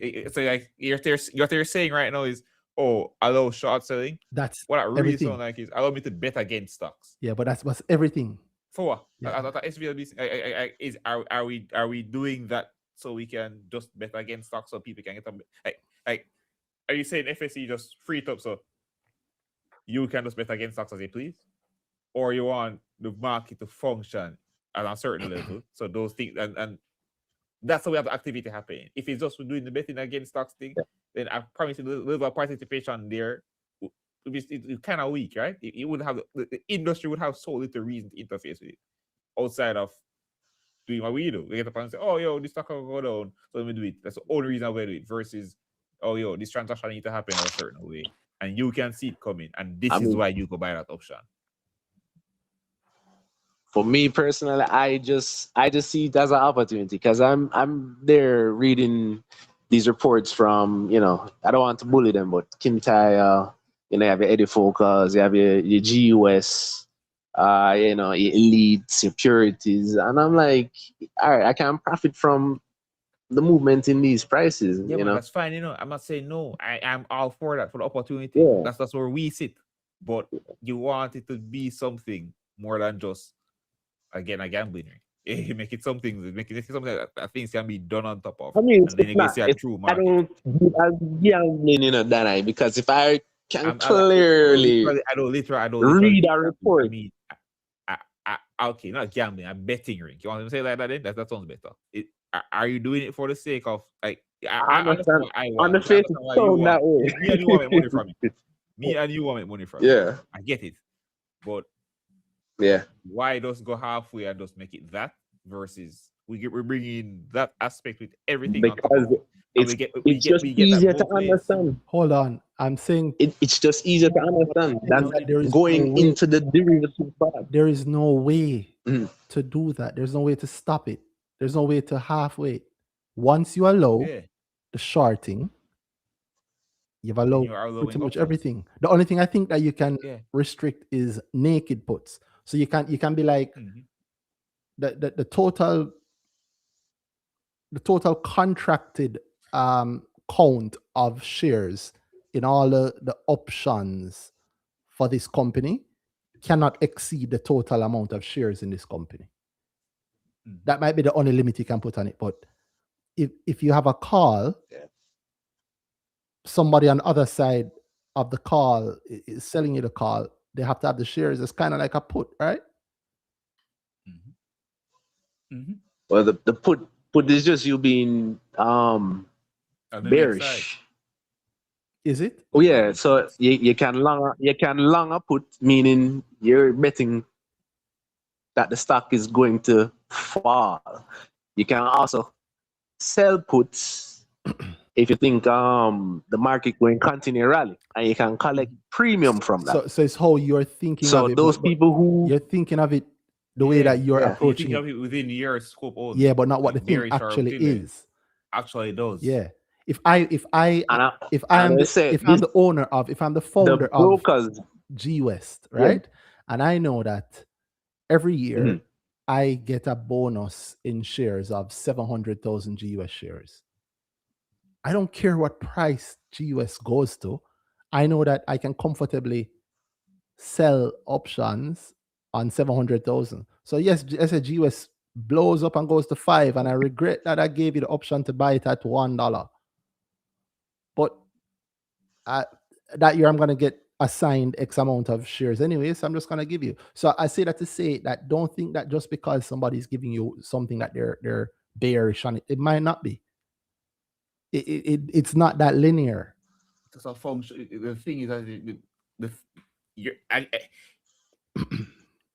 I keep hearing only the betting ring. I keep hearing what me and you are here for as the function of the market. Then I knew I want to buy some shares and make some money. Buy an I option. think When the reality is, the thing is happening. I think we are allowed these things because And people are on both sides. it works generally. There are other not things necessarily that work allowing within it, this. because all right, if you open let's say a cash account versus like margin, because margin is something totally different. You can just throw $100 into a brokerage up here and get the right to trade options, but you have to do, they give you a questionnaire, ask you experience. People can lie. You basically are required to prove that you know or have some knowledge of the product, right? And then they have levels. They have level 1 where you can just only do long call, long put. Level 2 is intermediate. You have different strategies with that, and then you have the advanced stuff where you're selling, you're buying, you're doing spreads, credits, all kind of craziness, which carry a different amount of risk. I think in Jamaica here, the brokers don't need to offer that aspect of it. If they're going to introduce the shorting, they can just say, hey, you're just shorting equities, But why? and they can decide who they want to sell or promote the options aspect to. They don't have to do it to the general. You like to give these guys I think they all the love best. your suggestion, by the way. They love your suggestion. Yeah, they'll love it, and then they'll just bring it to the garbage bin. You know what? That's a good idea. I'll just do it. I'll just attend the next AGM. That's a good idea. I hope you don't. I hope you do. I hope you say it to them. Which AGM you going? At the next AGM, I put it forward. I love the entertainment. But yeah, the bottom line is, I just feel that they think that they listen to it. but they can't. There's no way. There's literally no way to offer. It's like offering. Maybe I'm seeing it wrong, but it's like offering 1Q. You can't offer 1Q. You have to have both. Like, you're only allowed to sell shares in SVL. Okay, so then who's gonna buy? I mean, I don't think the concept is hard to just say, you know what, you're borrowing shares, you're buying it I think here. you're speaking these you're concepts up a bit into making them harder than they actually are. I've not heard one hard concept all night. Yeah, it's not that I think difficult. it's just your belief that And I'm saying that's the short selling of the shares. No, the options part. I know. I'm saying would be reserved so far is very. I'm saying everything so far is simple. I don't have a delusion that other people are. I can get it. Why can't somebody else? You can get it. Why can't somebody else? It's not that it's a far above concept. It's probably where they sit on the chain or whatever. But I don't think I don't think it's that hard to bring somebody there. Yeah. So I mean, I think I think if the anything, rigors you're that they just more put sophisticated in your people usage. in, I think people who use the North American market, the same questionnaires that they ask in order to trade options, they should introduce that. So if you or they could say, all right, we're not going to offer this to persons of a certain net worth. Maybe these persons may understand better or want it in their portfolio. Let's just promote short selling to retail because it's an easier concept to understand versus these advanced strategies with derivatives. So Yeah, you so, keep I mean, I think we're back the at the same same aspect. disagreement. I don't think you said anything. I don't think the other things are this far out concept that people cannot get. Again, the Americans are doing it. Yeah. So much people all over the world are doing it. I don't know about you. You know, there's a massive options market. I don't they're the brainy bunch over there. India's options market is larger than the equities market. Wild. Well, that's because they have an understanding of it that's probably superior than most people in the world. Why do you think?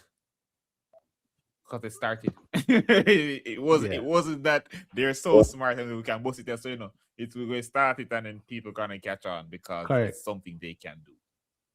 Correct. You build it and they will come. Yeah. People will find it. The Jamaicans are very ingenious in the things that you see in the machinations of our people. When it comes to those finding a little extra dollar for pull out of something. Why not here? Why would they suddenly not smart up for anything there? When they're so motivated.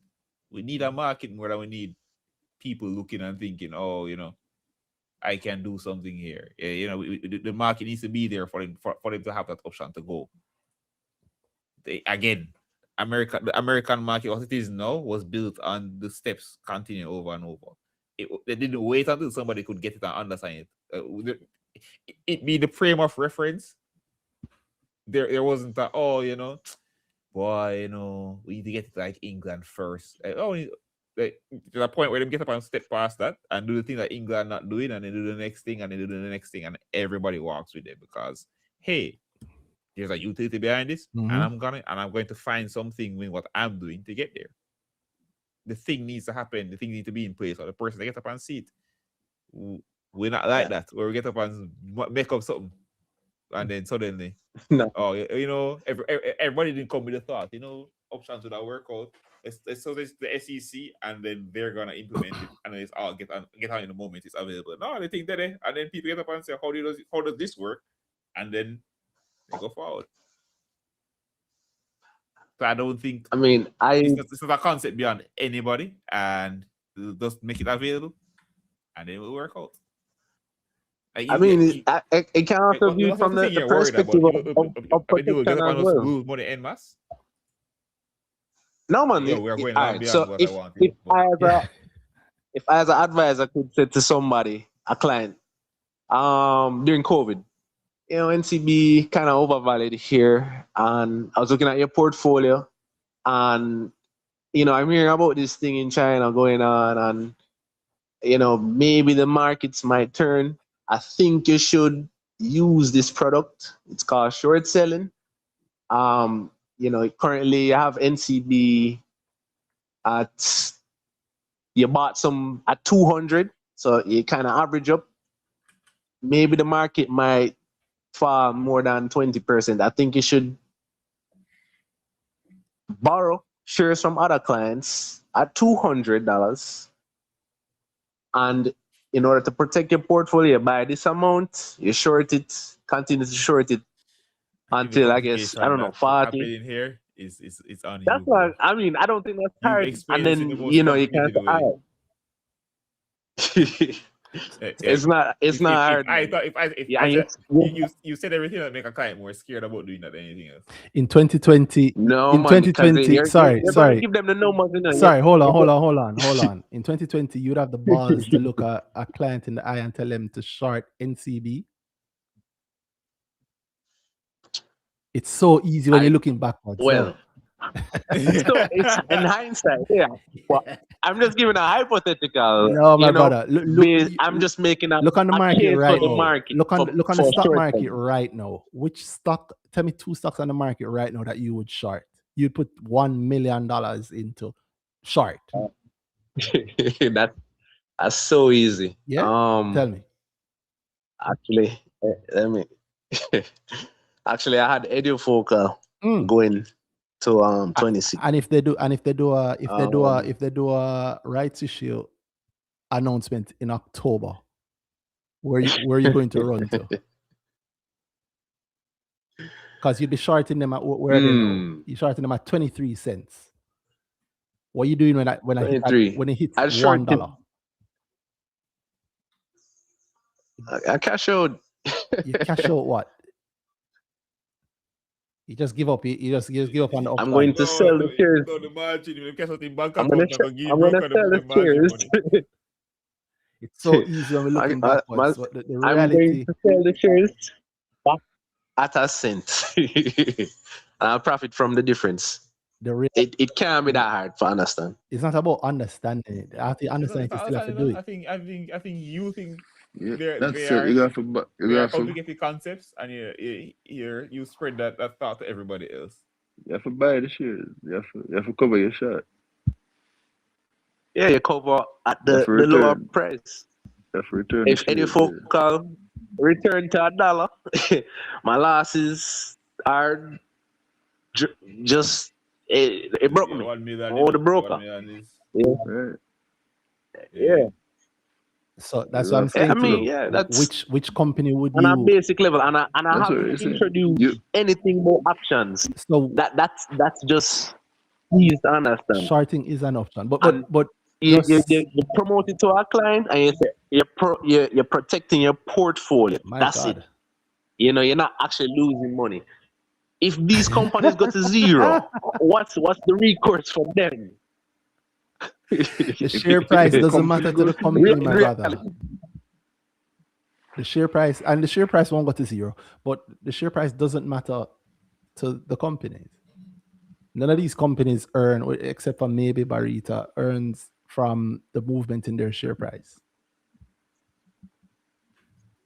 Like I say, you see, you notice how it gets harder once I take it. Look on the market right now, and you pick one company that you are willing to put $1 million, you're willing to short to the tune of $1 million. You actually choose probably one of the worst options. Most dangerous one. Because it could be. I would sell it that call. It could be parabolic. I would sell it that call. I would sell it that call. And in October, I'd buy $2 million worth of Ediofocal. That's a company that need money and has said they plan to do it. They got permission, or said that they plan to. They didn't get permission. They said that they plan to do a rights issue, right? And that's not to say that they must do it, but you might make the mistake of thinking that just because people talk about a stock a certain way, that's how it matters in the market. Like, understand the operations of the actual market. I think nowadays one of my best skills are I will listen to even the most learned person talk about something about the stock market, and I didn't realize that most people aren't like this. Just because I hear you say it and you work at cap markets or wherever, it doesn't mean that I accept it or believe it. Mm-hmm. And I have maybe a stupid amount of belief in what I'm saying to you. And even if you don't accept, nowadays I've learned to tone this down. Even if you don't accept what I'm saying, it's not going to change what I say. And that's important because I've come across people who will just tell you a straight up lie. Yeah, man. Especially when you tell them something that they didn't expect you to know. They'll just lie to you. They'll go, no, that can't happen. Or no, that wouldn't. Or no, we're not doing that. And then later on, you'll see them do it. You think that the Dolphin Cove board members aren't aware of a plan to purchase shares from the majority shareholder in Dolphin Cove? They know, yeah. They know. They kicked the guy off the board, and it's them that lent him the money to begin with. You notice that part of the notice didn't say the board members. You notice that in the middle of the notice it said, the independent board members are not aware. I don't know if you caught that. Oh yeah. They're speaking about the board members, and then they immediately switch. They talk about the company, they talk about the shareholders, and then they say the company is no party to the agreement. They say that they don't. They say that they aware or heard about it, but the independent directors are not aware. Not the whole of the directors, just the independent ones aren't aware. You can imagine you're reading this 2 weeks That after document being put out by the board. Okay. 2 weeks after the short, the short is now coming due. And you say, but how them say them never aware? And then tell you to go check the notes so you realize that it says the independent. Such a simple thing. Just one word. Independent directors. Easy to gloss over. And your money burn up. This is understand the operations of the thing. Understand operations of the thing. And the US But market is you're the same going way. doing what you're willing to lose in a running. No. For you said that earlier, I say no, I'll never, no. Willing to lose. No. I mean, I'm born and grow up poor, so.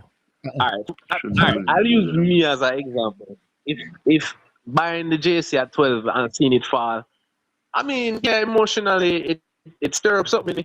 And then I was like, man, if I could have shorted it, knowing that all these suspensions might affect the sentiment, I could have just pocket the difference and it cover the loss. That's because and why then never buy sell more it? shares That's- at the Why never current sell market it? price. When never sell it then? When never sell Why it then? never sell it? No. If you didn't have the mind to sell Emotional as in No. You don't I understand what they're wasn't asking you. upset. Bro, I'm worried I about don't you in think the you US understand at market all. with the options, They're not asking you, they're not saying why you never sell JC like you never believe in it. They're saying, since you were looking at $12 and you're saying the consideration price of it of may a be going drop. to 10 or 9, if you could short it at 12, you would have. You get the same effect by selling it at 12 and buying it back And at stop 9. back. In fact, the only effect that you get greater than that movement is if there is an options contract where somebody's willing to pay you more for that contract. it can be compounded. Yeah. But if you're not thinking that, if you're looking at it saying, boy, I wish we had shorting because at a short is thing that I own shares in, sell the shares. Sell the shares, and then when the inevitable drop that you know is coming, It's the same as And what if you buy if back. you're at the point where you mentally can do that, then you're ready to short. Yeah. Then you're ready to take on shorting. Yeah. That's how you know within yourself. But I'm it's not asking us. So I never said it. If you're looking and saying, "Boy, I can short," I wish I could short. If were you at 12 saying I could have short, I wish I could short it, or it's after the fact I get up and say, if I didn't know it would have dropped, which is everything right there. And if I didn't know it would have dropped, I had shot that, and I could have shot, and I shot at 12. Two different things. That if at 12 you were saying, I wish I knew could I was short this. buying her, I knew I was buying her, but I was okay with it because I knew it was gonna drop, and I'd have the opportunity to have it in. You know what we should. Well, if I can profit from the falling in the share price, why wouldn't I? And then buy it lower. So why? I just compounded more gains. So since you knew that it was going to fall, and you also know there's no shorting available to most people, why not just watch it but don't buy it because you know it's gonna fall? You fall, go sell. I don't have a problem owning the same money. The same money you buy more shares. But not you're not profiting from it. Yeah, it's not a logical thing to do. If I own it at 12, I own 100 of it at 12, and it's going to 9, I lose however much, right? If I were to if my reaction to combat that fall is to short 100 of it, so when it goes from 12 to 9, I make I make money, and it to just balance out the lose, so it's a net zero effect, right? That's what we're saying. So why not just sell it, buy it back, and then you have the same effect. So what's saying? Now following. You're not following? No. If you short it at Alright. 12 and it drops And to it- 9, Uh-huh. there's some profit there on the short, right? Yeah. That profit is With your whole equal shares. to if you sold it at 12 and bought it back at 9. Yeah. Because you own the shares currently, and you're going to lose money when they fall. So you short it, so the short makes up for the loss. So you're net zero. When it falls, you have lost no money, because the short made enough money to cover the loss you made from the shares you own. That makes sense? Yeah. If you had sold it and then bought it back, it's the same net zero effect. You see it at 12 and it went to 9, but you sell it at 12 and you buy back at 9. Then that way you don't lose any money. In fact, you end up with more shares for the same amount of money. Well, but That's I don't. But I have to.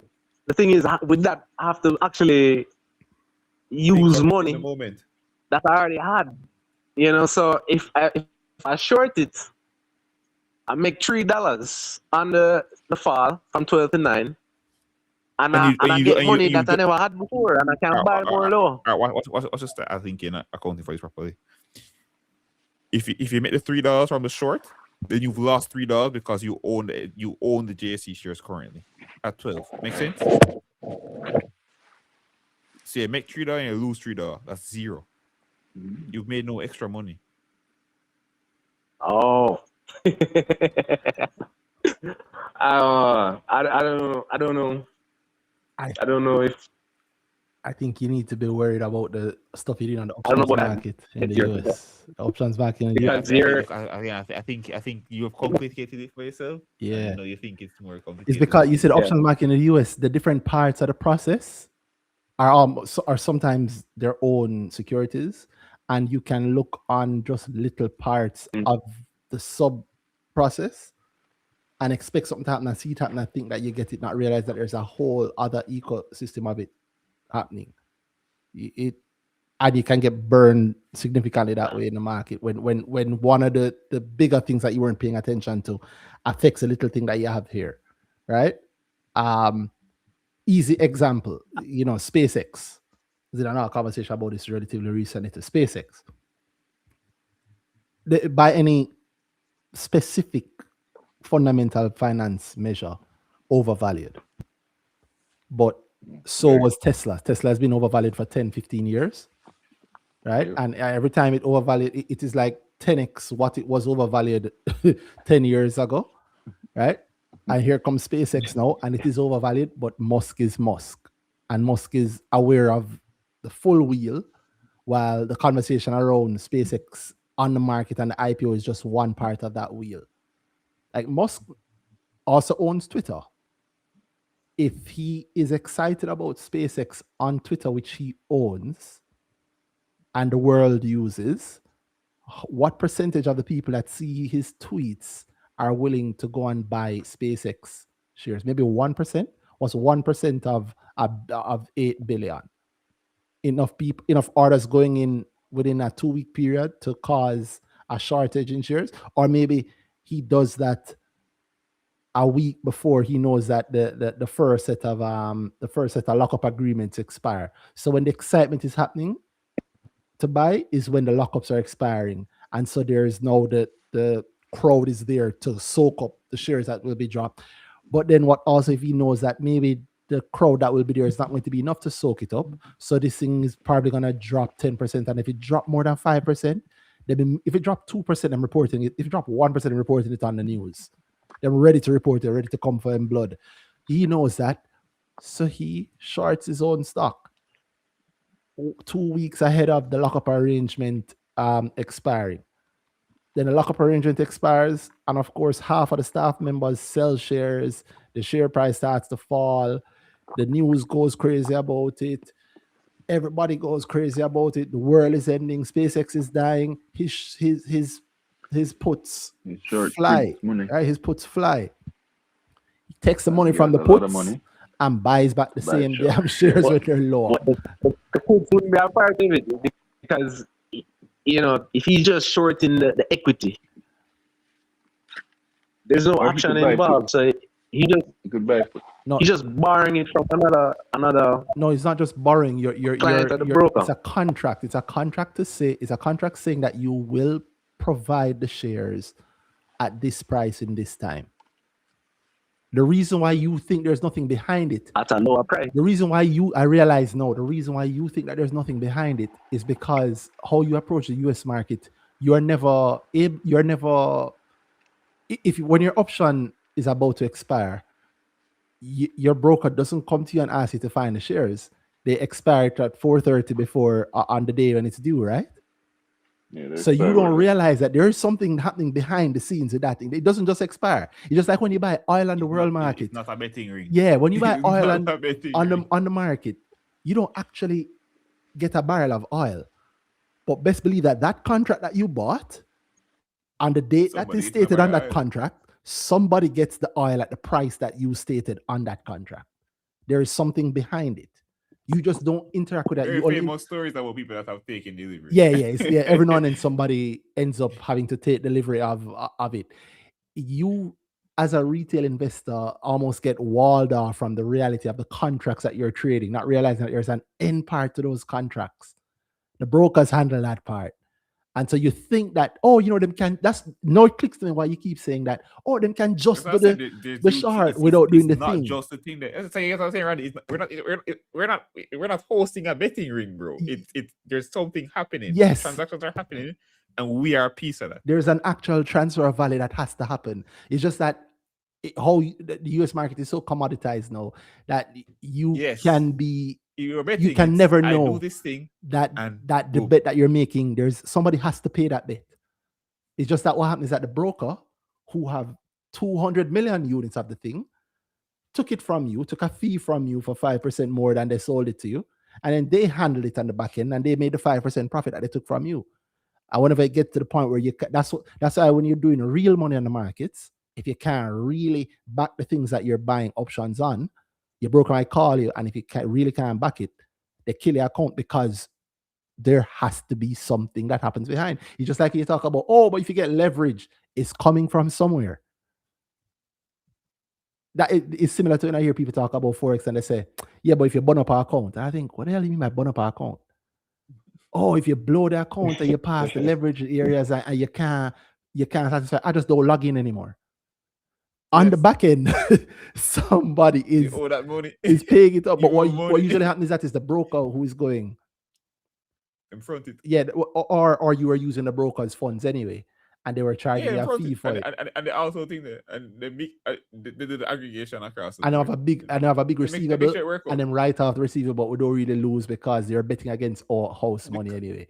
But my brother, there's something happening behind those contracts that you're trading. That's why you think that. That's why you think the shorting and the options are different.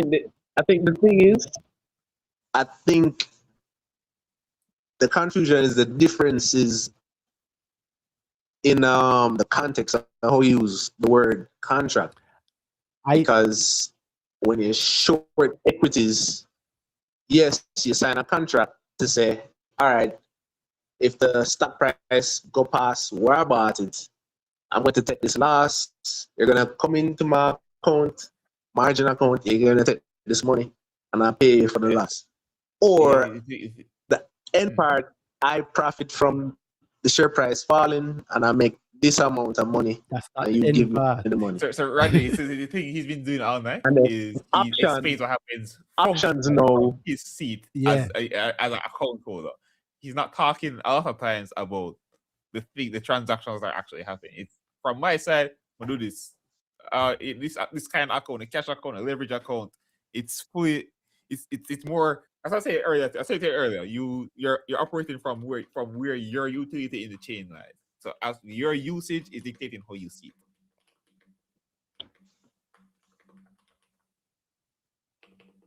it.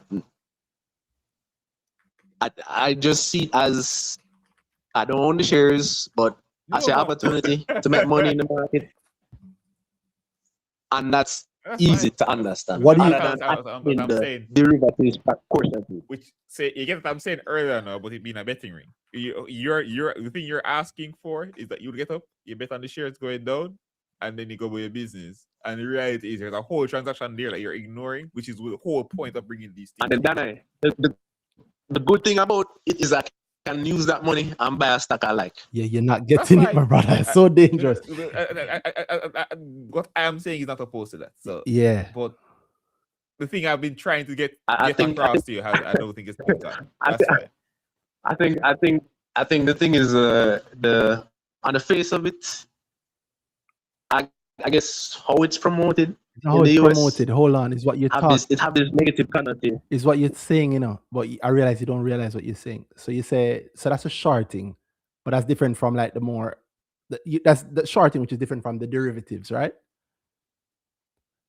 Shorting is a derivative.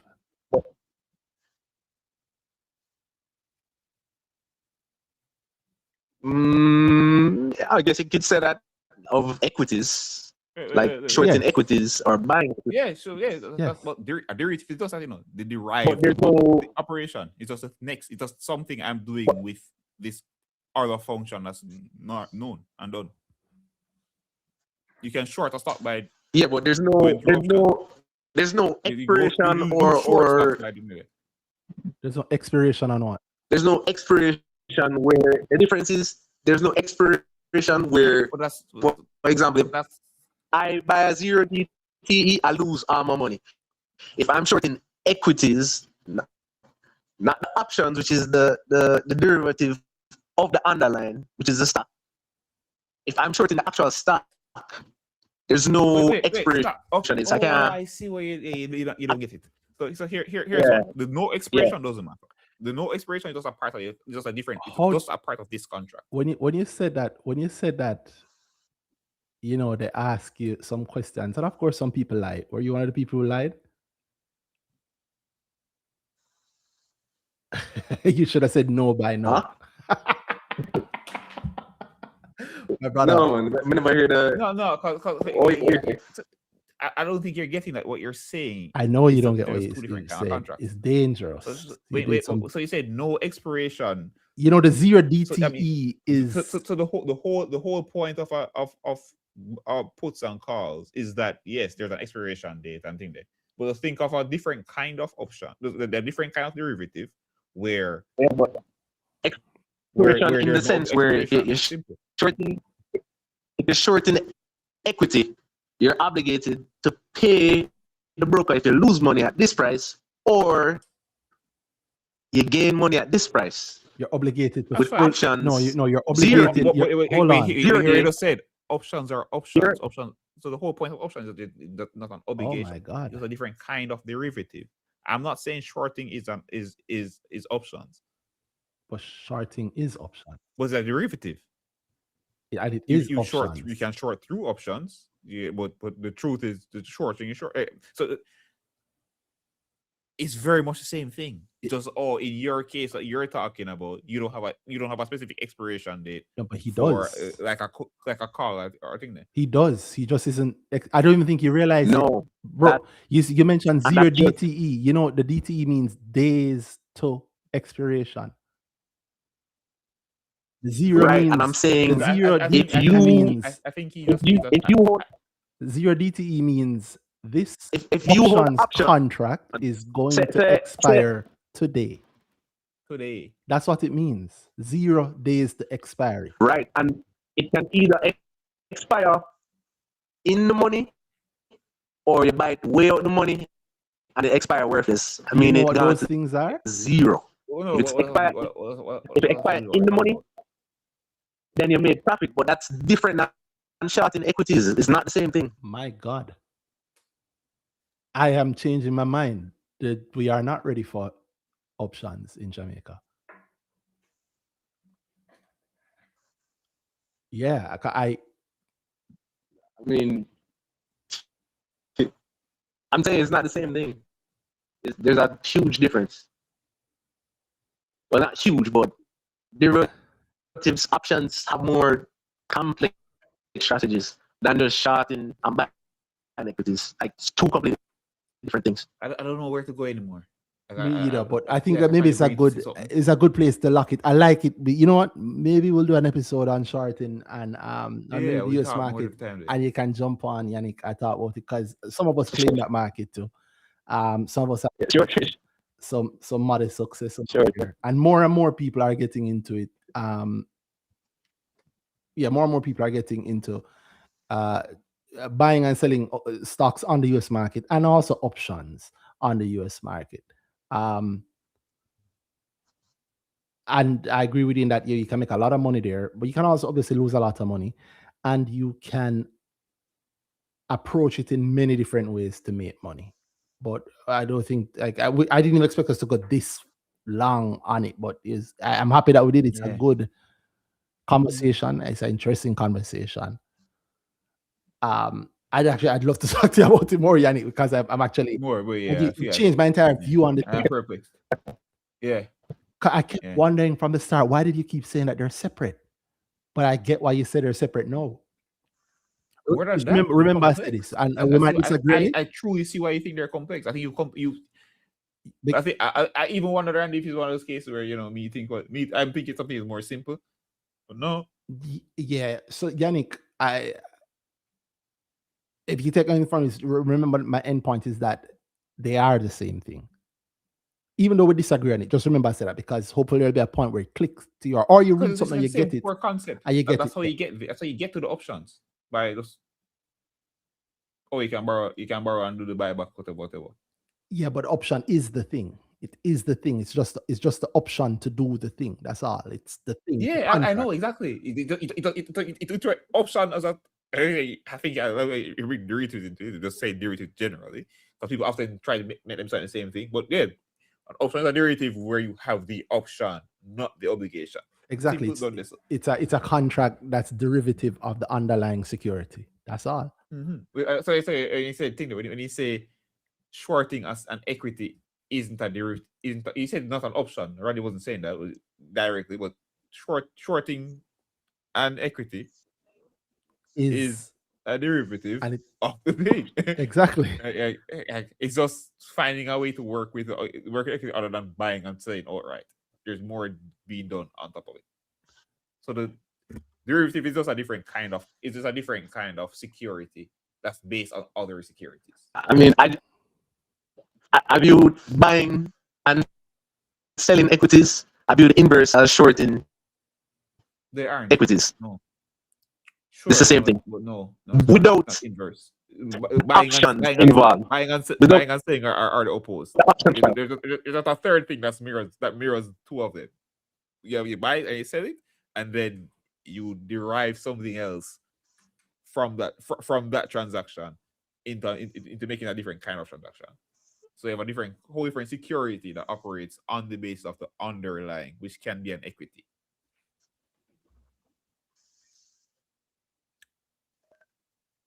Yeah. I think better. We have an episode we talk about. Yeah. Maybe yeah. But it's a hell of a thing. Maybe for the last half of the year. I mean, that's how I learned it. So I don't know. I can't see. That's how I learned it. That there were two separate things, and then I tried it myself, and I learned that there were two separate things. That is. With us first rule. Yeah. Yeah. You know what might help you see? Yeah, buy an option that does not one that's expiring immediately. Buy an option that's expiring whenever, like months from now. But go in and exercise the option and see what happens. Like if you use Robinhood, there's the option, it's buried in there, but you can actually exercise it ahead of the date and see what happens. Well, me exercising the equity would be me covering the short, buying back shares lower. You use the term. Even though maybe I think it's going to go low. That's the thing Randy does take. Just explore that and you message him and ask him when he got you. Like they'll ask you, they'll stop it and ask you. There's actually a menu that'll ask you, are you sure you're exercising it? They ask you, why are you exercising? But if you choose to go forward, the option contract that you think is not the same thing as the derivative linked to the equity, you'll see that it is. Like you can exercise it and get the shares, but you have to have the money. You have the money though, so they'll take the money to buy it. You can do that even if you are, what you say, out of the money. Not meaning have no money, but if the shares are at $5 and your option is to your call is to buy it at $7, if you will be losing money, but if you exercise it, you will get those shares. You will be able to buy those shares at $7, which should have you understand that there's somebody on the other side who is obligated to sell you those, and they'll be very happy to sell you those shares at $7. It's funny, again. That's why I learned it. So they teach you the options, and then what a big part is that it's an option for you. The other guy's obligated to go with whatever you say. So if him say, "Oh, give me the shares," you have to just done this. Exactly. And in exchange for that obligation, the other party was paid a portion of the money that you paid for the thing. Give me some money, and I have to do the thing you said down the line. Wow. I really want the market to get it, but I know I think the best way for the market to learn it is for it to be done. We have to get it, and when Jamaica get it, and the first set of people get burnt, then it will. Then hey, bro, again, yeah. Nobody started this thing thinking it was something. You know, or everybody else we can't get there. You know. Or they went outside for trading and then came back and then suddenly became, oh, everybody in Jamaica is already trading options. We can do it here. No. It have to happen. A yard. Yeah. But yeah. Well, I thank you. I didn't expect us to go this direction with it, but thank you very much for this. You did keep it lively. Yeah. He bring life to the show. The man called in when we were locked up. Yeah. Actually hours after. Oh wow. So, wow. But thank you, Yannick, for it. And I mean, for us, we also touched a bunch of good points, I think. And yeah, I hope everybody enjoyed it. I hope you picked up some of those good points. Shout out to the girl guys as always. And of course to Shay and I for doing this with me. And thank you guys very much. Danai, you are close with anything? Yeah, big up people. Enjoy your weekend. See you next week and keep investing. Yeah. Now, by the way, Danai, who you think will win World Cup? I don't know. I'm so out of touch. It's okay to be a wagonist. Just pick somebody. I know, so I don't do wagon anymore. I used to be back in the day I was an Argentina wagonist. That wagon, a lot of people just went onto that wagon today. So that wagon is still going. I mean, I'm an Argentina wagonist too, so and I really wagonist. I'm a Messi fan, so it's cool. No, I was a wagonist. I was even a Messi fan. Just think that I used to play Argentina. The side I used to play in FIFA. Oh, well, so there's still. It turned out that I was a believer. You know? Well, hope people start that way, but I don't know who we need. I hope Argentina win. But I think we're. I was made for the marketing. I was never a team believer. Yep. It was why me that support that team when the next team next year and them lose. Then just like this, if me thinks at the side not good, not gonna move. LeBron James agrees. I couldn't get it. So and be a war over that. So I was like, I guess I will cut out for this. Yeah. Oh yeah, definitely. The market likes that mindset. So I'm over here. Definitely. You're right. You can't switch like that. The market does love the switching out there. You can't switch. You have to pick one side. So it is what it is. But we'll see. Hope have a good World Cup. And thank you for doing this episode with me. And thank you again to everybody. And good night. People best up.